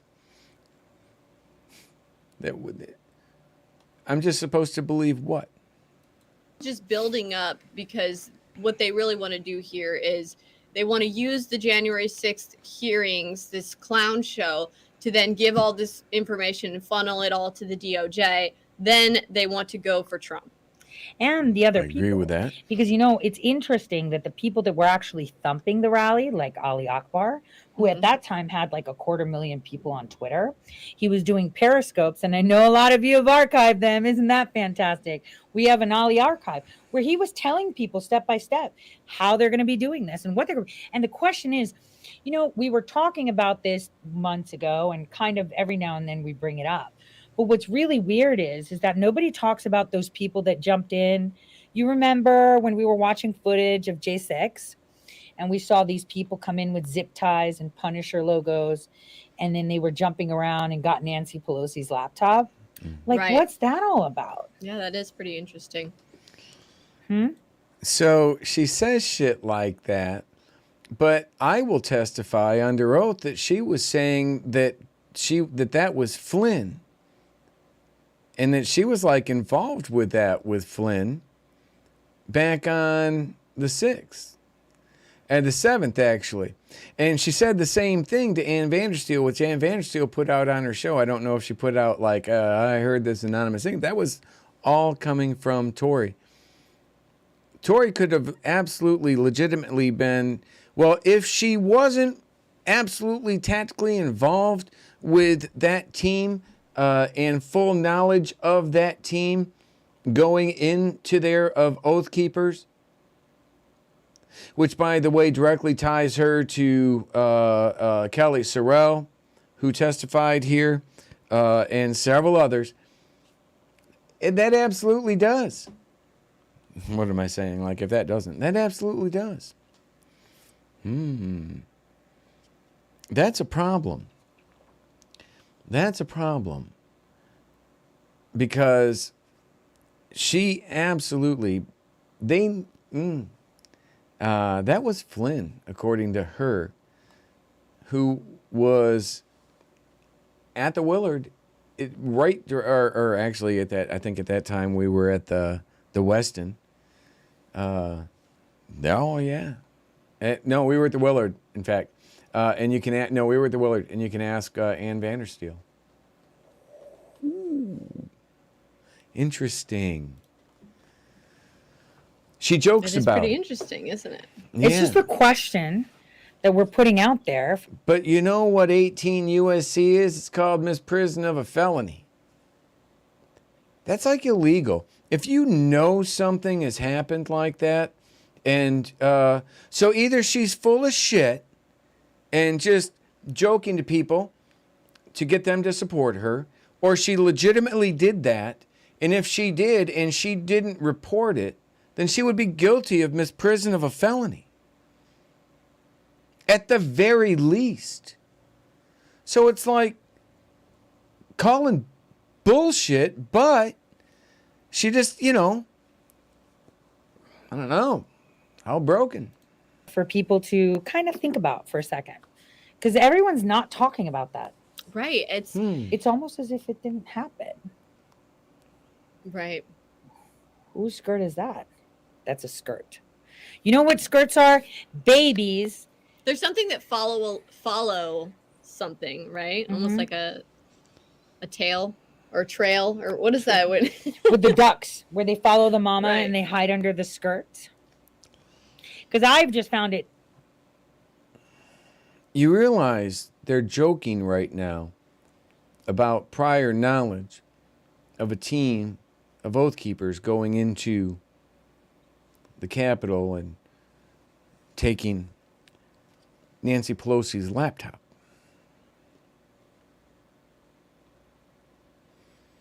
Am I the only one that thinks that's kind of wrong?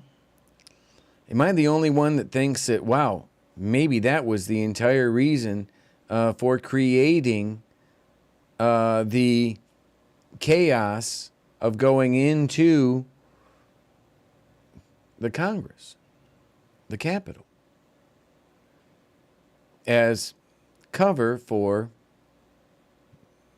what she's talking about and what she literally claimed to be involved in, and what she's joking about being involved in right now. That's not me making a conspiracy theory. That's me. I was with them. Remember Team America? It wasn't as much of a Team America as you would have imagined. But I learned a lot from what was going on there. And this one here on the right,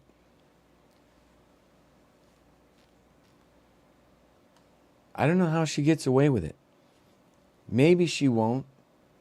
There was a point, and I think we missed it. I was probably talking over it or past it somehow or another, where right after he spoke about Kellye, he said that they're not done. There's several others that they are focused on, and I think that is going to be that freaking one on the right there. It's fascinating that they used Alex Jones and then another Alex Jones guy. And then Salty Cracker's funny as shit. I love that guy. It's funny they used Alex Jones, whom Millie worked for 8 years, You see how she looks a little uncomfortable when Tori said that right now? Like, shit, Tori. Thanks for connecting somebody I worked as a contractor for 8 years for to the J6 thing right now. Did you notice that? But I think that they just walked people like Alex Jones into a setup to assert. So now she is protecting Alex Jones, who fired her basically before she was even out of jail, with apparently not knowing what she was being arrested for, as she was uploading a documentary based on my claims as a whistleblower. And she was uploading a copy to Tori here, and Tori was checking her watch the whole time. Is it how far, as if she knew something was happening. And that doesn't make her a 212 Mensa super spy. That makes her a confidential informant, like with the feds. You know, like Tario was doing to a bunch of pot dealers, right? That's all that makes Miss Smarty Pants over here. And whatever they have on her,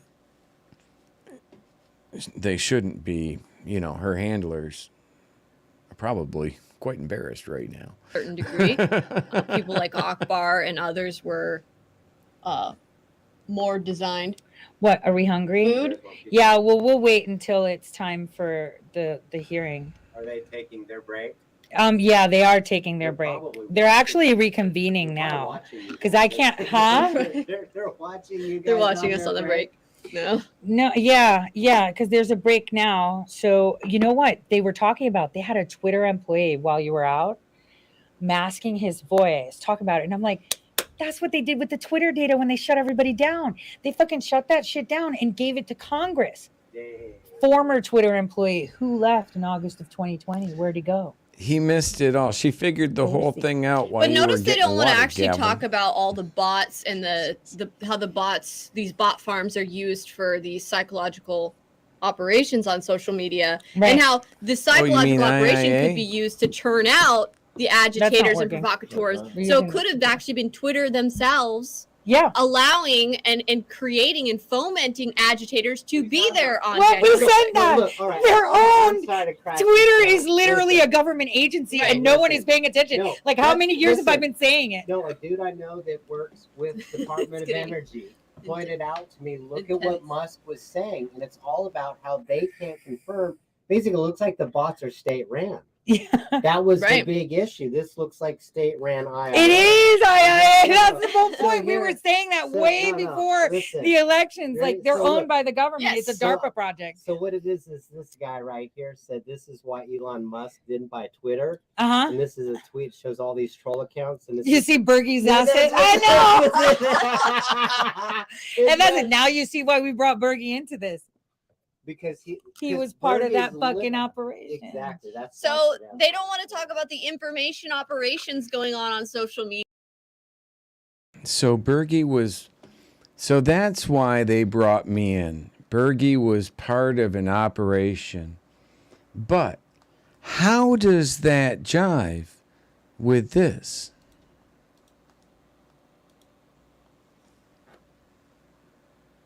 And these young kids think that this is an organic uprising, an organic movement. It's not. It's This being was run by May of military-industrial 2020. complex. It's being Yeah, run get by back to that, 'cause you military guys tracked contracted this back to companies. About a month after they contacted Oh me. yeah. Okay. So the IIA operations that we're seeing on Twitter and on social media right now, that has been tracked back to military generals, General Hayden, General Jim Jones. These are Obama people that worked in the Obama administration. Alex, these people, they are planning to do an armed overthrow, a violent overthrow. They have their hands in this. It is insane. So an IIA operation and interactive internet activities operation, that is basically where you have these systems. You have a system called ShadowNet.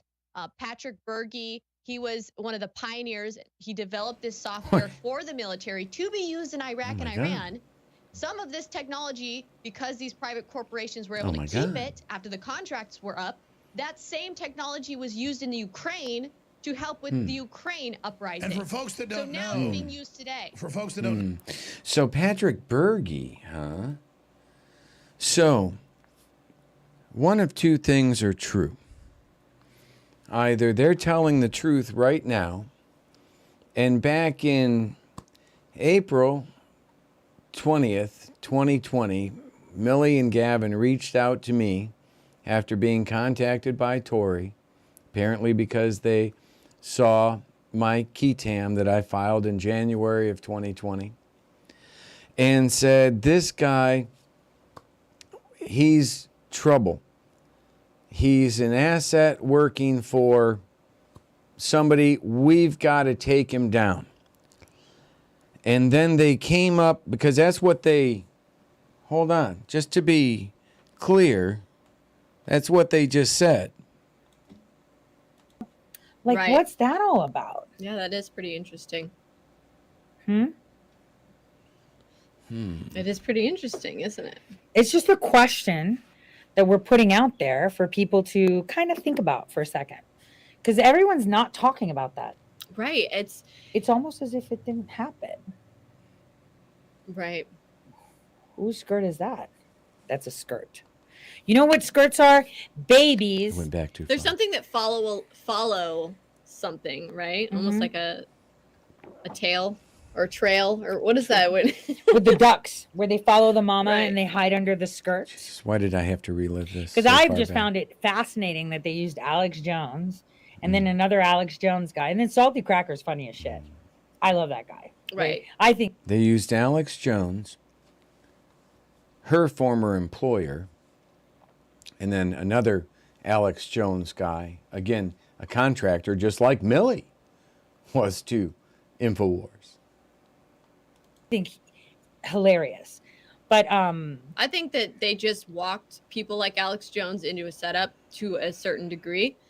They set Alex Jones up. It wouldn't be because Alex Jones gave me a $100,000 brand new RV that was InfoWars, and when he fired her, said, okay, you can keep this big, beautiful RV. I don't know how much it was, but it's a really nice RV.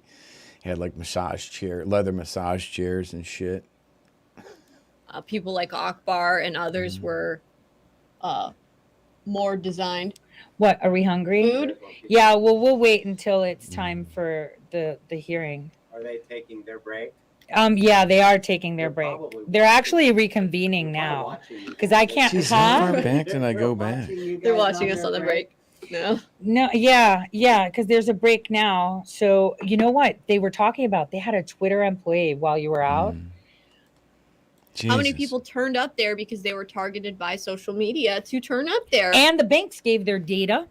Remember that? Bank of America and whatnot. So even though I'm the bad guy, This guy right here said this is why Elon Musk didn't buy Twitter. Uh-huh. And this is a tweet shows all these troll accounts. And this You is, see Bergy's Yeah, asset? that's what I know. I don't even know what they're talking about there. Bergy's asset. Do I have an asset? I didn't know I had an asset. I would love to know what my asset is. And that's it. Now you see why we brought Bergy into this. So the whole thing was a setup to bring Bergy into it. Going back to Millie doing that episode with Alex Jones, saying how I pioneered Interactive Internet Activities Operation. IIA. That is basically where you have these systems. You have a system called ShadowNet. Patrick Bergy, he was one of the pioneers. He developed this software for the military to be used in Iraq and Iran. So yeah, so that little smug little look there. See, what that tells you right now is that these two people will say absolutely anything without any evidence or care as long as it protects their ass or is good for them. Because they know that what they're saying is absolutely false. How could it not be? You just saw a May 2020 interview with Millie. She then went on to, because of this plan, okay, Bergey's a deep state guy. So how are we going to expose him? I got an idea. Let's create 2 documentaries showing how he pioneered this and showing how he's been going to the Department of Defense and filed a ketam in D.C. federal court to try to expose the partnerships, the relationships of social media psychological warfare. He worked for Tip of the Spear. Let's do these documentaries because he's so bad. And when we've walked around and said, hey, you know, because you're the one that's been right about this all along, and we're going to do all these things and say all these things, and then right after January 6th, when we're looking really stupid because we were pushing a bunch of election bullshit, let's say that we were doing this all to expose him. So, yeah, you got me. Shadowgate 1, Shadowgate 2, Psyop the Steal, all just a trap to catch me. Where is this? All just a trap to catch me. You saw it right there, friends. You saw it right there. Like state-ran IIA. It is IIA. That's the whole point. It We were is. saying that way before Listen. the election. They got They're me. owned by the government. It's a DARPA They project. got So me. what it is this guy right here said this is why Elon They Musk got didn't buy me. Twitter. Uh-huh. And this is a tweet shows all these troll accounts. And this You is, see Bergey's Yeah, assets? that's- They got me. They got me. And that's it. Now you see why we brought Bergey into this. That's why, they got He me. was part of that fucking operation. Because So I was they don't wanna part, talk that's about the why. information operations going on social media and the psychological operations going on, targeting various people, American citizens with these weapons. They How many got people me. turned up there because they were targeted by social media to turn up there? And the banks gave their data. Remember that? Bank of America and whatnot. They gave all this data. They got So me. bottom line is, I guess we're starting again, aren't we? No, we're not. Okay. Oh, Let darn me it. see I that. thought we were I gonna get know. pizza. We were gonna get. They got me. Why is it? Why didn't they get anything better? Like I wanted some like actual food, like cantaloupe. I really fancy cantaloupe and a Kit Kat. I don't know. We live in a very Bergy, who's never had any connection to InfoWars, who literally wrote a book about his 7 years overseas serving his country, is just being lied to.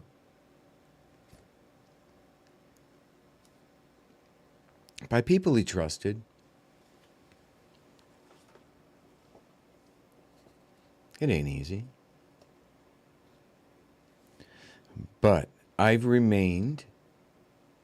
What part of Shadowgate did I say, hey, it was a good idea to crank up a meme war? Tori, you'll go on. If you listen to this and you go on, you'll hear how she brags about all of these. She just bragged earlier about, I don't work like that. Because if you do and you win, you haven't won. Right? And I'm not just trying to be like holier than thou. It's just some people who've been doing this stuff for a while kind of get it. And they realize. But some people don't. Some people just love to feed off the power. And they don't care who they lie about or the damage that they cause. They don't care at all. That's just astounding to me. That 2 people, 3 people. How do you justify that? Right? How do you explain having done 3 documentaries that featured me, my story? And I guess now, according to these 3, it was all just a trap. It wasn't because I worked 8 years for InfoWars, who are all connected to the people under indictment right now. It was because I was overseas, not having anything to do with any of these people whatsoever, fighting an actual enemy. Fighting an actual enemy that I claim the capabilities and techniques that we helped develop are now being used against our own people to influence elections. That's your election fraud. That's your election influence. I can't speak to any of this stuff that they were pushing other than everything they showed me turned out to be false. Yet this is what they're attacking me for. And people support them. They just dismiss the 7 years I spent away from my family overseas.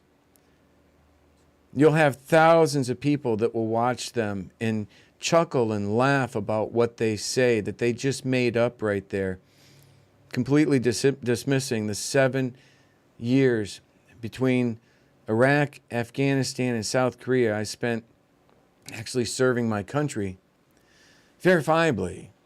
Not, oh, I got a time machine, or oh, I can't show you this because I was a super spy.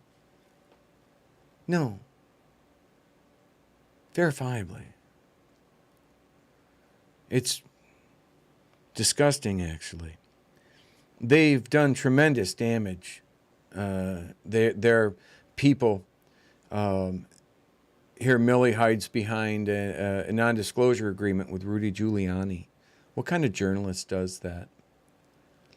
That's who's attacking me right now. Somebody hiding behind a non-disclosure agreement with Rudy Giuliani. Then you got Tory, Jesus, North Dakota,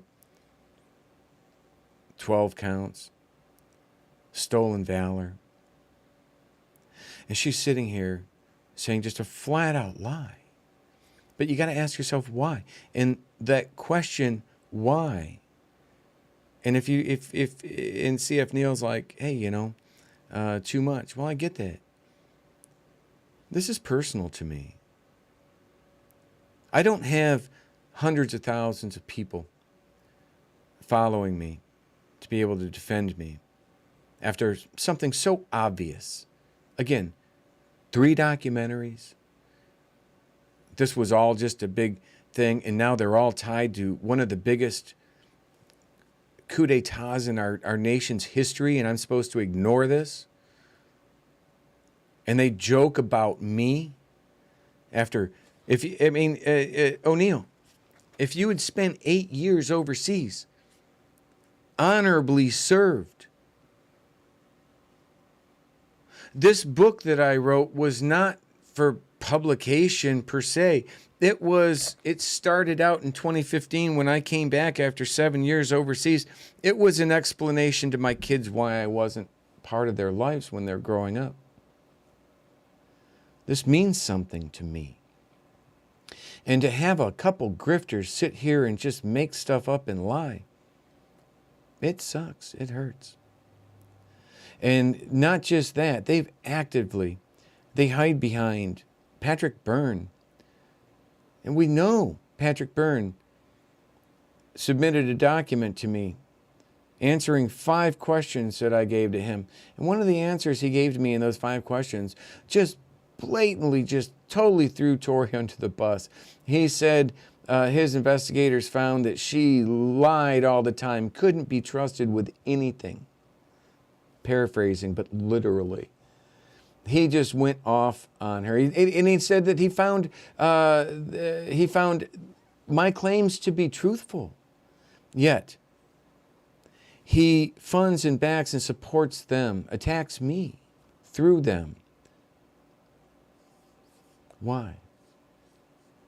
Because their coup fell apart.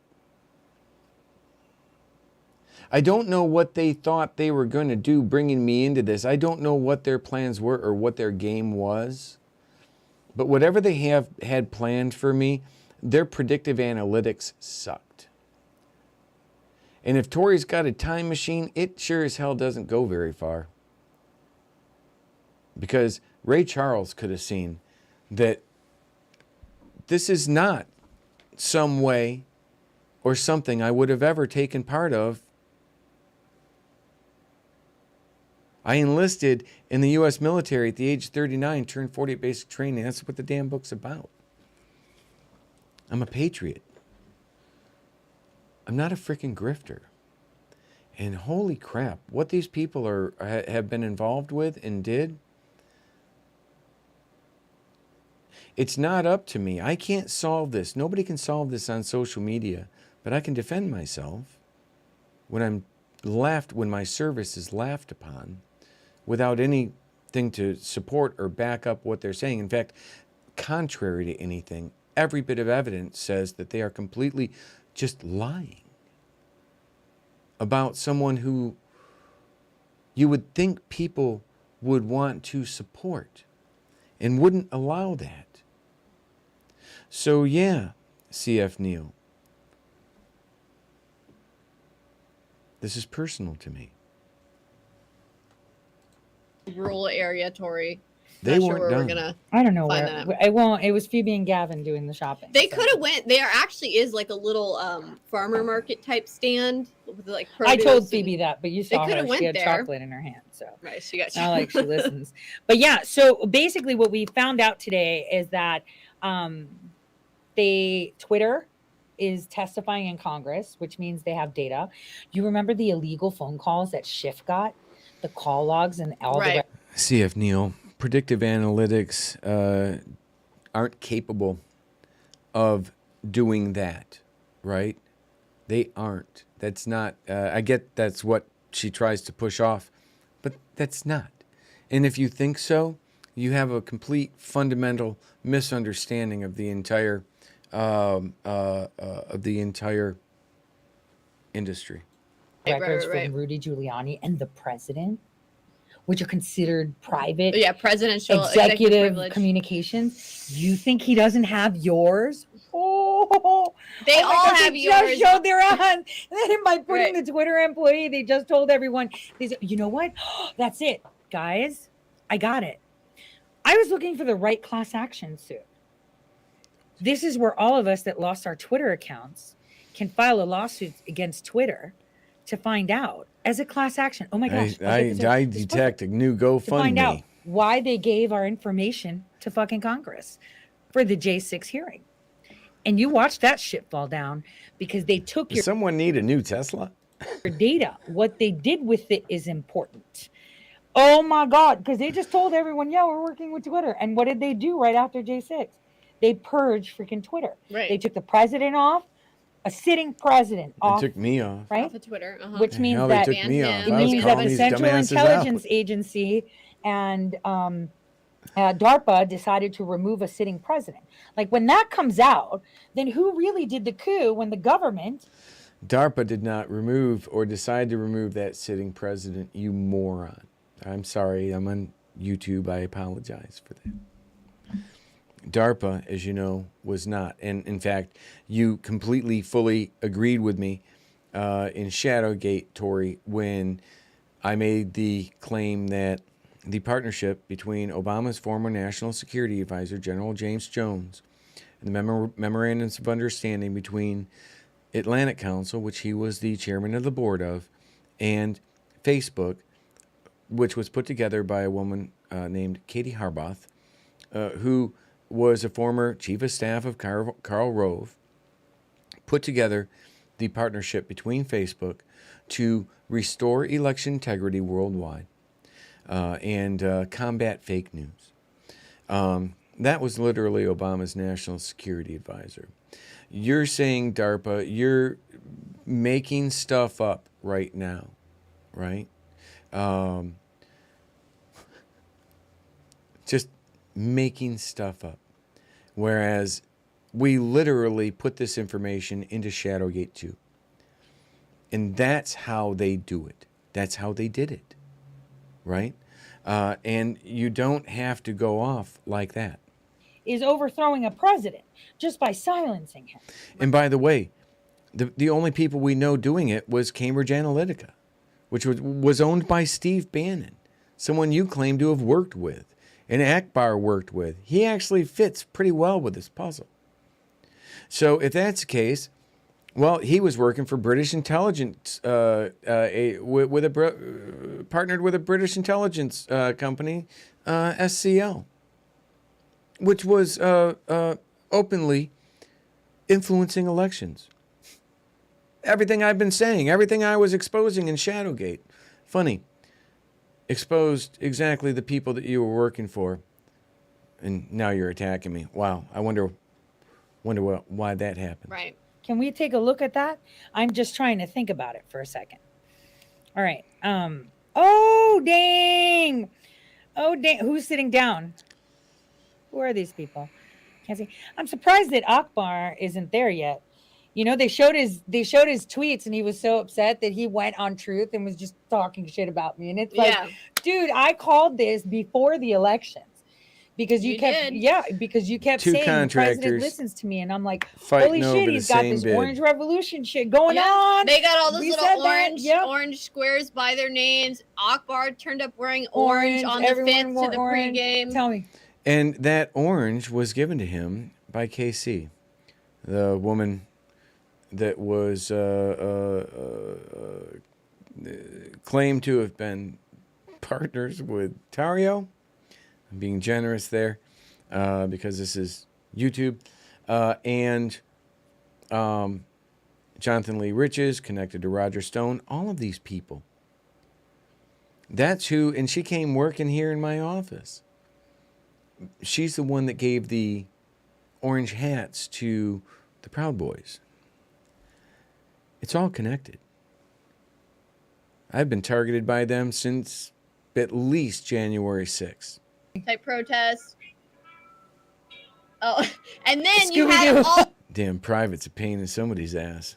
the agitators and the people who were on the front lines bursting through the gates at the Capitol. They all had orange pieces of tape on their helmets, on their pieces of Like I clothes, told you, on their and you found the bodies. Ukrainian, like I told you. Reminds me of the fucking Orange Revolution we deployed in Ukraine. And then you See now, if you actually, like I held an above top secret clearance. You will hear me and I was an information assurance security officer. I am always very careful to speak only of capabilities that we provided as part of a fully discoverable and open deliverable contract. I don't go into anything classified like specific dates, missions, blah, blah, blah. I don't do that because that keeps me out of Leavenworth. What she is saying right there, if true, which it's bullshit, actually probably, maybe even not bullshit, probably I would argue one of those 60,000 low bid contractors that the Newsweek article was talking about that I did a review on with that comedian a few days back. I mean, that's a level that she would have worked at, right? But she would have gotten enough understanding about influence operations and may very well have been working on a project in Ukraine. But by sitting there and literally saying that, you are violating national security. Because if you were involved in that, then you would be violating national security. And you wouldn't just say, well, you know, they're not, I can say that they're not going to arrest me because it would potentially make it look bad. No, they would. Again, I was an information assurance security officer. A decade. They'd arrest you. That's why I go back to so much of what she says is just stuff she heard from other people and repeats it with no concern of actually, you know, being arrested or held accountable. You'll never hear me say anything like that, yet flows right off her tongue. That's an immediate sign that someone's just not being truthful. You found the same guy from Ukraine in freaking DC. And whose campaign did Akbar work on? McCain. There you have it. You know, I'm like so tempted. 4chan. Actually, Paul Manafort's, right? Manafort was McCain's campaign manager. Manafort then went to work for Trump. He was recommended for that position, according to Roger Stone, by Roger Stone. Roger Stone made that claim immediately after saying I was crazy. He hadn't worked with Paul Manafort for 30 plus years and then immediately followed that up saying, well, you know, I got Manafort his job, which I would argue is working with Manafort, even though you're not like, what? I get it. You didn't have W-2s and shit. But obviously, you guys have kept in touch, or you wouldn't have recommended him to Trump. And who is Paul Manafort? Again, that's how it ties. Why are they protecting these people? Why do they protect Laura Logan? That's a big problem, right? These are important things to understand. And drop the phone. Maybe 4chan can drop the Karl Rove and other blackmail. And I'm so tempted, but I feel so bad for the people on the receiving end because they were incapacitated. Yeah, like, do they want to see? They were incapacitated. Okay. Like, for example, yeah. so Oh my bad. God, that sounds so. Oh my God, but it's not like people want to see I don't this wanna guy. see it. This guy. I don't think anyone wants to be This on guy. the receiving end of This power. guy. What? Getting Wait, ahead who? from. Tori, you know I suck at lip reading. What? And Tori's the I worst. cannot. And Tori's the worst to lip read because one, she got braces. But two, she does this like She overly does agency it. thing where like they do encrypted lips so you can't read it from across the room. You It's can't like, read her lip. It's encrypted lips. So stuff, let's say sure, we can't read Ali her lips. Akbar's really She's good using friend that's a encryption. verified account on Twitter, incapacitated with his inbred chin all over his groin. Habsburg jaw. Like, the more I think of it, I feel really bad. This person has a family and young Wait. children. You know what his Who? nickname You was? feel bad for Akbar? No, I feel bad But for the you know what guy his on the nickname receiving end. was? 71. Which one are you talking about? The Should I Tori thought be? you were talking I about don't the even know receiving if I end. should be playing like this on my channel. I just got back So on bad, it. I don't so believe bad. she's But on. I feel bad because the guy has allowed kids. to say this on Right? This is just YouTube. one. This is a big media personality, and I like it. And it's like I don't want to put it out there, and I can't obfuscate it either. So, you know, who's that nerd? You know, I did tell you, you know, it was fun, right? You know, when we were exchanging information after our phone call and stuff. How long is this and I break said, you know, with people forget I freaking had dinner with some people and I J6 got some committee? really good information. Mm-hmm. Right. That's the thing, they underestimate. Yeah. Damn. And people think that these people they see on TV are actually fighting, and they're not. It's actually quite bad. They're just capitalizing the pole position so that other people who actually would be raising efforts and getting people to do things that would actually be productive, they're filling a seat, so to speak, and giving people a false hope and misdirection. While they're establishing a position to what, though? Like, there's a lot of people right now that To are walk the sheep into the slaughter. right. Is it just me, yeah, or that's the thing. I'm not They're trying wolves to? in I'm not. they're Yeah, wolves I in know. sheepdogs I need to clothing, Google translate and this. they're leading the Oh sheep Jesus, into her the hair's slaughter. back down. Oh dear God. I'm just like thinking. And the Okay. people that were Hair led back up. to Guys, go I'm do like- this stuff by people like Look at Akbar. me doing my hair on camera. Many of those people got raided. They've been thrown in jail. It's crazy.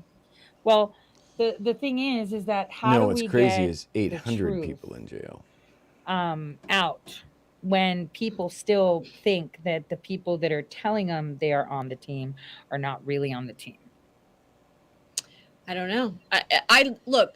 I just recently joined Truth Social, and I was looking It's and Ollie starting Social. to add people. It's Ollie Social. Oh, right. That's what Tori was saying. And so I actually went, and I haven't even seen Ollie in existence on social media for like the longest time.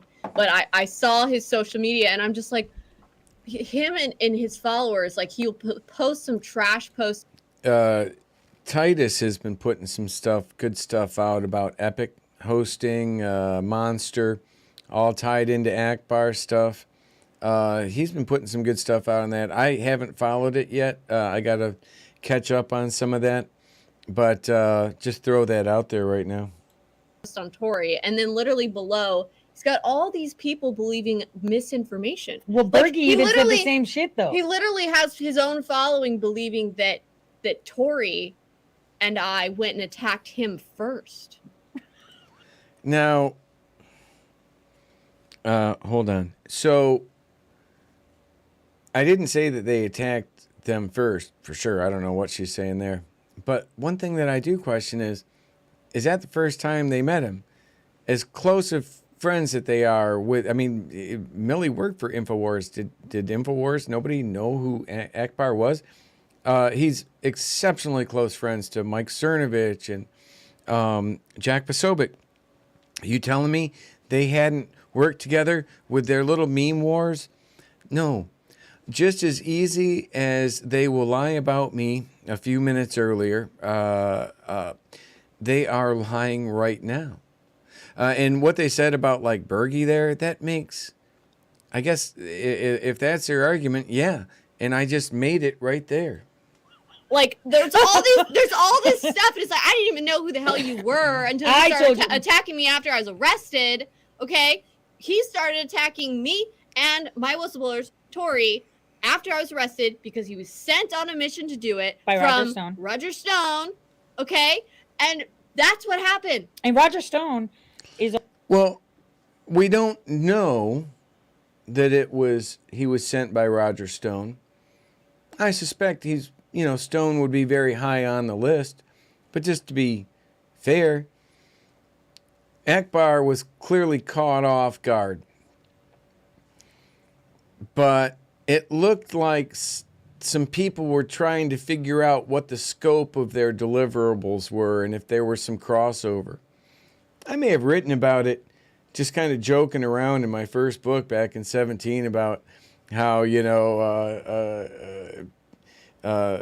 people would end up, like if you could theoretically have an operation where a couple fake personas are literally trying to psyop a couple fake personas from the room next over. Deconfliction. Discuss that in Shadowgate 2. It could have just been a deconfliction issue that Akbar was dealing with. There's a lot of crossover with a lot of the people. Now, you got Stone, but you also have Matt Gaetz. And I had engaged Matt Gaetz back in 2019 through Bikers for Trump, Bikers for 45, with George, which ended up being tied to Jonathan Lee Riches, Proud Boys, all those. So there's many ways that these connections could have been made. It's important to consider that. There's also unless you have some sort of predefined narrative. On the board of TAP. But he's like, I don't know who this crazy lady is who just attacked me. She started all and the followers just, they lap it up. They believe it. They just, it's. I actually more suspect that he was working on, that he probably got a call from Mike Cernovich or maybe Jack Posobiec. What Millie's leaving out here is Jack and Millie had a very big blowing up, according to Millie, right after Charlottesville. They were Jack Posobiec was pushing this big event that Millie feared was going to be used and turned into like an IIA type false flag, another Charlottesville. According to Millie, she fought with Pozo over the phone till he eventually relented and they canceled this big event because of Millie. Now, that could have put Millie kind of on the chopping block with some of these other sociopaths that Tori deals with right there. That could have resulted in a call, just theorizing here like they're theorizing, only mine's with a little bit more information. And just that's how the engagement, the decision to have like Akbar attack in what I believe was a very tactical and coordinated way, Shadowgate.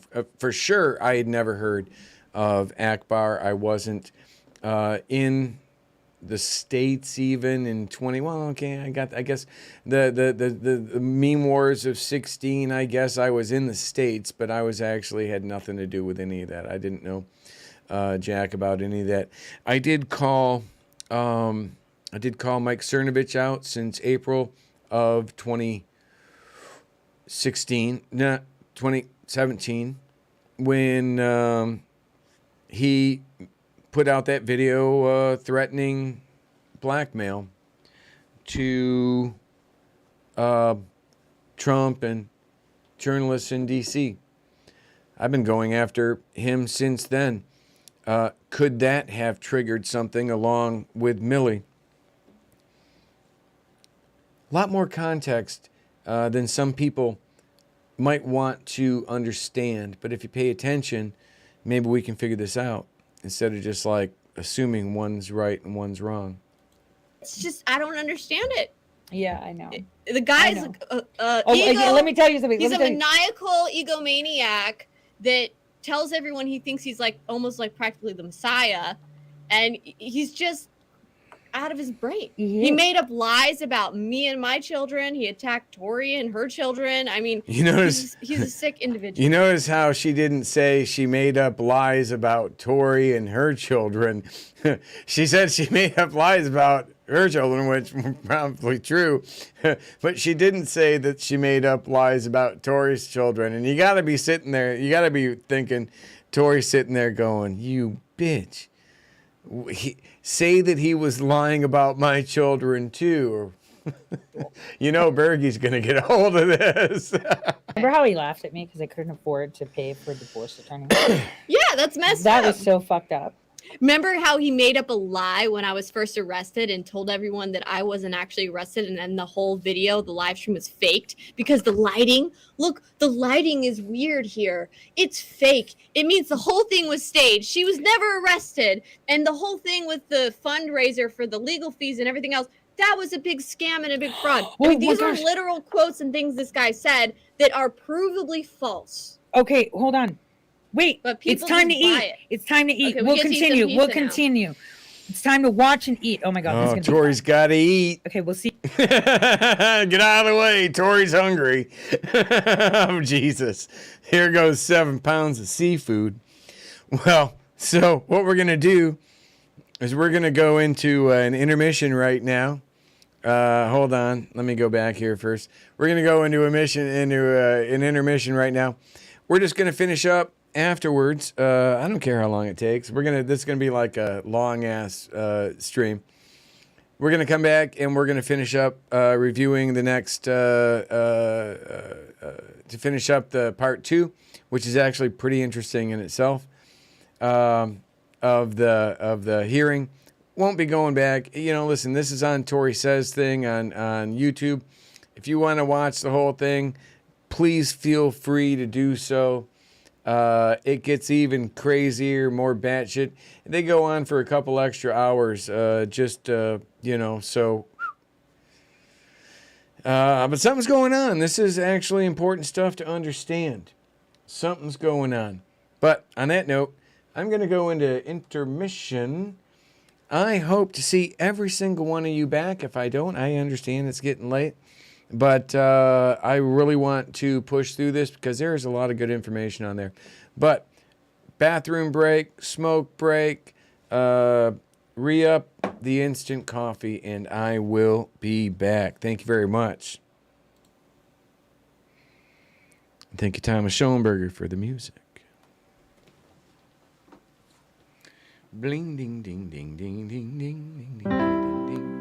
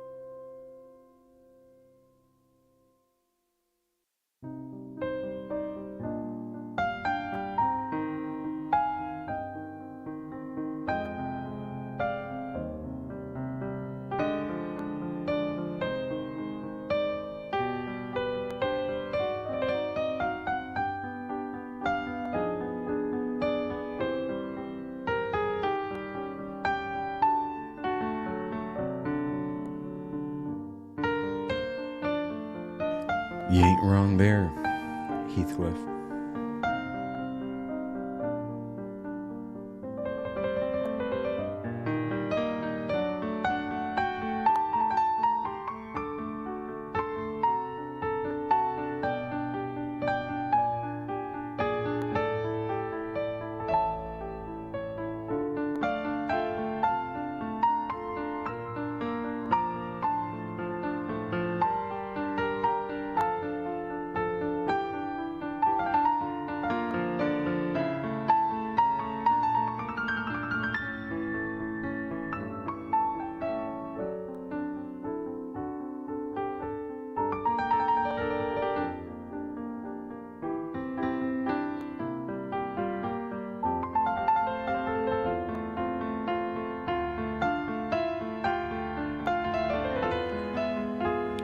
Really nice comments over on Twitch over there. Thank you very much. I appreciate that.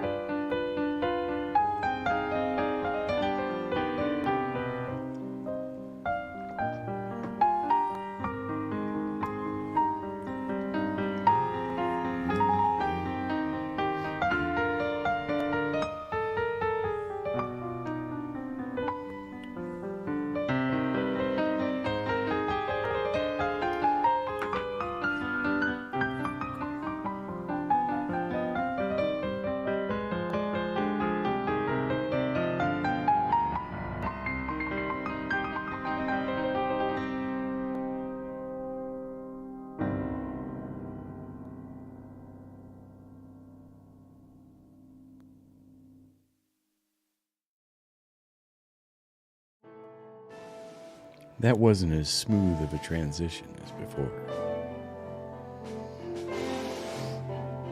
Oh, shit.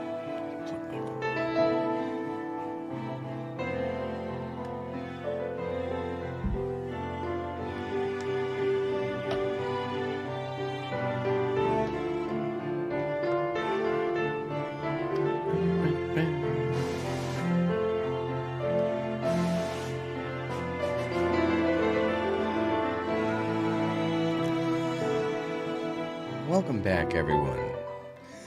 Awesome to see you all back. Thank you very much. And again, thank you very much for the nice comments.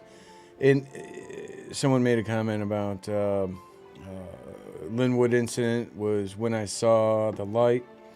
I could see it was a setup to get Bergy hurt or worse. That couldn't be really written any better. It was. It was. What we need to understand now is why, right? That's what we got to understand. That's very important. And understanding that the J6 committee stuff is all, yes, very partisan. That cannot, let me drop these scenes down here. That cannot outweigh the, let me drop this down here.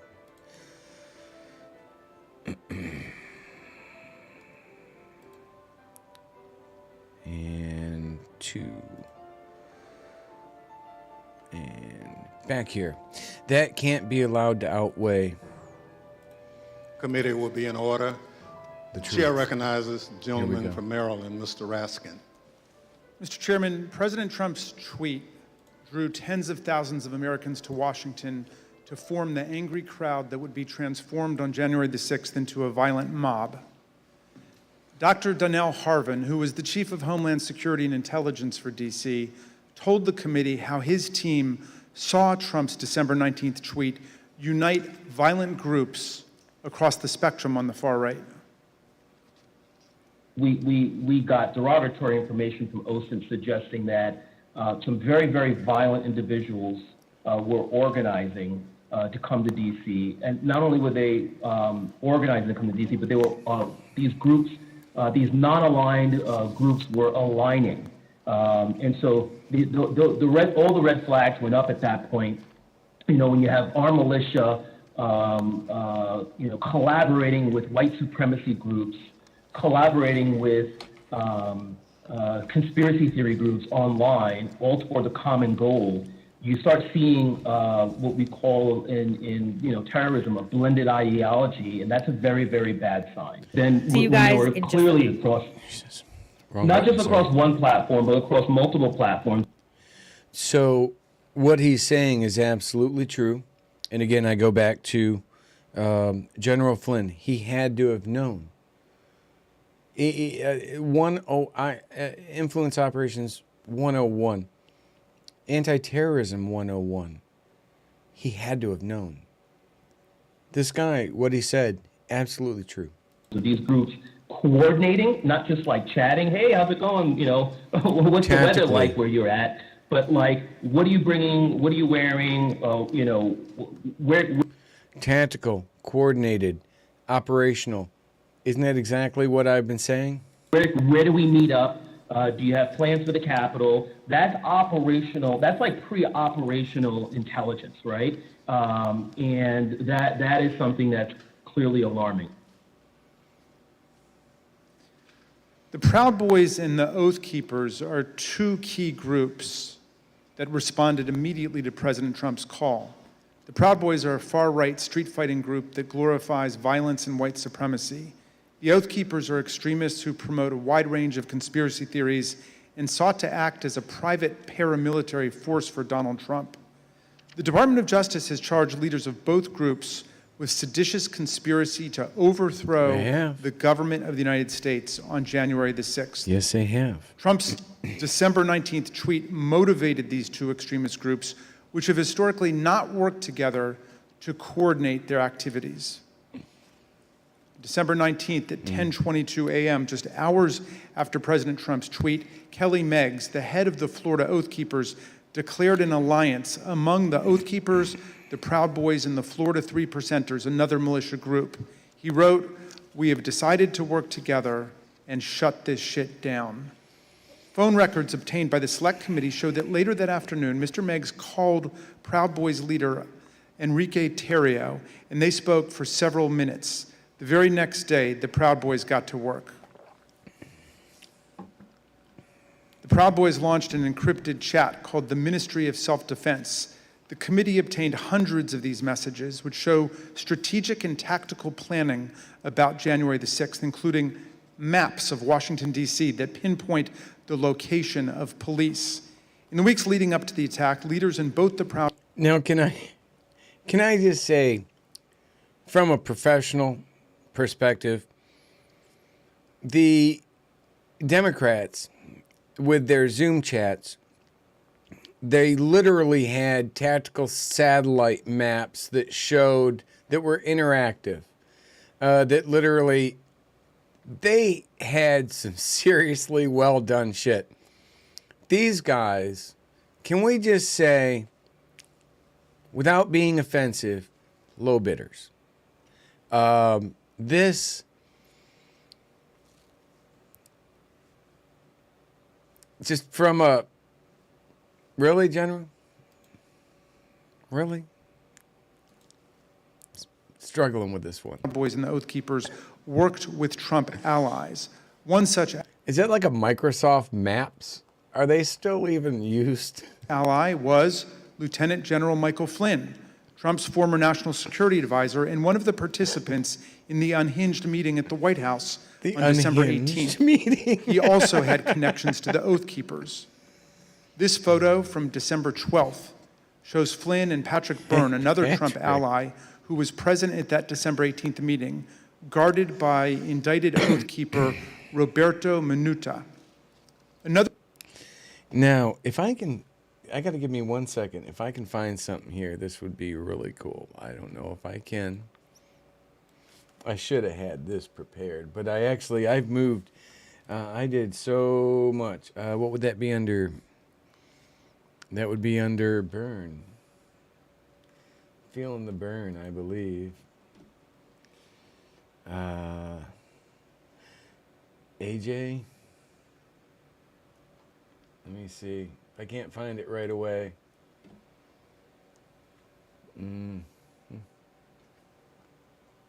There we are. Who remembers this? I hope this doesn't screw me up. Crazy day, huh? It's crazy.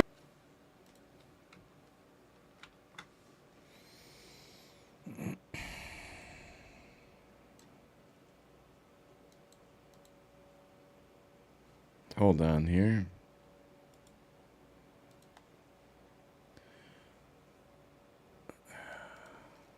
Here we go. Crazy day, huh? It's a crazy day. Look who's right behind Flynn. We're gonna win. Why is that our friend Patrick Byrne? Right behind Flynn there? Hey, wait, do they have the same even clothes on from when the J6 committee? I got to go back to that. That's interesting. There's Patrick and General Flynn. Scared. We're gonna win. You scared? You want me to get scared? Take my hand? What the? Now, we all do remember this happened, right? Hey, look at Patrick Byrne going, holy Jesus. You telling me Patrick Byrne didn't see something going on right there? Really? Maybe we're missing some context here, my friend. He's trying to get over there.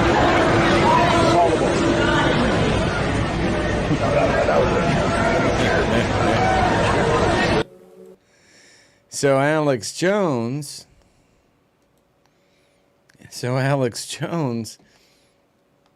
that's the same. Am I wrong? Crazy day, huh? No. Look at that.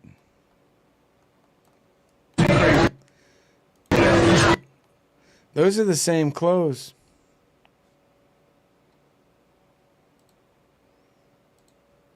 Those are the same clothes. Crazy day, huh? It's a crazy day. Scared. We're gonna win. What? You want me to get scared? Take my hand?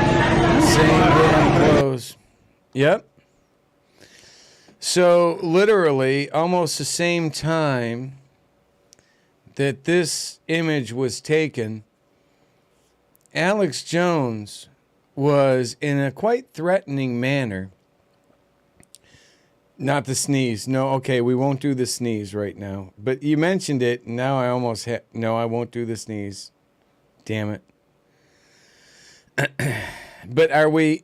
The sneeze would work really good right now, though. I won't do the sneeze. Can I do a Lynn Wood? Can I do a Lynn Wood imitation real quick? I say, who's responsible for this unwarranted attack on my person? I think we're okay with a Lynn Wood voicemail, aren't we? So, no, but that's interesting. We'll continue with that. Hey, did I just make an interesting discovery there or what? You didn't get that shit from Tory Says, although they probably knew it. No, that is interesting. That photo is from the same day. So that means also that if we were to look, that same guy with the Oath Keeper's hat, Robert Menuda, would be there, wouldn't you suspect? Crazy day, huh? It's a crazy day. Scared. We're gonna win. What? You want me to get scared? Take my hand? That's funny, man. Let's see it.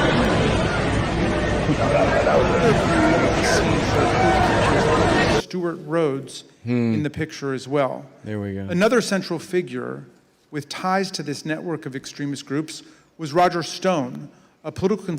Now, Kellye Sorrell was having a relationship, let's say, with, and she's acknowledged this is public information, with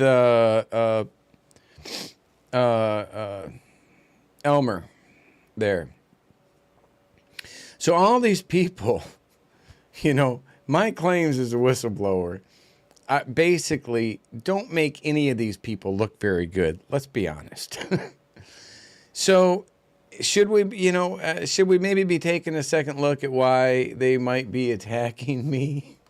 A nobody being attacked by some of the most powerful people here, most of them under indictment. Consultant and longtime confidant of President Trump. He pardoned both Flynn and Stone in the weeks between the election on November 3rd and January 6th. In this, anybody find it interesting that they made that point?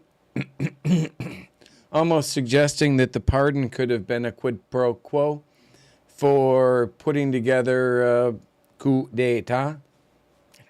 Same time frame, Stone communicated with both the Proud Boys and the Oath Keepers regularly. The committee obtained... What would you do for that pardon? What would Flynn do for a pardon? What would Stone do for a pardon or commutation, which is what he got at that same time, right then?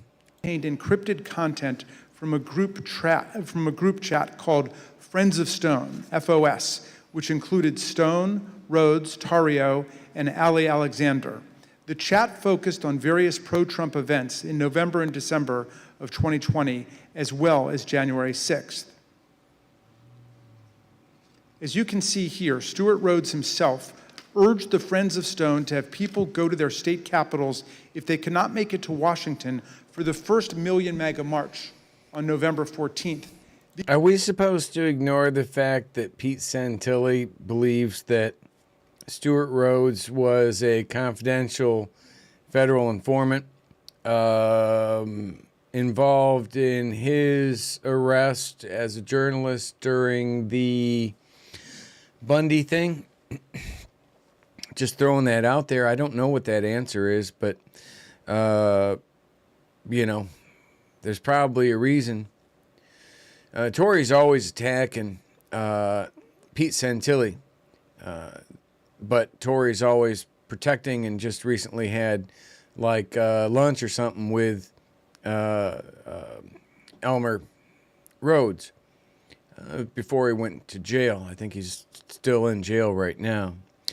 So anyway, these are important things to consider, I think, to help put things in context. You need to have as much information as you can. That's all verifiable. These Friends of Roger Stone had a significant presence at multiple pro-Trump events after the election, including in Washington on December the 12th. On that day, Stuart Rhodes called for Donald Trump to invoke martial law, promising bloodshed if he did not. He needs to know from you that you are with him, that he does not do it now while he is commander-in-chief. We're going to have to do it ourselves later in a much more desperate, much more bloody war. Let's get it on now while he is still the commander-in-chief. Hooah! Was he wearing yellow in showing that he was tied to the Proud Boys? That night, the Proud Boys engaged in violence on the streets of Washington and hurled aggressive insults at the police.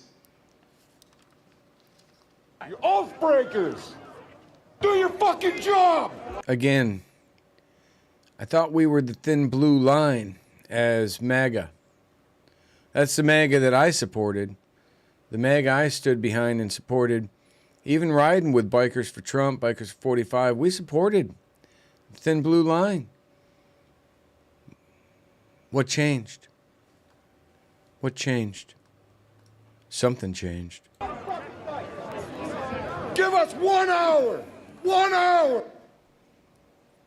Just the previous night, the co-host of InfoWars issued an ominous warning at a rally alongside Roger Stone and Proud Boys leader Enrique Tarrio.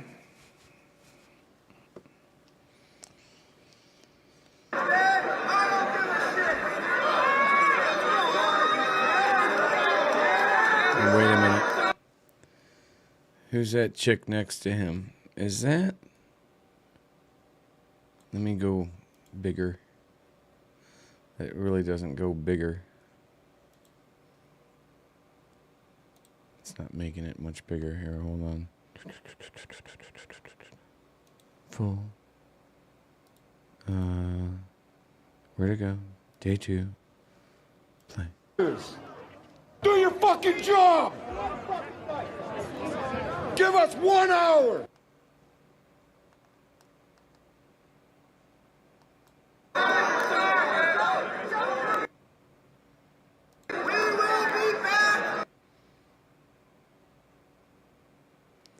Is that?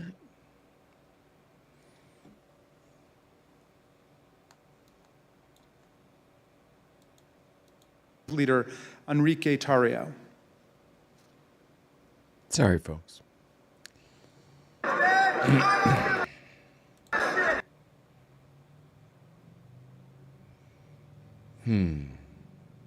That hat.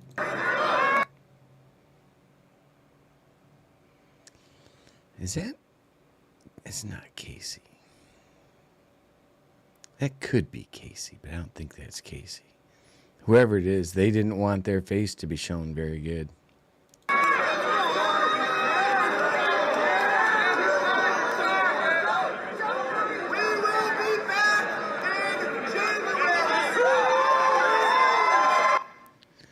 Encrypted chats obtained by the Select Committee showed that Kelly Meggs, the indicted leader of the Florida Oath Keepers, spoke directly with Roger Stone about security on January 5th and 6th. In fact, on January 6th, Stone was guarded by 2 Oath Keepers who have since been criminally indicted for seditious conspiracy. One of them later pleaded guilty, and according to the Department of Justice, admitted that the Oath Keepers were ready to use, quote, lethal force if necessary. Can I just say that that is a really nice coat that Roger Stone has on there? I'm just, okay, so I'll knock him, but that's a damn nice coat. Against anyone I had like almost that same coat in Korea. who tried to remove President Trump from the White House, including the Mine was handmade by a little Korean man. Probably, I think, Mr. Kim. National Guard. As we've seen, the Proud Boys were also part of the Friends of Stone network. Stone's ties to the Proud Boys go back many years. He's even taken their so-called fraternity creed, required for the first level of initiation to the group. Jesus.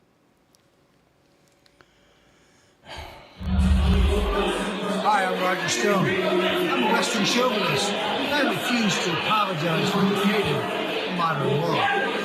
Thank you, Roger. Kellye Sorrell, a lawyer. Again, before we get to Kellye here, which, can we just, excuse me, sorry, before we get to Kellye, can we just remind ourselves that the Proud Boys was an organization founded by Gavin McInnes, a Canadian, so at best this is a foreign influence operation by those damn Canadians, and at worst, it was a joke that it was started as a joke and named after a gay musical. So it's just, we have to remind ourselves of that. We have to remind ourselves of that as whenever we hear somebody do something as stupid as what I just saw Roger Stone do. And here we are. Let's say hi to Kellye. Who assists the Oath Keepers and a volunteer lawyer for the Trump campaign, explained to the committee how Roger Stone and other figures brought extremists of different stripes and views together. You mentioned that Mr. Stone wanted to start the Stop the Steal series of rallies. Who did you consider the leader of these rallies? It sounds like, from what you just said, it was Mr. Stone, Mr. Jones, and Mr. Ali Alexander. Now, just a quick setup for anybody who hasn't been following. Kellye was my attorney. I met with Kellye, and Stuart Rhodes was there, and the sociopath Jason Funes, which I'm surprised Jason hasn't been brought up yet. I think he's one of those that we'll see in a moment. The January 6th committee literally make a point of saying, listen, there's a bunch of people that we haven't been able to point out here today, but our investigation is ongoing. So we're getting up to one of my favorite parts of the day. Here we go. Say hi to Kellye. And again, this woman betrayed me on every level. And so you cannot, and that's my opinion, obviously. You can't look at all the connections that she has to Tarrio in the garage. She was one of the people in the garage too.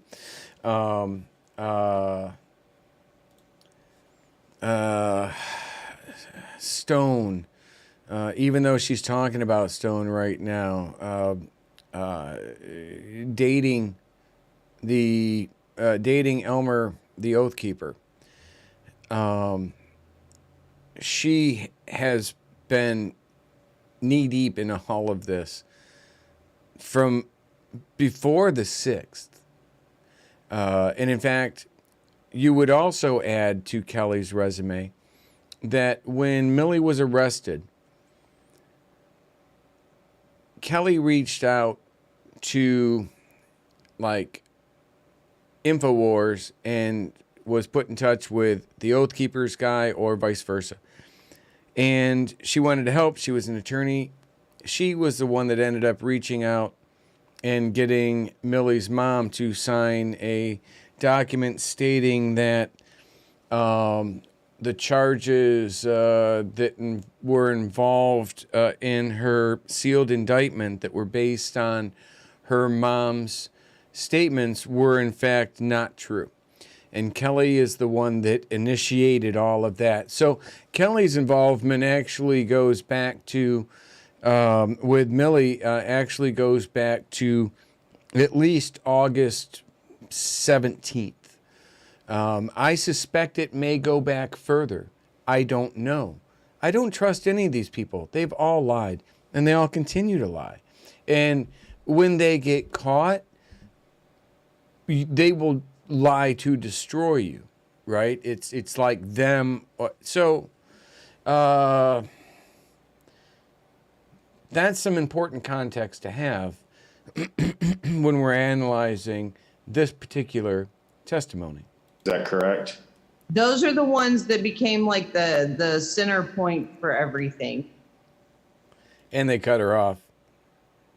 Because the stuff that she will start to say just really goes batshit very quickly.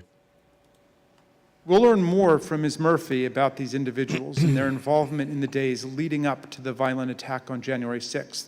We'll also hear how they were allowed to speak at a rally for President Trump the night before January 6th, even though organizers had expressed serious concerns about their violent and extremist rhetoric directly to Mark Meadows. And you'll hear testimony from White House aides who were with the president as he watched the crowd from the Oval Office and will testify about how excited he was for the following day. Let me note now that our investigation continues on these critical issues. We have only shown a small fraction of what we have found.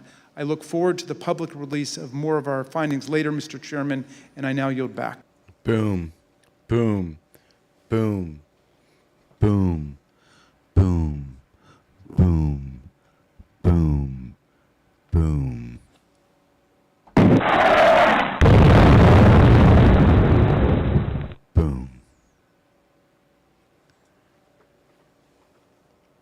What that tells me, and should tell pretty much everybody, is that all the shenanigans going on around Kellye Sorrell are not done. They just didn't have enough time in this hearing. Am I wrong? Can somebody tell me that I'm wrong? Can somebody tell me that I'm wrong? And if they say, like, I'm wrong, I'd love to know how.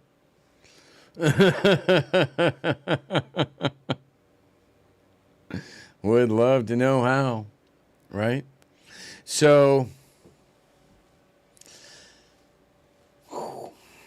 telling you, everything that I just said there is true. Verifiably.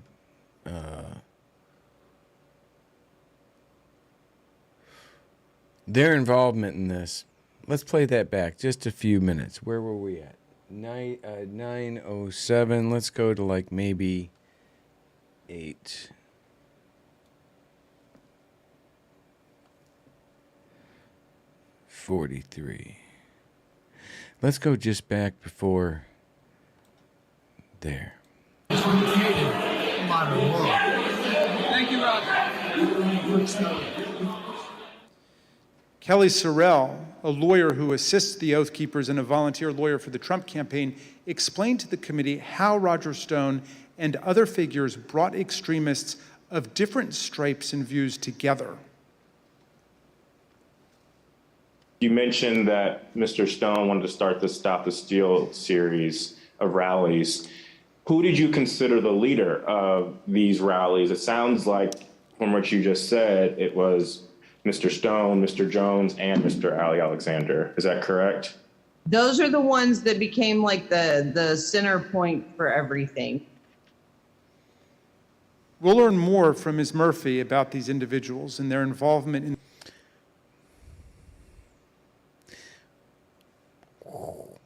the garage, Stone.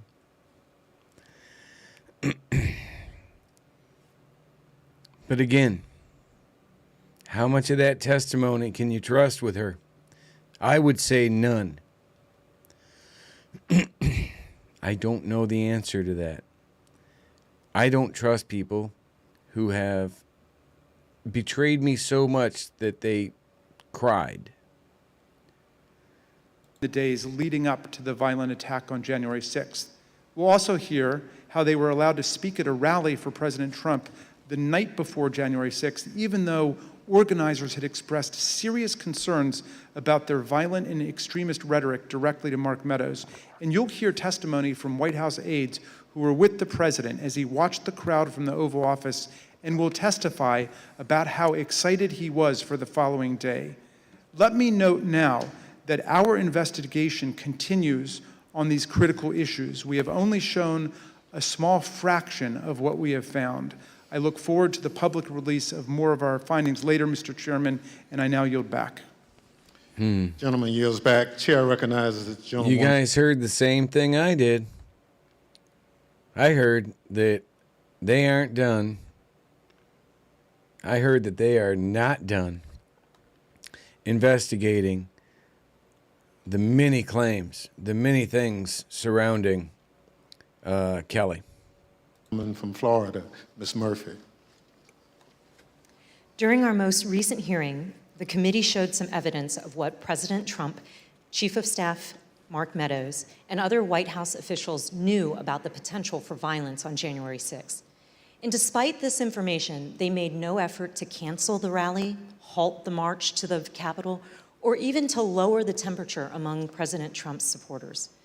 Katrina Pearson, one of the organizers of January 6th rally and a former campaign spokeswoman for President Trump, grew increasingly apprehensive after learning that multiple activists had been proposed as speakers for the January 6th rally.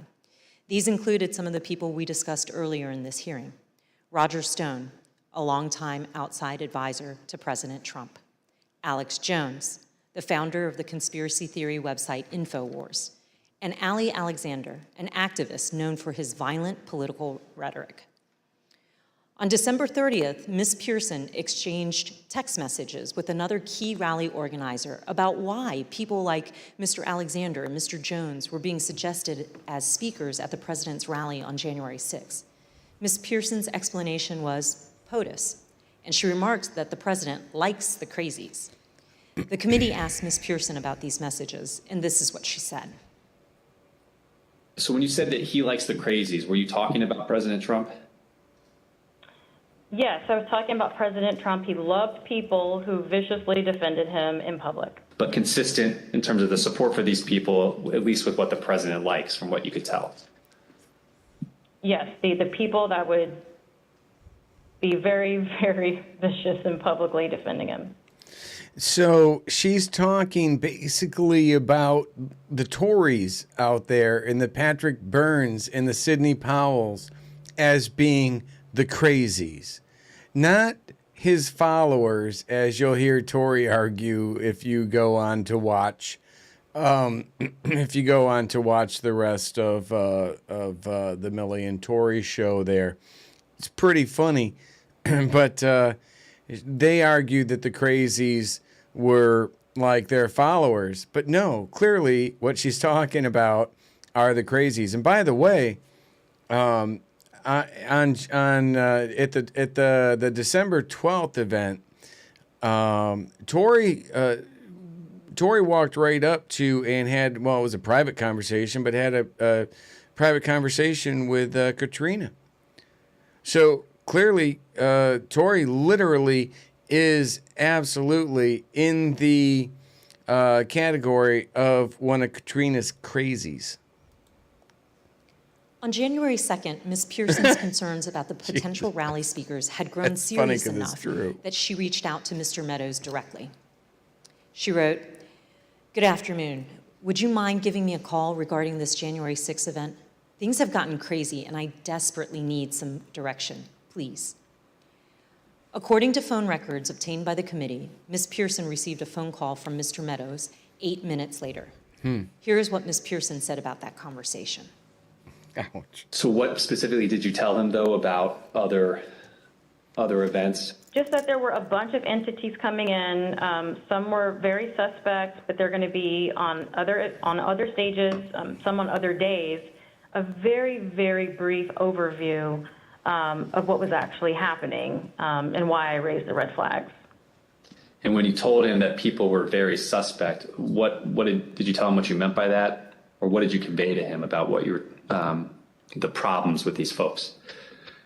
I think I even texted him some of my concerns, but I did briefly go over some of the concerns that I had raised to everybody with Alex Jones or Ollie Alexander and some of the rhetoric that they were doing. I probably mentioned to him that they had already caused trouble at other capitals or at the previous event, the previous march that they did for protesting, and I just had a concern about it.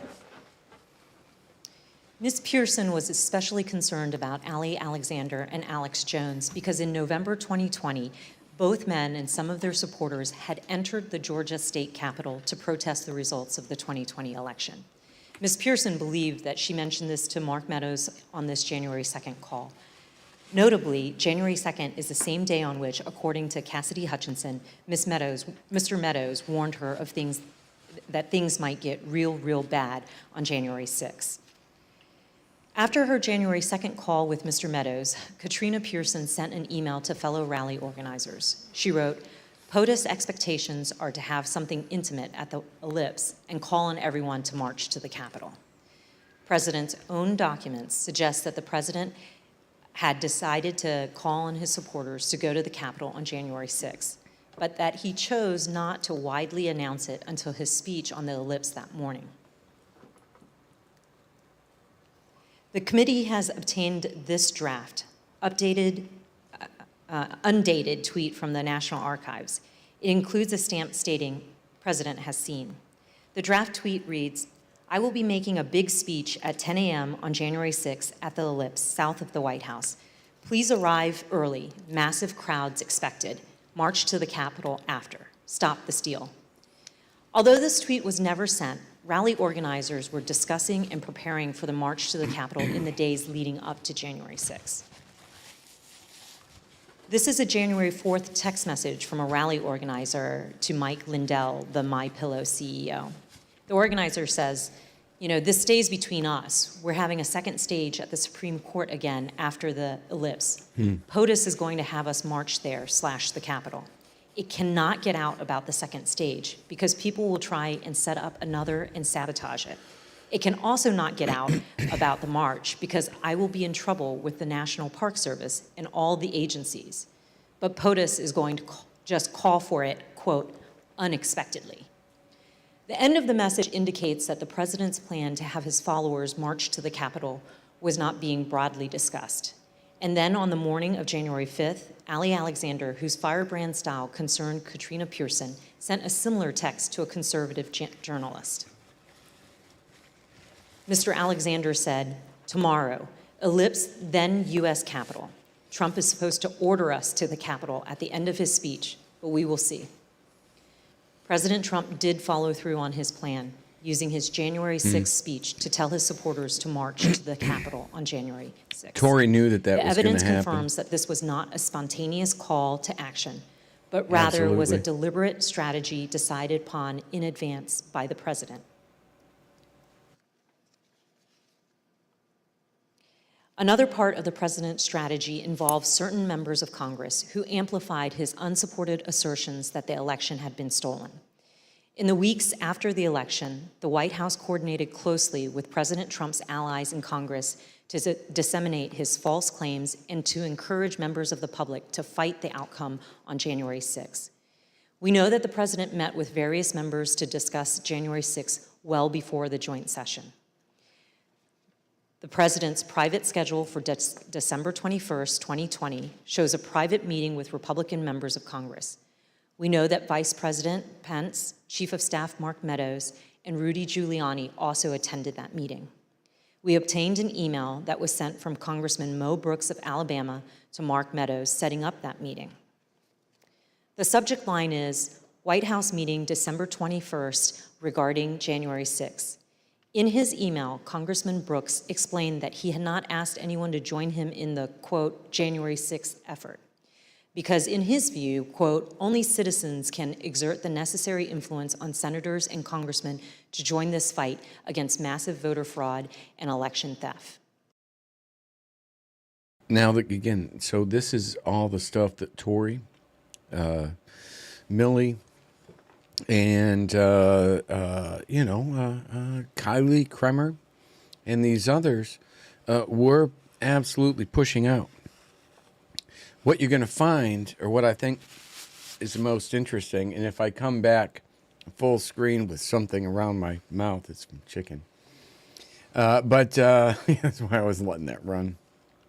But what you're going to find is that the J6 committee is using the fabricated election influence information that was being pushed to Trump to discredit Trump and to actually charge him with a crime. Excuse me. Then, which, by the way, that information was pushed almost exclusively through Tory. And then Millie, who was literally under an NDA working with Rudy Giuliani. Okay, sorry. That's the truth. So they're going after Trump because he was pushing disinformation and because he was using disinformation to basically overturn an election.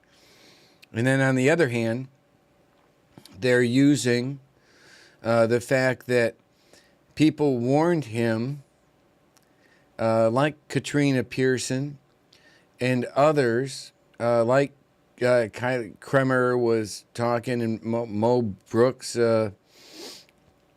is pushing stuff out, right? They're using that as evidence to show that, hey, he should have known. But it was the same people doing both sides.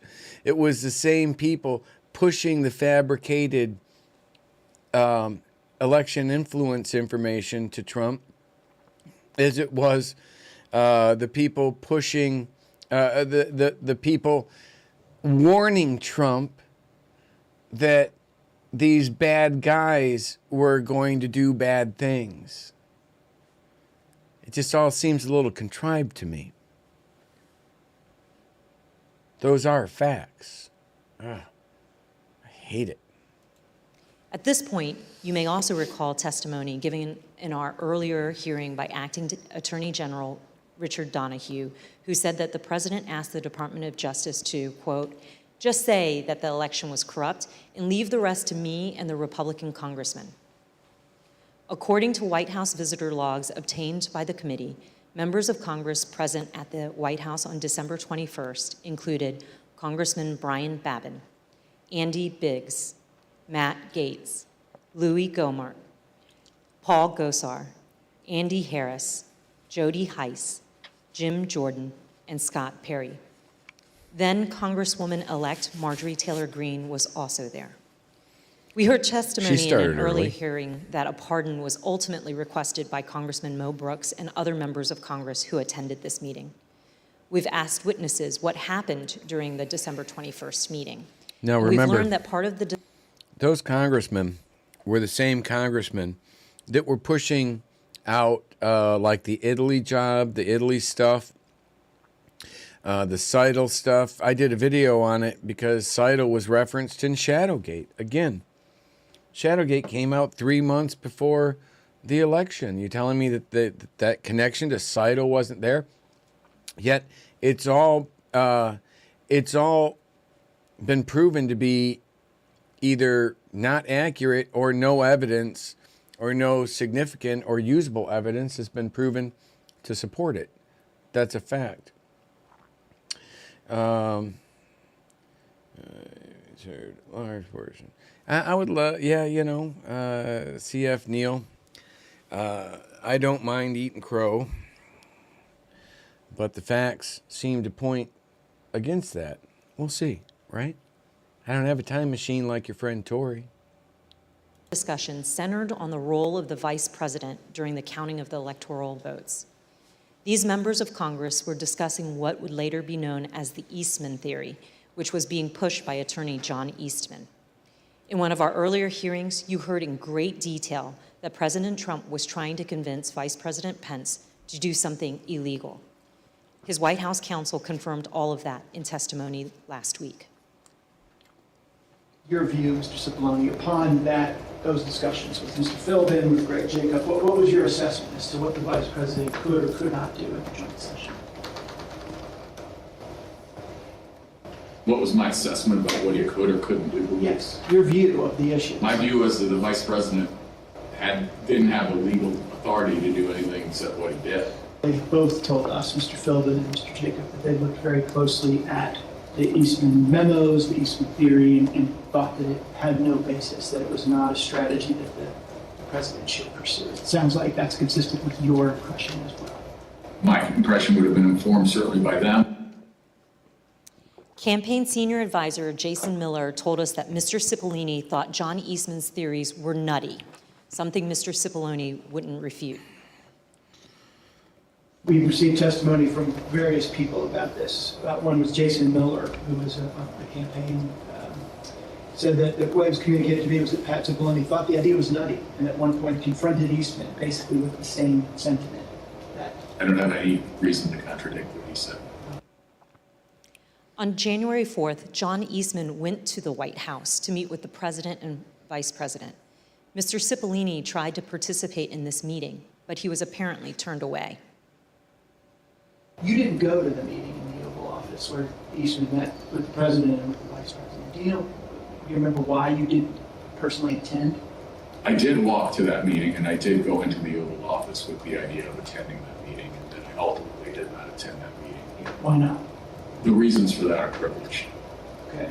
Were you asked to not attend the meeting, or did you make a personal decision not to attend the meeting? Again, without getting into privilege. Recall that Greg Jacob, the vice president's counsel, stated that Mr. Eastman acknowledged he would lose 9-0 if his legal theory were challenged in the Supreme Court. Mr. Cipollone had reviewed Mr. Eastman's legal theory and expressed his view repeatedly that the vice president was right. He even offered to take the blame for the vice president's position. I thought that the vice president did not have the authority to do what was being suggested under a proper reading of the law. I conveyed that. Okay. I think I actually told somebody that, in the vice president's, just blame me. This is, I'm not a politician, I don't, but I just said, I'm a lawyer. This is my legal opinion. But let me tell you this. Can I say a word about the vice president? Please. I think the vice president did the right thing. I think he did the courageous thing. I have a great deal of respect for Vice President Pence. I worked with him very closely. I think he understood my opinion. I think he understood my opinion afterwards as well. I think he did a great service to this country. And I think I suggested to somebody that he should be given the Presidential Medal of Freedom for his actions. Wow. Earlier this year, that just happened. Now you can attack the guy. None of us were there. anybody who says anything about that would just be basing it on something they heard. Interesting that he would make that claim. I'm not never have been a fan of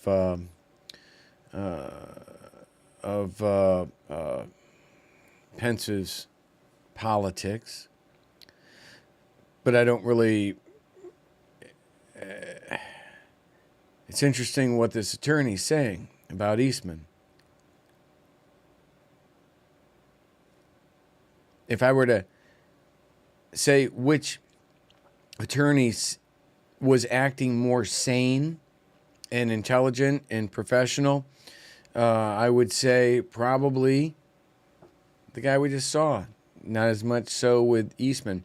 Most everybody who's described interacting with Eastman has described him basically as a lunatic, which does fit really well with the behavior of most of these others. Federal district court judge concluded that President Trump and Mr. Eastman, relying on Mr. Eastman's theory, more likely than not violated multiple federal criminal laws in their pressure campaign against the vice president. Also recall earlier in this hearing, we saw that Rudy Giuliani's team did not have actual evidence of fraud sufficient to change the result of the election. That's important because as January 6th approached, the Republican members of the House and Senate were looking for reason to object to the electors, and no real evidence was ever given to them.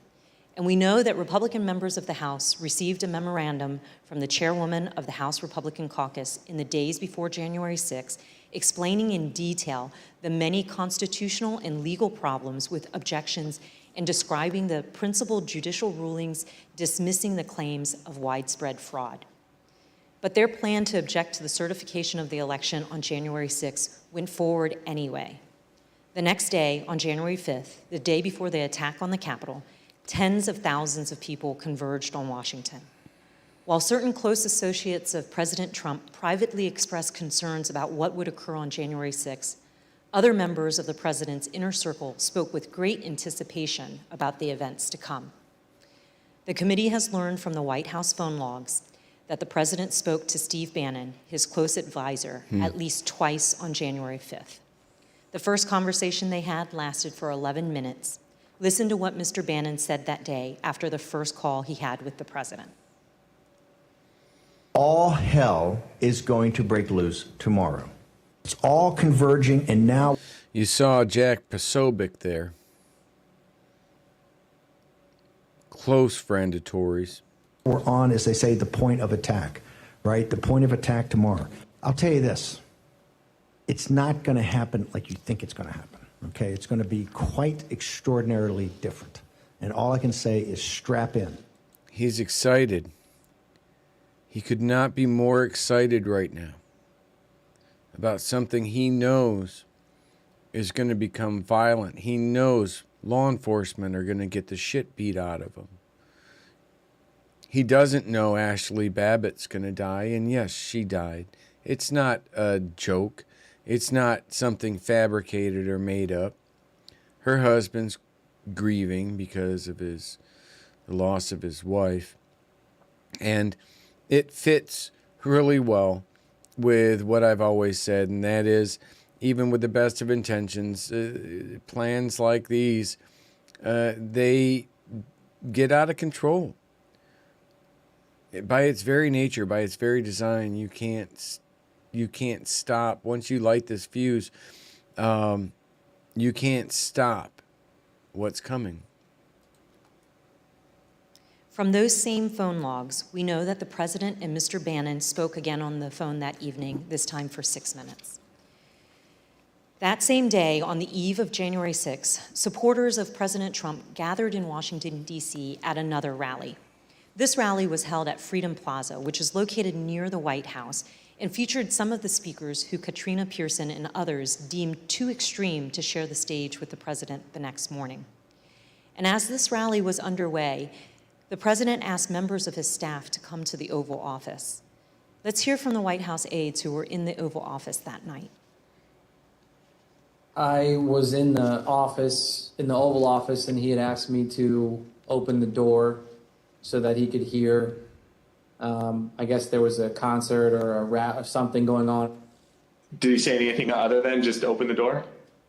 He made a comment. I don't remember specifically what he said, but there's a lot of energy. When we walked in, the staff was kind of standing up and assembled along the wall, and the president was at the desk, and Dan Scavino was on the couch, and the president was dictating a tweet that he wanted Scavino to send out. Then the president started talking about the rally the next day. He had the door of the Oval open to the Rose Garden because you could hear the crowd already assembled outside on the ellipse, and they were playing music, and it was so loud that you could feel it shaking in the Oval. He was in a very good mood, and I say that because he had not been in a good mood for weeks leading up to that, and then it seemed like he was in a fantastic mood that evening. He asked if members of Congress would be with him tomorrow. And what do you understand by meaning voting in his favor as opposed to physically with him or anything like that? Yeah, I took that to mean not voting to certify the election. Then he did look to the staff and ask for ideas of how, if I recall, he said that we could make the rhinos do the right thing, is the way he phrased it. And no one spoke up initially because I think everyone was trying to process what that he meant by that. The president was making notes then, talking then about we should go up to the Capitol. What's the best route to go to the Capitol? I said he should focus on policy accomplishments. I didn't mention it. What was his response? He acknowledged that and said we've had a lot, something along those lines, and then he fairly quickly moved to how fired up the crowd was going to be. And what did he say about it? Just that they were fired up, they were angry, they feel like the election has been stolen, that the election was rigged. Did he give any indication of how he knew that the crowd was fired up or angry? He continued to reference being able to hear them outside. Through the open door of the Oval Office, the president could hear the sound of the crowd and the music at the rally at the Freedom Plaza. And these are some of the things that they were saying there at the plaza, just blocks from where the president sat that evening, excited for the next day. I don't know who that was, Wicked.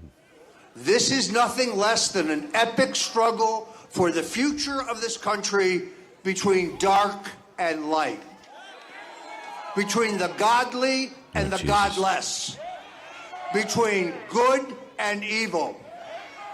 And we will win this fight, or America would step off into 1,000 years of darkness. Tomorrow, trust me, the American people that are standing on the soil that we are standing on tonight, and they're going to be standing on this soil tomorrow, this is soil that we have fought for, and we will fight for in the future. The members of Congress, the members of the House of Representatives, the members of the United States Senate, those of you who are feeling weak tonight, those of you that don't have the moral fiber in your body, get some tonight, because tomorrow we the people are going to be here, and we want you to know that we will not stand for a lie. We will not stand for a lie. I want them to know that 1776 is always an option.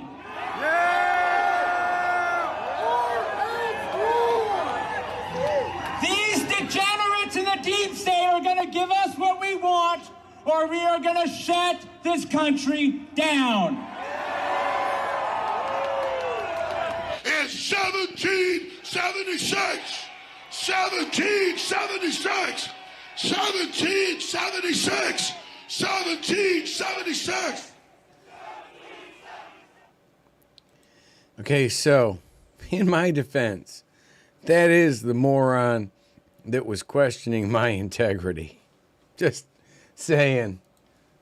At 5:05 p.m., as the Freedom Plaza rally was underway just blocks away, President Trump tweeted, "Washington is being inundated with people who don't want to see an election victory stolen by emboldened radical left Democrats.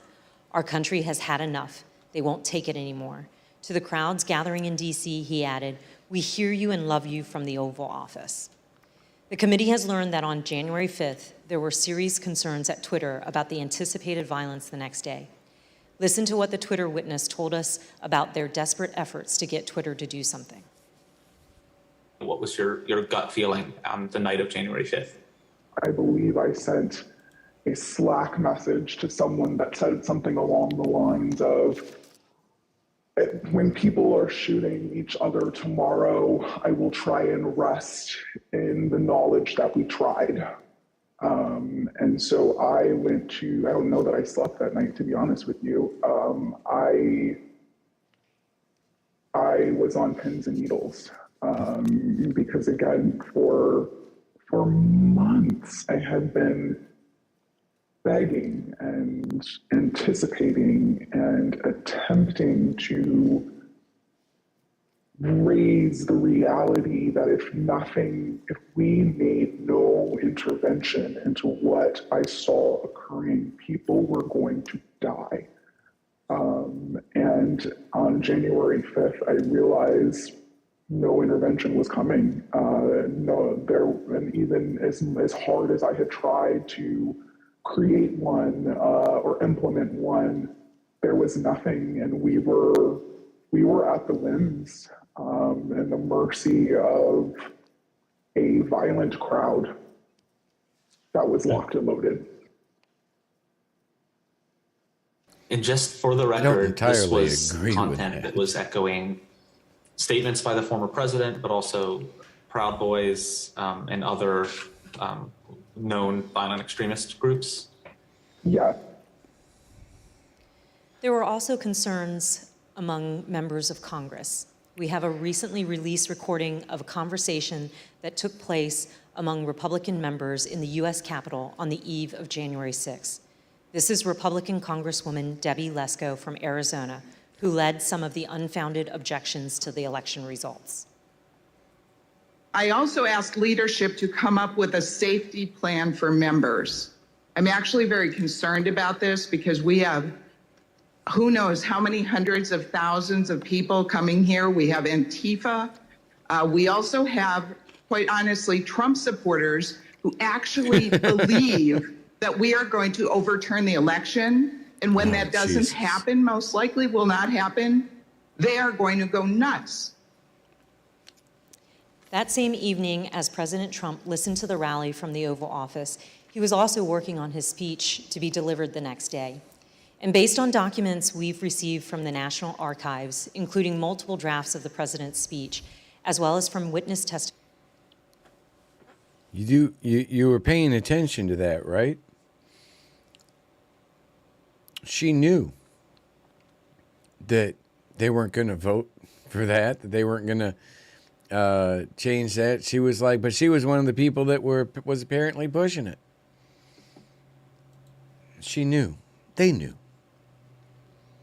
It was all there for a lie. But then you still had the Flynn's, the Oath Keepers, they're ready to go. We understand how that speech devolved into a call to action and a call to fight. One of the first edits President Trump made to his speech was to incorporate his 5:05 p.m. tweet, revising his speech to say, "All of us are here today, do not want to see our election victory stolen by emboldened radical left Democrats. Our country has had enough. We will not take it anymore." He also added, "Together, we will stop the steal." President Trump's edits continued into the morning of January 6th. And as you can see from the president's daily diary here, the president spoke to his chief speechwriter, Stephen Miller, for over 25 minutes that morning. Following his call with Mr. Miller, President Trump inserted for the first time a line in his speech that said, quote, "And we will see whether Mike Pence enters history as a truly great and courageous leader. All he has to do is refer the illegally submitted electoral votes back to the states that were given false and fraudulent information where they want to recertify." No prior version of this speech had referenced Vice President Pence or his role during the joint session on January 6th. These last-minute edits by President Trump to his speech were part of the president's pressure campaign against his own vice president. But not everyone wanted these lines regarding the vice president included in the president's speech, including White House lawyer Eric Hirschman.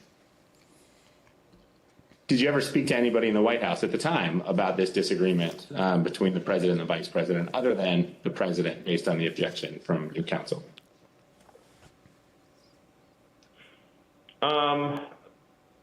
Maybe had a brief conversation about it with Eric Hirschman. Tell me about that. What do you remember him saying to you about this disagreement? I just remember him saying that that he had a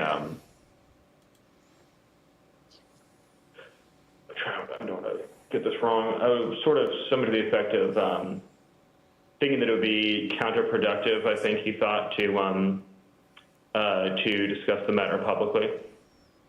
So it came up in the context of editing the president's speech on January the 6th? It just came up with the conversation where Eric knew it was in the speech, and so he had a sidebar with me about it. And so the speechwriters took that advice and removed the lines about Vice President Pence. And later that morning at 11:20 a.m., President Trump had a phone call with the vice president. So Miller, and as the committee detailed in an earlier hearing, that phone call... So Miller and Trump do a call, and I like Miller, actually. I find him to be an incredibly intelligent individual. Never loses an argument. But right after they get done with the call, Trump adds Pence into there. Excuse me. Then apparently Miller and the actual writer get into a conversation, and they decide it's best to remove that from there. Interesting. Call was, by all accounts, tense and heated. During this call, the vice president told the president that he would not attempt to change the outcome of the election. In response, the president called the vice president of the United States a wimp and other derogatory words.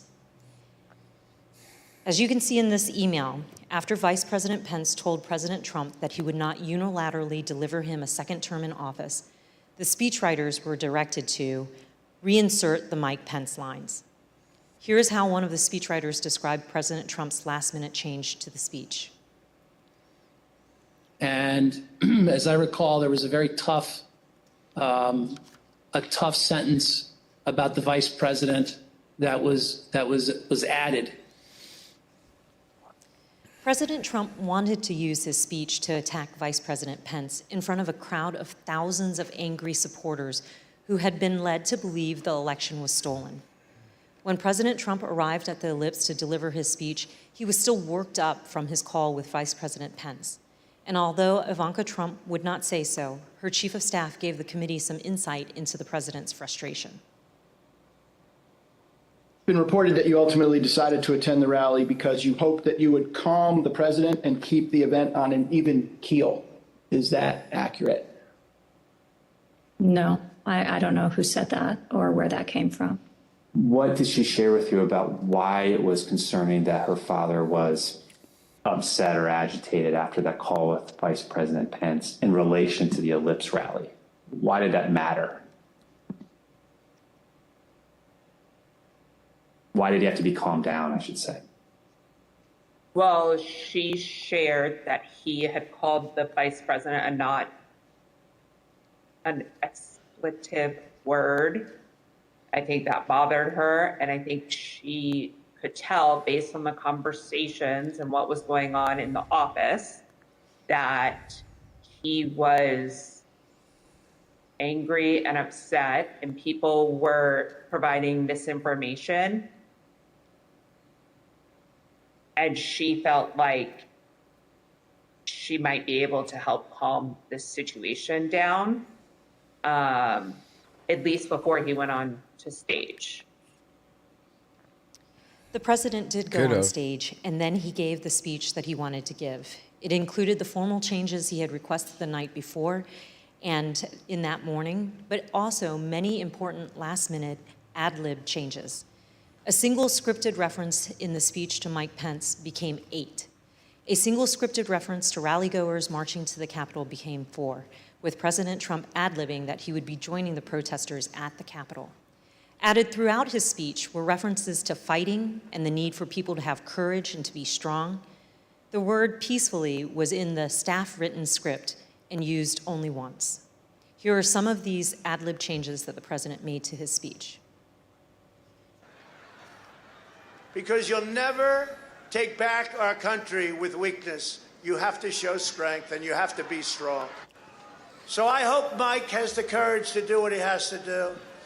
And I hope he doesn't listen to the rhinos and the stupid people that he's listening to. Stupid people. We fight like hell. And if you don't fight like hell, you're not going to have a country anymore. But we're going to try and give our Republicans, the weak ones, because the strong ones don't need any of our help, we're going to try and give them the kind of pride and boldness that they need to take back our country. So let's walk down Pennsylvania Avenue. I struggle with that because, I mean, literally, earlier we heard Sidney Powell, who literally, well, when she was deposed by Dominion, said no serious person would take what she was saying as being serious. Really? She was trying to get a clearance to be able to take over and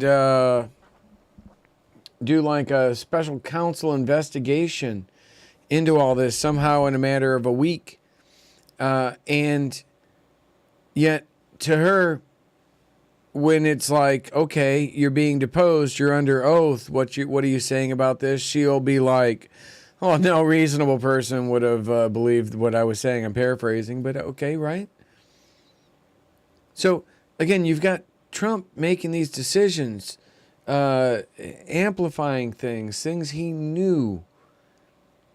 But did he have enough information, enough solid information to jeopardize the lives of 800 people so far that are sitting in jail?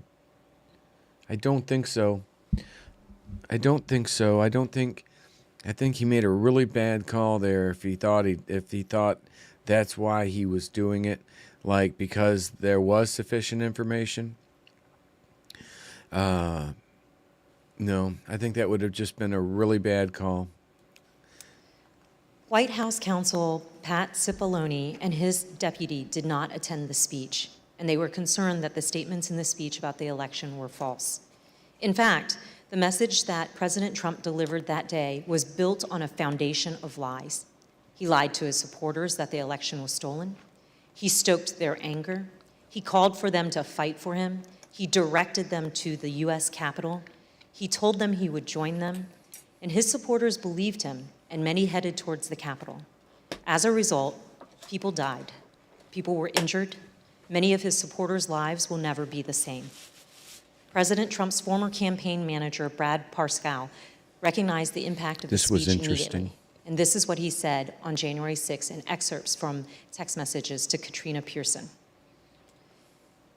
Mr. Parscale said, quote, "This is about Trump pushing for uncertainty in our country, a sitting president asking for civil war." And then when he said, "This week I feel guilty for helping him win," Katrina Pearson responded, "You did what you felt right at the time, and therefore it was right." Mr. Parscale added, "Yeah, but a woman is dead. And yeah, if I was Trump and I knew my rhetoric killed someone." When Ms. Pearson replied, "It wasn't the rhetoric," Mr. Parscale said, "Katrina, yes, it was." Thank you, Mr. Chairman. I yield back. So wow. Gentlelady yields. So Brad Parscale, he didn't he end up going kind of batshit crazy and have to get like Baker acted or something by the cops? Help me out here. I think he lives in Florida. But after he got fired, which I believe had something to do with Roger Stone. Am I wrong? Help me out here. Trump's lawyer said Trump could appoint her, then stormed out. Yeah, so that's different. That's interesting. Because he acknowledged that he said, yeah, he had the legal authority to appoint her, but then before leaving, he said that, but nobody would follow her, just in response to C.F. Neal's thing there, that even if she did, nobody would follow her. And that's when it triggered a little argument or fight. Back. We're joined today by Mr. Jason Van Tavenhove and Mr. Stephen Ayers. Mr. Tavenhove is an artist and journalist. He's a former spokesman of the Oath Keepers and a former close associate of Elmer Stewart Rhodes, the founder and president of the Oath Keepers, who has been charged with seditious conspiracy in relation to the Capitol attack. Mr. Van Can we agree that's pretty broke serious? with the Oath Keepers and has since spoken out forcefully against the violent group. Mr. Ayers is a former supporter of President Trump. He answered the president. Somebody, what is it? Daddy She's suggested that rumor has it that he got fired because Trump found out he had 2 Ferraris in the garage. I don't think that would be a firing offense. For Trump, anyway. I remember, it seems to me as though I remember, like maybe even the Get Me Roger Stone Netflix thing or one of those, that Stone kind of acknowledged or was having an argument about Brad. Even with Trump, I don't know. It could have been the other one, but I think it had something to do with that. And again, what is Brad Parscale? He would have been basically running the IIA operation, if in fact there was an IIA operation, which I kind of say that there was an IIA operation. So I've been kind of continuously proven right. Is called to come to Washington, D.C. on January 6th. He marched to the Capitol on the president's orders. He pleaded guilty last month to disorderly and disruptive conduct at the Capitol. Mr. Ayers, who no longer supports President Trump, came forward. M. Fletcher said, if this was a simple matter of a bad call, why didn't Trump pardon all those arrested? He said that on YouTube. And I agree. Right? Why Trump had the ability, he had the opportunity to be able to pardon everyone, and that's too bad, in my opinion, because according to like the Get Me Roger Stone or whatever that documentary was, where Stone was literally caught in the closet, supposed to be like off camera. Negotiating like $100,000 for to help someone get a pardon, whereas he had just gotten a commutation a few months earlier, a month or so earlier. That just seems to me is like, that's not, normal people don't do that.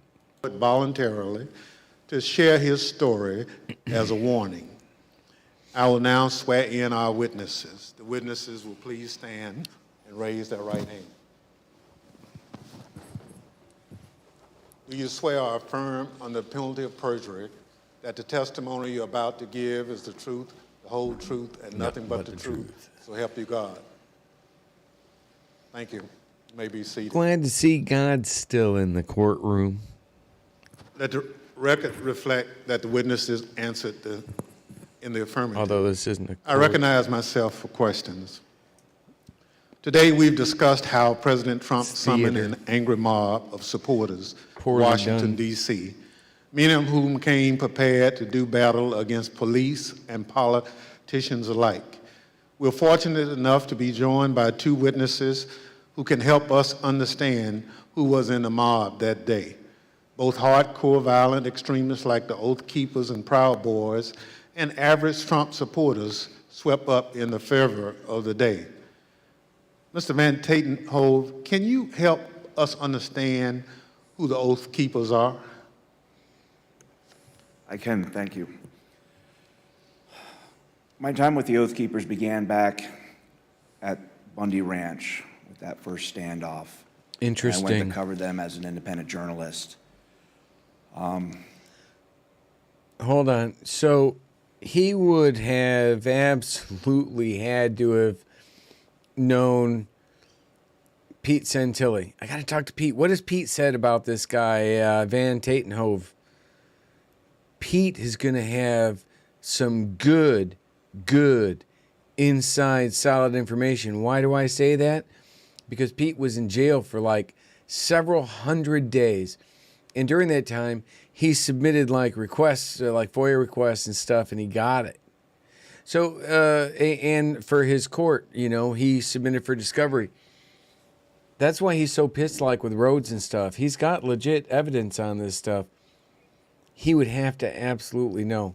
When I get done, I got to send him a text message. I don't know if he'll answer me or not. I always give Roger Stone such a hard time, and he loves Roger Stone. Roger Stone stood up for him when he was in prison, and nobody else would. So I get it. Let's continue. That's interesting, though, my friends. I then subsequently covered two more standoffs, the Sugar Pine Mine standoff and the White Hope Mine standoff. It was at that time that I was offered a job as national media director and an associate editor for the webpage.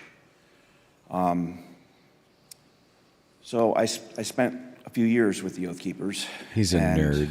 I can tell you that they may not like to call themselves a militia, but they are.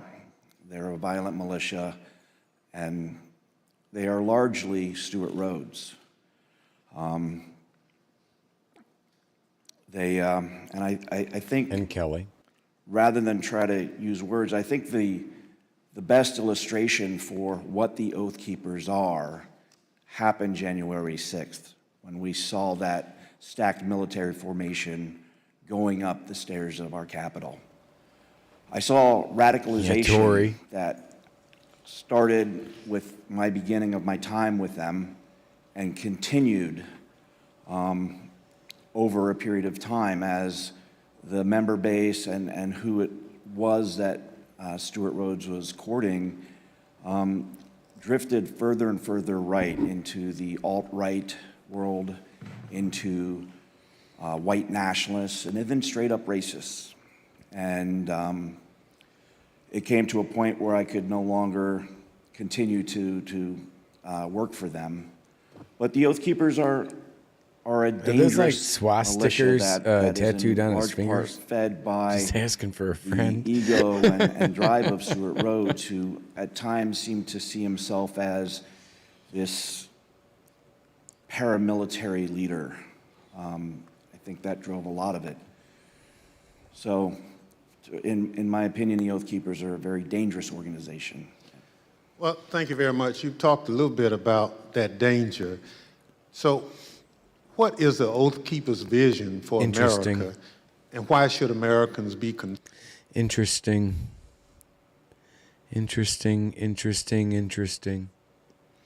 Again, before anybody starts screaming out anything, again, none of us, or very few of us, actually know exactly what the truth is with what that gentleman just said. Now, that being said, if what he is saying is true, that's a horrible thing. But it's also not very easy to trust that gentleman.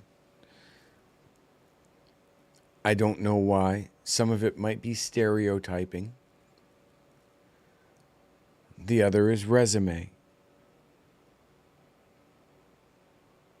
Concerned about it.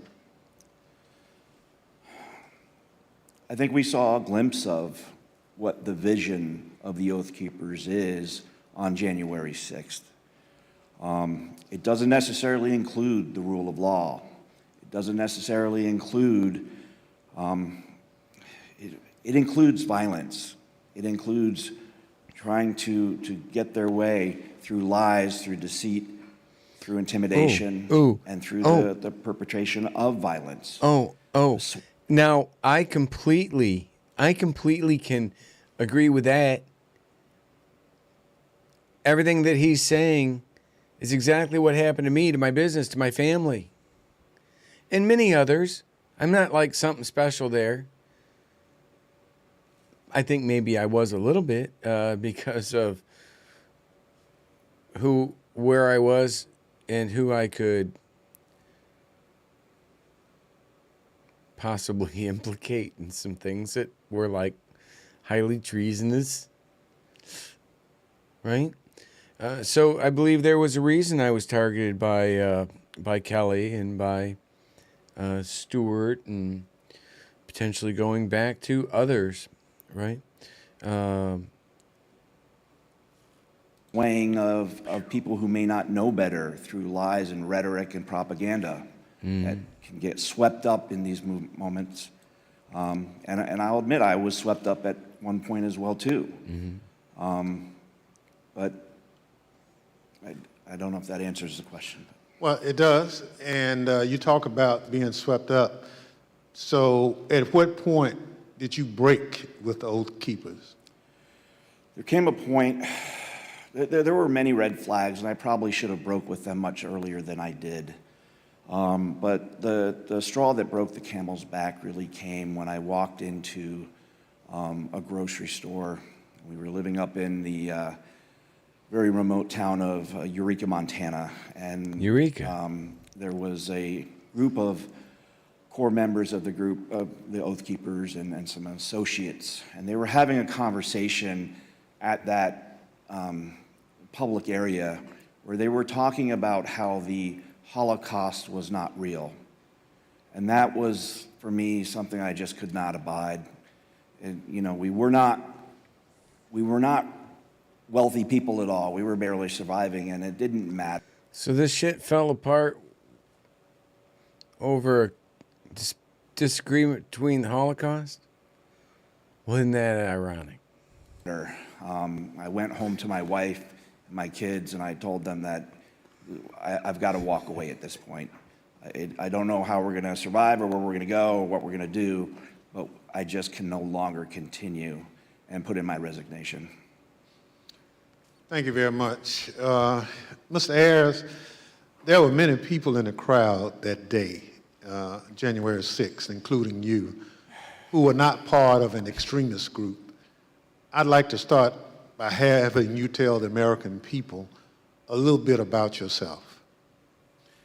Can you tell us about your life before January 6th? Yeah. Hey, before this guy gets started, right? It's 12 o'clock right now. I'm going to jump into a 10-minute intermission, which will be pee and cigarette for me for sure.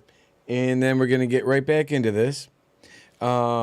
We've got about, it says like 40 minutes left. You know how I get jumping into this shit.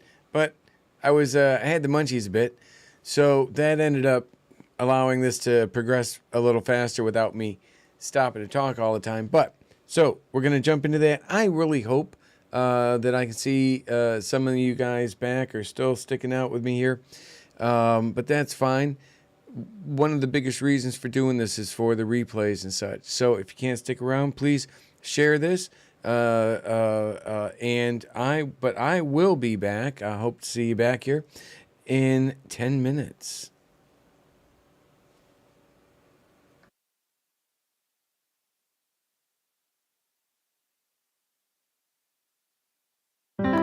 Nice.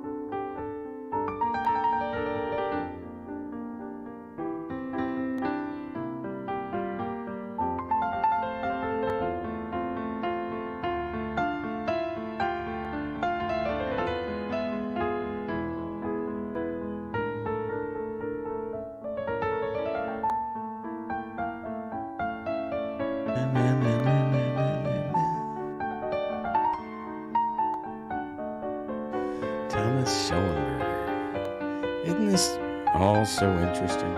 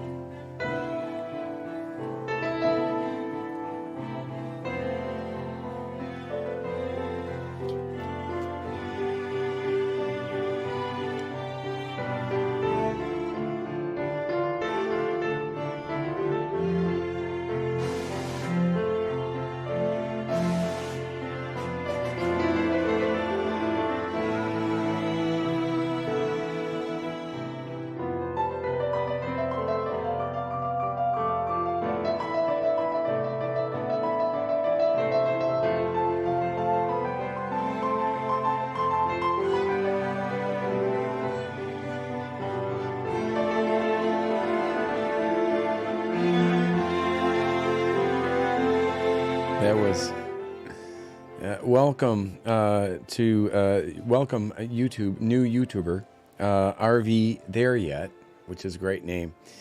I just wanted to say, I had to point out, I actually put a lot of time into wrote and everything in the application to be able to do the little countdown clock and the little pie thing that circles around and tells you how close we're to finishing the actual intermission. And I'm like, hey, somebody's got better weed than me. But welcome. We are intermissioning. We were intermissioning, but the intermissioning is done. And we're going to get back into reviewing the J6 committee. And we've been having some fun. Don't come in here with some predetermined notion about anything that's going on here, because if you don't know what's going on, you got a lot of catching up to do. It's complicated.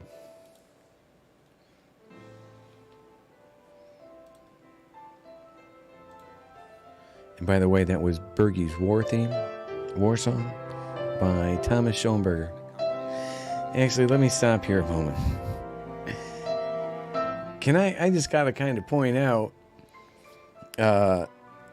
isn't it ironic that literally this song was written by Thomas Schoenberger, a man with a very interesting resume himself. Himself being accused, and he hates this apparently now, of being like Q or an originator of it. Thomas and several of his friends, Mindy and some others, they've kind of like somehow turned my Twitter feed into a neat little home for themselves. And it's just, as I watch all of this stuff unfold in front of me, you just got to look at all this stuff. 'Cause sometimes, like, I'll be into like the deepest thing and like, ooh, the whistleblower stuff, and ooh, look at this, I put this together. Or I'll be being attacked by this person or that person. And over here, I'll have the most bizarre conversation going on with some of the most brilliant minds, really. Cicada 3301 folks and everything. They're all just engaged in this most mind-boggling conversations, sometimes wars themselves going on. And I just sit back and look at that. And if you can't sit back and look at that and go, okay, maybe there's more to this story than Bergy understands, or that I understand, or that really anybody understands. I think there's an unconscious collective, though I do. That's Carl Jung. I think he was a brilliant man. But I believe that when I see so many things that have come together, I'm just sitting there going, I just go with the flow, right? Thinking that there is a reason for all of this. There has to be. You know, family's my life. I was a supervisor there, so that took up a lot of my other, a lot of my free time. Other than that, I'm with my family, camping, playing basketball, playing games with my son. Just what any ordinary American citizen, family man would do. Yep, exactly. So this committee has reviewed thousands of hours of surveillance footage from January 6th. During this review, we identified you entering the Capitol as we see in this video. Mr. Ayers, why did you decide to come to Washington on January 6th? For me personally, I was, pretty hard. A day in the life of a flying monkey, Wicked? Core into the social media, Facebook, Twitter, Instagram. I followed, President Trump, on all of the websites, he basically put out, come to Stop the Steal rally, and I felt like I needed to be down here. So you basically learned about the rally on social media. It's definitely off the rack. At some point made a decision to come to Washington. Yep. I had some friends I found out were coming down, and I just hopped on with them right at the tail end when I found out, and came down here with them. Thank you very much. The chair recognizes the vice chair, Ms. Cheney of Wyoming, for any questions she may have. Thank you very much, Mr. Chairman. Mr. Ayers, when you entered the Capitol last year, did you believe that the election had been stolen? At that time, yeah. Everything that I was seeing online, I definitely believed that that's exactly what that was the case. And when you heard from President Trump that the election was stolen, how did that make you feel? Oh, I was very upset. This man loves his country. He was a patriot. He felt like that was being stolen for him, and he was being called by people he trusted. That's a problem, because that trust is sacred. That's our presidency. A lot of people have fought and died. A lot of blood's been spilled to protect that sacred power. We don't have a king or a queen. In America, we have a flag. And that flag represents the blood and sacrifice of tens of thousands, hundreds of thousands that have come before. Right? That's what makes this so serious. So I don't know who this guy is. As a subject matter expert in predictive analytics, I could sit back here and probably say he checked a lot of Bannon's neurotics boxes, okay? And I'm not being a dick. Maybe I am. But this is kind of the argument I've been trying to make. And I would say, am I wrong in thinking that so far, and just based on his answers, he is highly suggestive to things like this, which would absolutely classify him within Bannon's group of neurotics.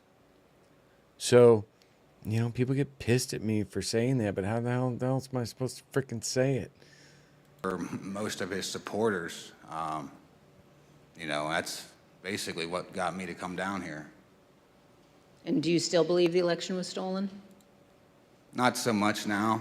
I got away from all the social media when January 6th happened. Basically deleted it all.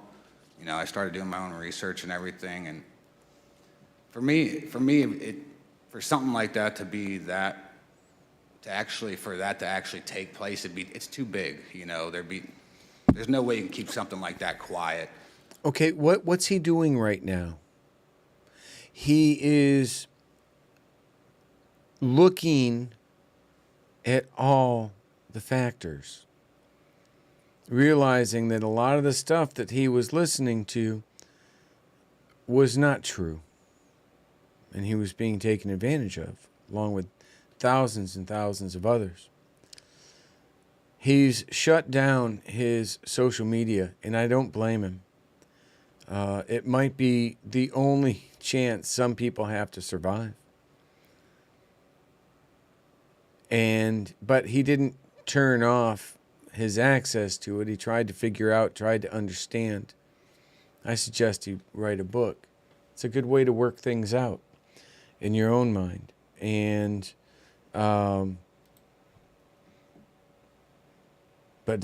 I think he absolutely checks every box, in my opinion.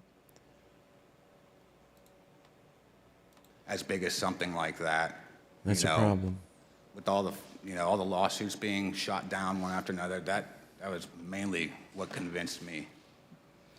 Well, and I think that's very important. And we've also talked about today and in previous hearings the extent to which the president himself was told that the election hadn't been stolen by his Justice Department, by his White House counsel, by his campaign. Would it have made a difference to you to know that President Trump himself had no evidence of widespread fraud? Oh, definitely. Who knows? I may not have come down here then, Oh, they want to back it up to that. Thank but you that very was much, a Mr. while Chairman. I yield back. Young lady yields back. Chair recognizes the young woman from Hold Florida, on. Ms. Murphy. Thank you, Mr. Chairman. Hold on. You know, earlier today we showed how Donald Trump's December Okay, 19th so tweet we summoned are- both extreme 52:25. 36 minutes left. I didn't see this. I had to go back a little bit. You want me to go back? I think I know where you're talking about. I don't know. It'll be only luck if I can actually catch that short frame. Would you like me to go back? See how the influence witness that was a bit ago. There's definitely some fuckery afoot, but there always is. I could go back, but I can't be certain I could actually find it, and I just saw that. Maybe autistic. Just have a... There we go. Well, I don't know. I didn't see the Guy Fawkes thing, but those masks are freely available. But that would suggest maybe Aubrey was there. Aubrey wouldn't be there. extremist groups as well as rank and file supporters of President Trump to come to Washington, D.C., average Americans. He told them to, quote, be there, we'll be wild, and they came. We showed how President Trump repeatedly told them, fight, fight, fight, and they marched to the Capitol. Mr. Ayers, you were in that crowd at the rally, and then the crowd that marched to the Capitol. When you arrived on the ellipse that morning, were you planning on going to the Capitol? No, we didn't actually plan to go down there. We went basically to see the Stop the Steal rally, and that was it. So why'd you decide to march to the Capitol? Well, basically, the president, got everybody riled up, told everybody to head on down. So we basically were just following what he said. After the president's speech, as you're marching down to the Capitol, how did you feel? I was, I'm angry, after everything that was basically said in the speech. A lot of the stuff he said, he already put out in tweets. I've already seen it and heard it before. So, I was already worked up, and so were most of the people there. So as you started marching, did you think there was still a chance the election would be overturned? Yeah, at that time I did, because everybody was kind of like in the hope that, Vice President Pence was not going to certify the election. Also the whole time on our way down there, we kept hearing about this big reveal I remember us talking about, and we kind of thought maybe that was it. So that hope was there. Did you think that the president would be marching with you? Yeah, I think everybody thought he was going to be coming down. He said in his speech. you know, kind of like he's going to be there with us. So, I mean, I believed it. I understand. We know that you illegally entered the Capitol that afternoon and then left the Capitol area later on. What made you decide to leave?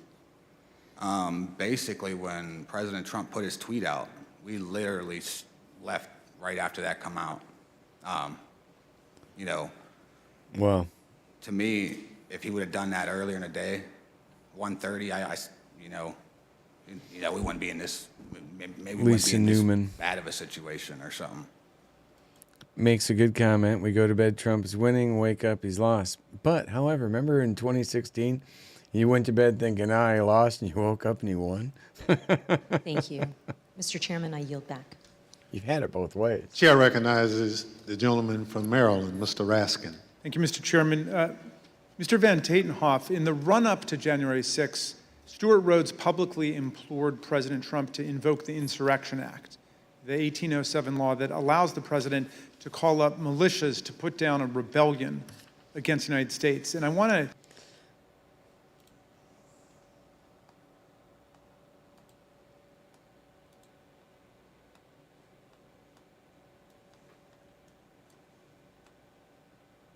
tell President Trump not to have a strong response. Oh, you don't want to be called a dictator, President Trump. You don't want to be seen as too harsh. They'll, you know, the left will criticize him anyway. Today, hashtag President Dictator, Trump dictatorship is trending.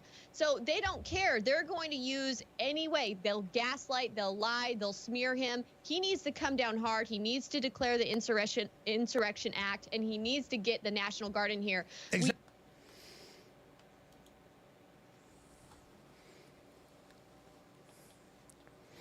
Am I just to assume that Stuart Rhodes making those comments and these other people are somehow not connected to that? That, by the way, was Millie's interview with Alex Jones on around April or May probably of 2020. get your thoughts about this in the context of your prior relationship with Stuart Rhodes. I understand that you had conversations with Rhodes about the Insurrection Act. Why was he so fixated on that, and what did he think it would enable the Oath Keepers to do? Well, I think it gave him a sense of legitimacy, that it was a path forward to move forward with his goals and agendas. I think we need to quit mincing words and just talk about truths. And what it was going to be was an armed revolution. I mean, people died that day. That is true. Law enforcement officers died this day. There was a gallows set up in front of the Capitol. This could have been the spark that started a new civil war. That was and no one would have won there. That would have been good for no one. No. He was always looking for ways to legitimize. Akbar was saying how we were going to shut the country down. How? For the most worthless component of it for a day? Really? It's not like you're shutting Wall Street down or the banks down or something. You're shutting D.C. down. How would you even know? Every day we got to wake up and put a mirror under our government's nose to even know if it's alive still. Are you kidding me? What he was doing, whether by wrapping it in the trappings of it's not a militia, it's a community preparedness team. We're not a militia, we're an educational outreach group. It's a veteran support group. But again, we've got to stop with this dishonesty and the mincing of words and just call things for what they are. You know, he's a militia leader. He had these grand visions of being a paramilitary leader, and the Insurrection Act would have given him a path forward with that. You know, the fact that the president was communicating, whether directly or indirectly, messaging, you know, kind of that gave him the nod. And all I can do is thank the gods that things did not go any worse that day. What did the Oath Keepers see in President Trump? They saw a path forward that would have legitimacy. They saw opportunity, I think, in my opinion, to become a paramilitary force, you know? Last week, the Department of Militias are constitutional. Yes, they are. If the militia is being put together and organized to overthrow or to take back control of a government that was completely fabricated, or based on completely fabricated or largely fabricated IIA type of influence operation, then are you supposed to be initiating a militia? Like I said, actually at the beginning of this very long show, I spent nearly 2 years in Iraq and Afghanistan. It's some in uniform, the rest with, let's say, lower PT requirements as a contractor, but I was there nonetheless. If somebody says, hey, we need a militia, and they better be able to, we want you to join our militia, they better be able to show me strong evidence, not shit that was given to them by a frickin' time traveler, right? All of this shit has been pushed out by InfoWars. Is InfoWars some sort of high reliability source for anyone? If it is, you need your head examined, because Alex Jones himself has said how, you can't take seriously a lot of the stuff he says because it's for show. He takes the same position as Sidney Powell. Now, what is this? He's just lying to protect himself in court? No. Justice indicated that it has evidence of the Oath Keepers bringing not just firearms, but explosives to Washington ahead of January 6th. And the committee's also learned that Stuart Rhodes stopped to buy weapons on his way to Washington and shipped roughly $7,000 worth of tactical gear to a January 6th rally planner. I can sit here, Lisa Newman, and tell you that based on my claims as a DOD whistleblower with social media psychological warfare, that at least 20 million people, by Obama's national security advisor, were influenced using the same social media psychological warfare applications I helped pioneer for the Department of Defense to influence the election against Trump by 20 million votes. You just heard, I believe he said that earlier, Rudy Giuliani say that they had like 2 million votes that they could have made up for Trump. Now, let's say 2 million votes is true. That would still have been barely enough for changing the outcome of the election. Highly questionable.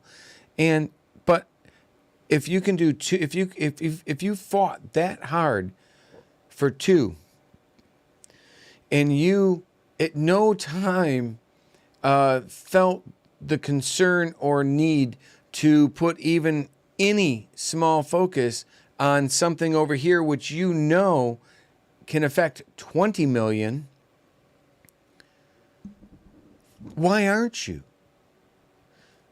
Unless you're involved doing something the same as what the 20 million I'm sitting here exposing would do. Unless you're involved with something like that yourself. Like I believe Cambridge Analytica was. And many others, which goes to Steve Bannon, which goes to General Flynn, who was on the board of directors. So again, none of the stuff I'm saying isn't completely verifiable.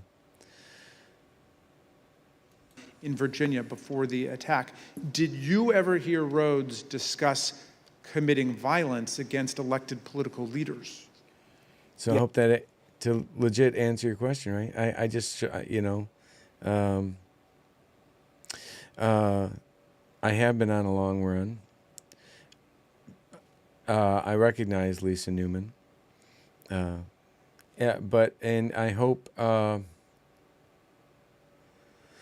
I hope, and I haven't been out of the investigation loop.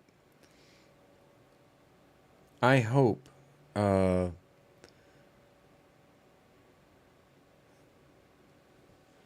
that what I'm seeing here does play out. I do.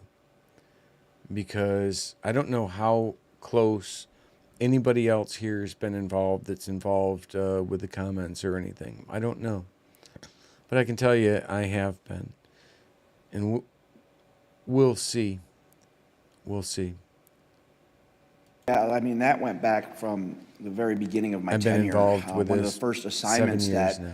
he brought to me wanting me to do as Invested more of a in graphic this. artist function was to create a deck of cards. You may remember back to the conflict in the Middle East where our own military created a deck of cards, which was a who's who of kind of the key players on the other side that they wanted to take out.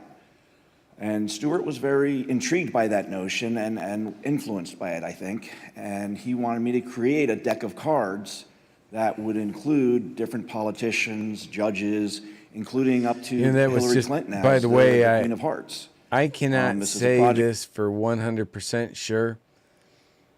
I believe that may have been a fourth POG thing. I don't know for sure. Sure would have been up their alley. Just what I'm saying, referring to is the original deck of cards that he's referring to when it came to like Saddam Hussein. I'm almost certain that would have been the fourth POG, but I can't say for sure, and I'm not violating anything classified. It's just like a conversation or something I had, unclassified conversation I had with someone a long time ago. So interesting. That I refused to do. But from the very start, we saw that. There was always the push for military training, including there were courses in that community that went over explosives training. So, yeah, this all falls in line. Mr. Van Tatenhoff, you say in your very thoughtful written testimony that we received today that you fear what... And just to state the obvious, whenever a very partisan Democrat is really nice to like a Trump supporter, red flags have to go up. I'm just saying, right? And I'm not disagreeing with what the guy is saying, the Oath Keeper guy is saying. I believe I was actually completely targeted by the leadership of the Oath Keepers, including Kellye Sorrell, their attorney. She was my attorney for a bit. And I believe that was just to shut my shit down and to prevent me from being able to put my lawsuit through, which would have eventually exposed her boyfriend. That's not a joke. So the next election cycle will bring. And you also say that we have been exceedingly lucky in that we have not seen more bloodshed so far. I wonder if you would elaborate on those two statements. I think as far as the luck goes, we've had the potential from Bundy Ranch on. I mean, being boots on the ground at these standoffs, and they were standoffs where there were firearms pointed across lines at federal law enforcement agencies, whatever it may be with that particular standoff. But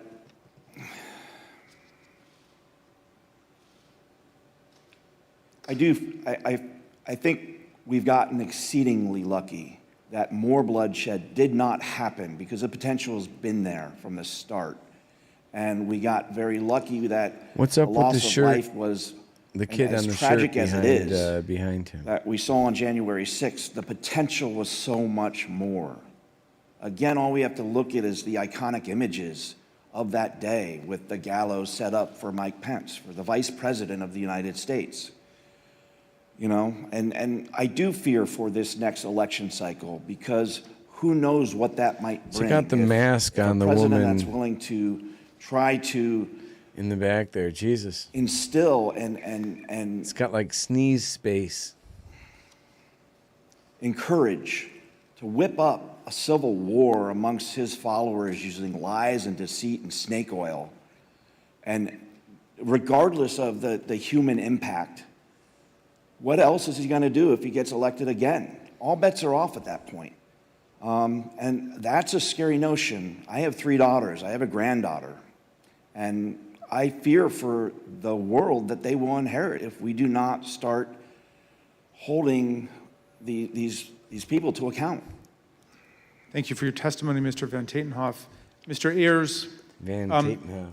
I first want to ask you about what finally caused you to leave on January the 6th. We know that the medieval-style combat with our police, the occupation of the building, this was going on for several hours until the president issued at 4:17 a tweet, I believe, that included a video telling people to go home.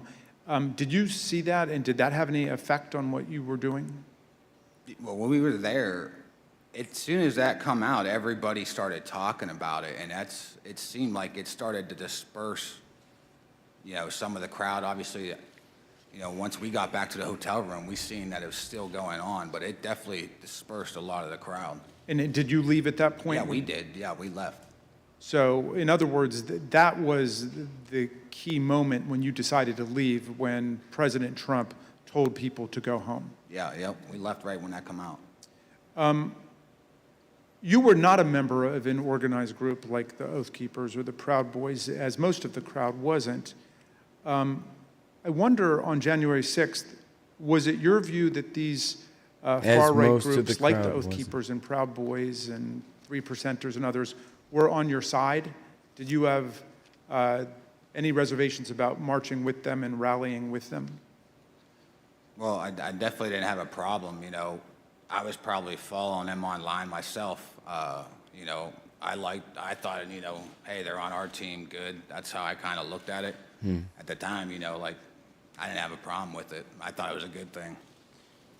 I'm interested in hearing about what's happened to you since the events of January 6th. You told the vice chair that you no longer believe Trump's big lie about the election, but that's what brought you originally to Washington. Looking back on it now, how do you reflect on the role that you played in the crowd that day, and what is going on in your life? Basically, I lost my job. No, it's not a trial. This all happened, pretty much sold my house. So everything that happened with the charges, thank God, a lot of them did get dismissed because I was just holding my phone, but at the same time I was there. So I mean, it definitely, it changed my life, not for the good, definitely not for the, for the better. Yeah, I mean, that's all I could say. President Trump is still promoting the big lie about the election. How does that make you feel? It makes me mad because I was hanging on every word he was saying. Everything he was putting out, I was following it. I mean, if I was doing it, hundreds of thousands or millions of other people are doing it, or maybe even still doing it. It's like he just said about that. You got people still following and doing that. Who knows what the next election could come out? They could end up being down the same path we are right now. I mean, just don't know. Where they're going with this. Mr. Ayers, I see that your wife has joined you today, and welcome to Washington. We know this has been very difficult on you both and your family. What lessons, finally, do you want the American people to learn from the way you and your family have suffered as a result of these events? Biggest thing is I consider myself a family man, and I love my country. And I don't think any one man is bigger than either one of those. I think that's what needs to be taken. People dive into the politics, and for me, I felt like I had, like horse blinders on. I was locked in the whole time. Biggest thing for me is to take the blinders off, make sure you step back and see what's going on. Nobody believes before it's too late. Nobody listens. Well, I want to thank you for your testimony and for appearing, both of you, today. And Mr. Chairman, I yield back to you. Gentleman yields back. I want to thank our witnesses for joining us today. The members of the Select Committee may have additional questions for today's witnesses, and we ask that you respond expeditiously in writing to those questions. Without objections, members will be permitted 10 business days to submit statements for the record, including opening remarks. So, that's where we're at, my friends. This review was not meant to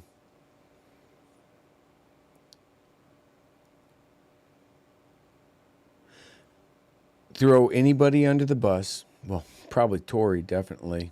But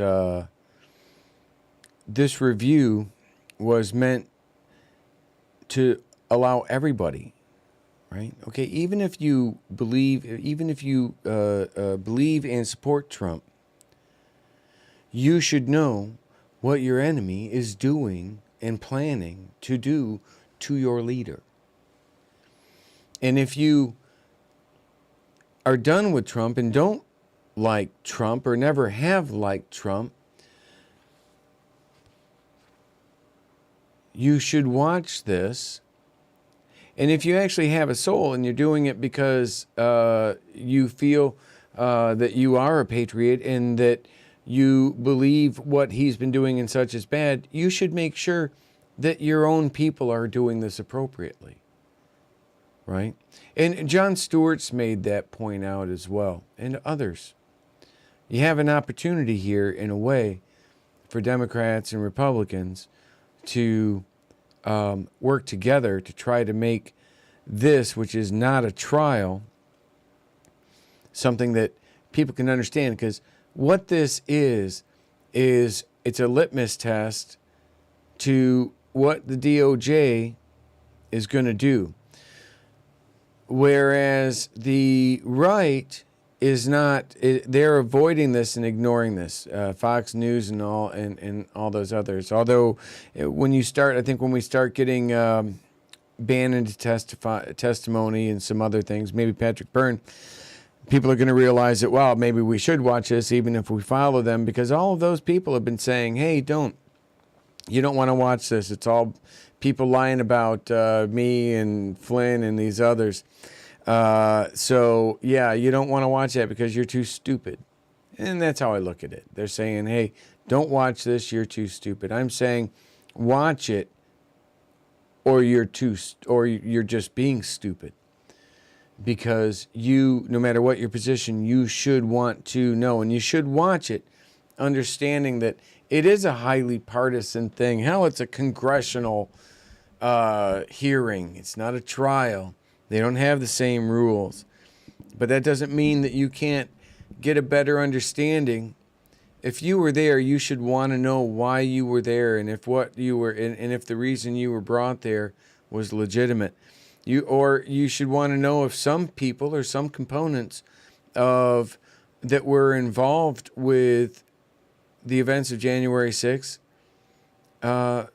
maybe they were there doing it something for their own personal profit or something bad, like grifters or scammers.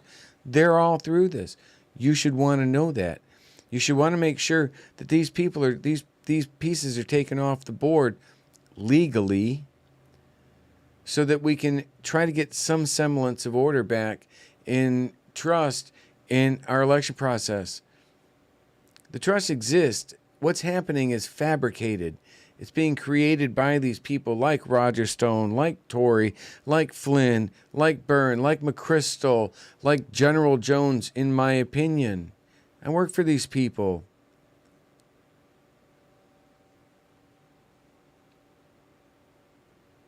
I just put names out across the board. If you can help me out, right? I'm not trying to sell books. I'm trying to tell a story. If you like the coin spinning around there, that's coin number 1. I'm trying to make something that can help this nobody, this molecule, get what he believes to be a very important story out. Something that started in 2017, started in 2015, was published in 2017. then went to there with 2 other books. 3 documentaries, Shadowgate, Shadowgate 2, Psyops the Steal, all of which now apparently, according to Millie, Gavin, and Tory, was a setup to expose me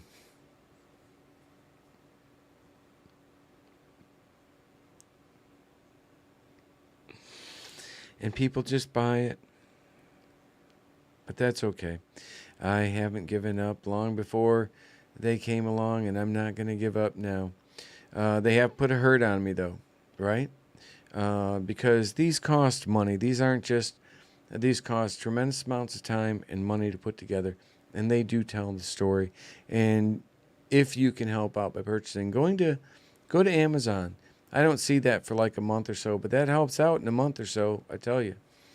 Or go to freedomstream.tv, or go to my Twitch, or I'm sorry, my, here we go. Let me bring this down here to the closing. There you are, Patrick. God bless you. Or go, you can go to freedomstream.tv, but I'm probably going to be taking the support thing offline, and I'm not going to be able to host videos and such there like I was. But you can really help out at patreon.com/American Awakening. I'm actually going to be bringing my support and fundraising over there. I'll have more perks set up so that you can order books, because I've got books in here and coins. And I'm hoping to get all of my back orders and such squared away from freedomstream.tv by the 15th. And then I'll decide what I'm going to do. Because I cannot... I'm going to hold the line.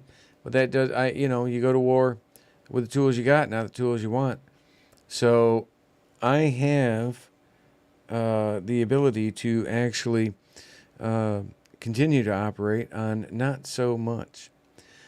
So we'll be fine there, because this is all coming together right now. You're going to start to see a lot of the things that just didn't make sense to you, why these people weren't getting, why indictments weren't being put out, why even questions weren't being asked.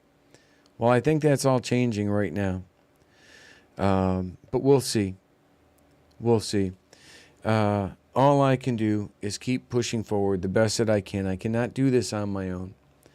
I do this on, I'm able to do everything I can do with your support, right?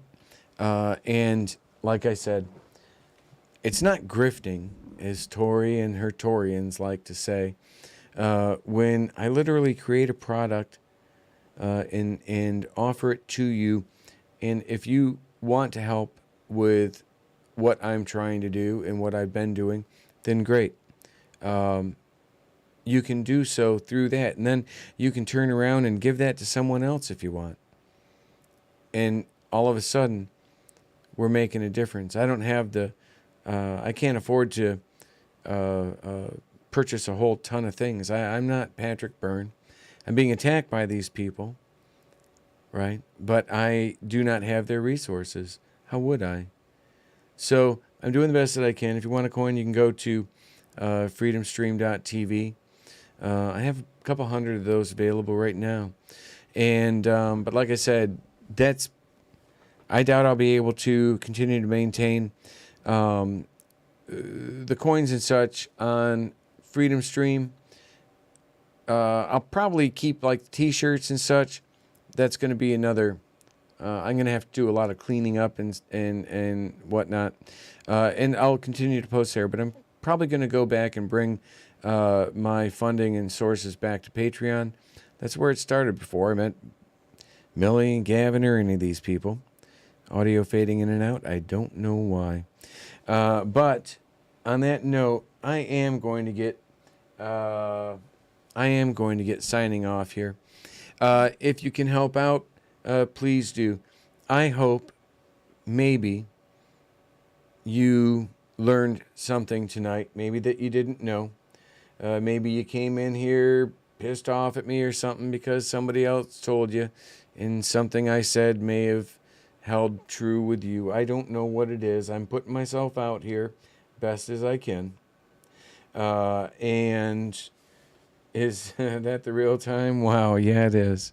12:55. I told you it's going to be running late. Hell, Riley's probably off work by now. So, hey, you guys have a wonderful evening. Thank you very much for tuning in. If you stayed with me through the whole thing, wow, awesome. Good night, everyone. I will see you Friday at my regular time, 7 to 9. I'll probably be pushing it out to YouTube if the stuff Tori had been saying doesn't end up getting me a strike again or something. But thank you again very much. Good night, everyone, and God bless you.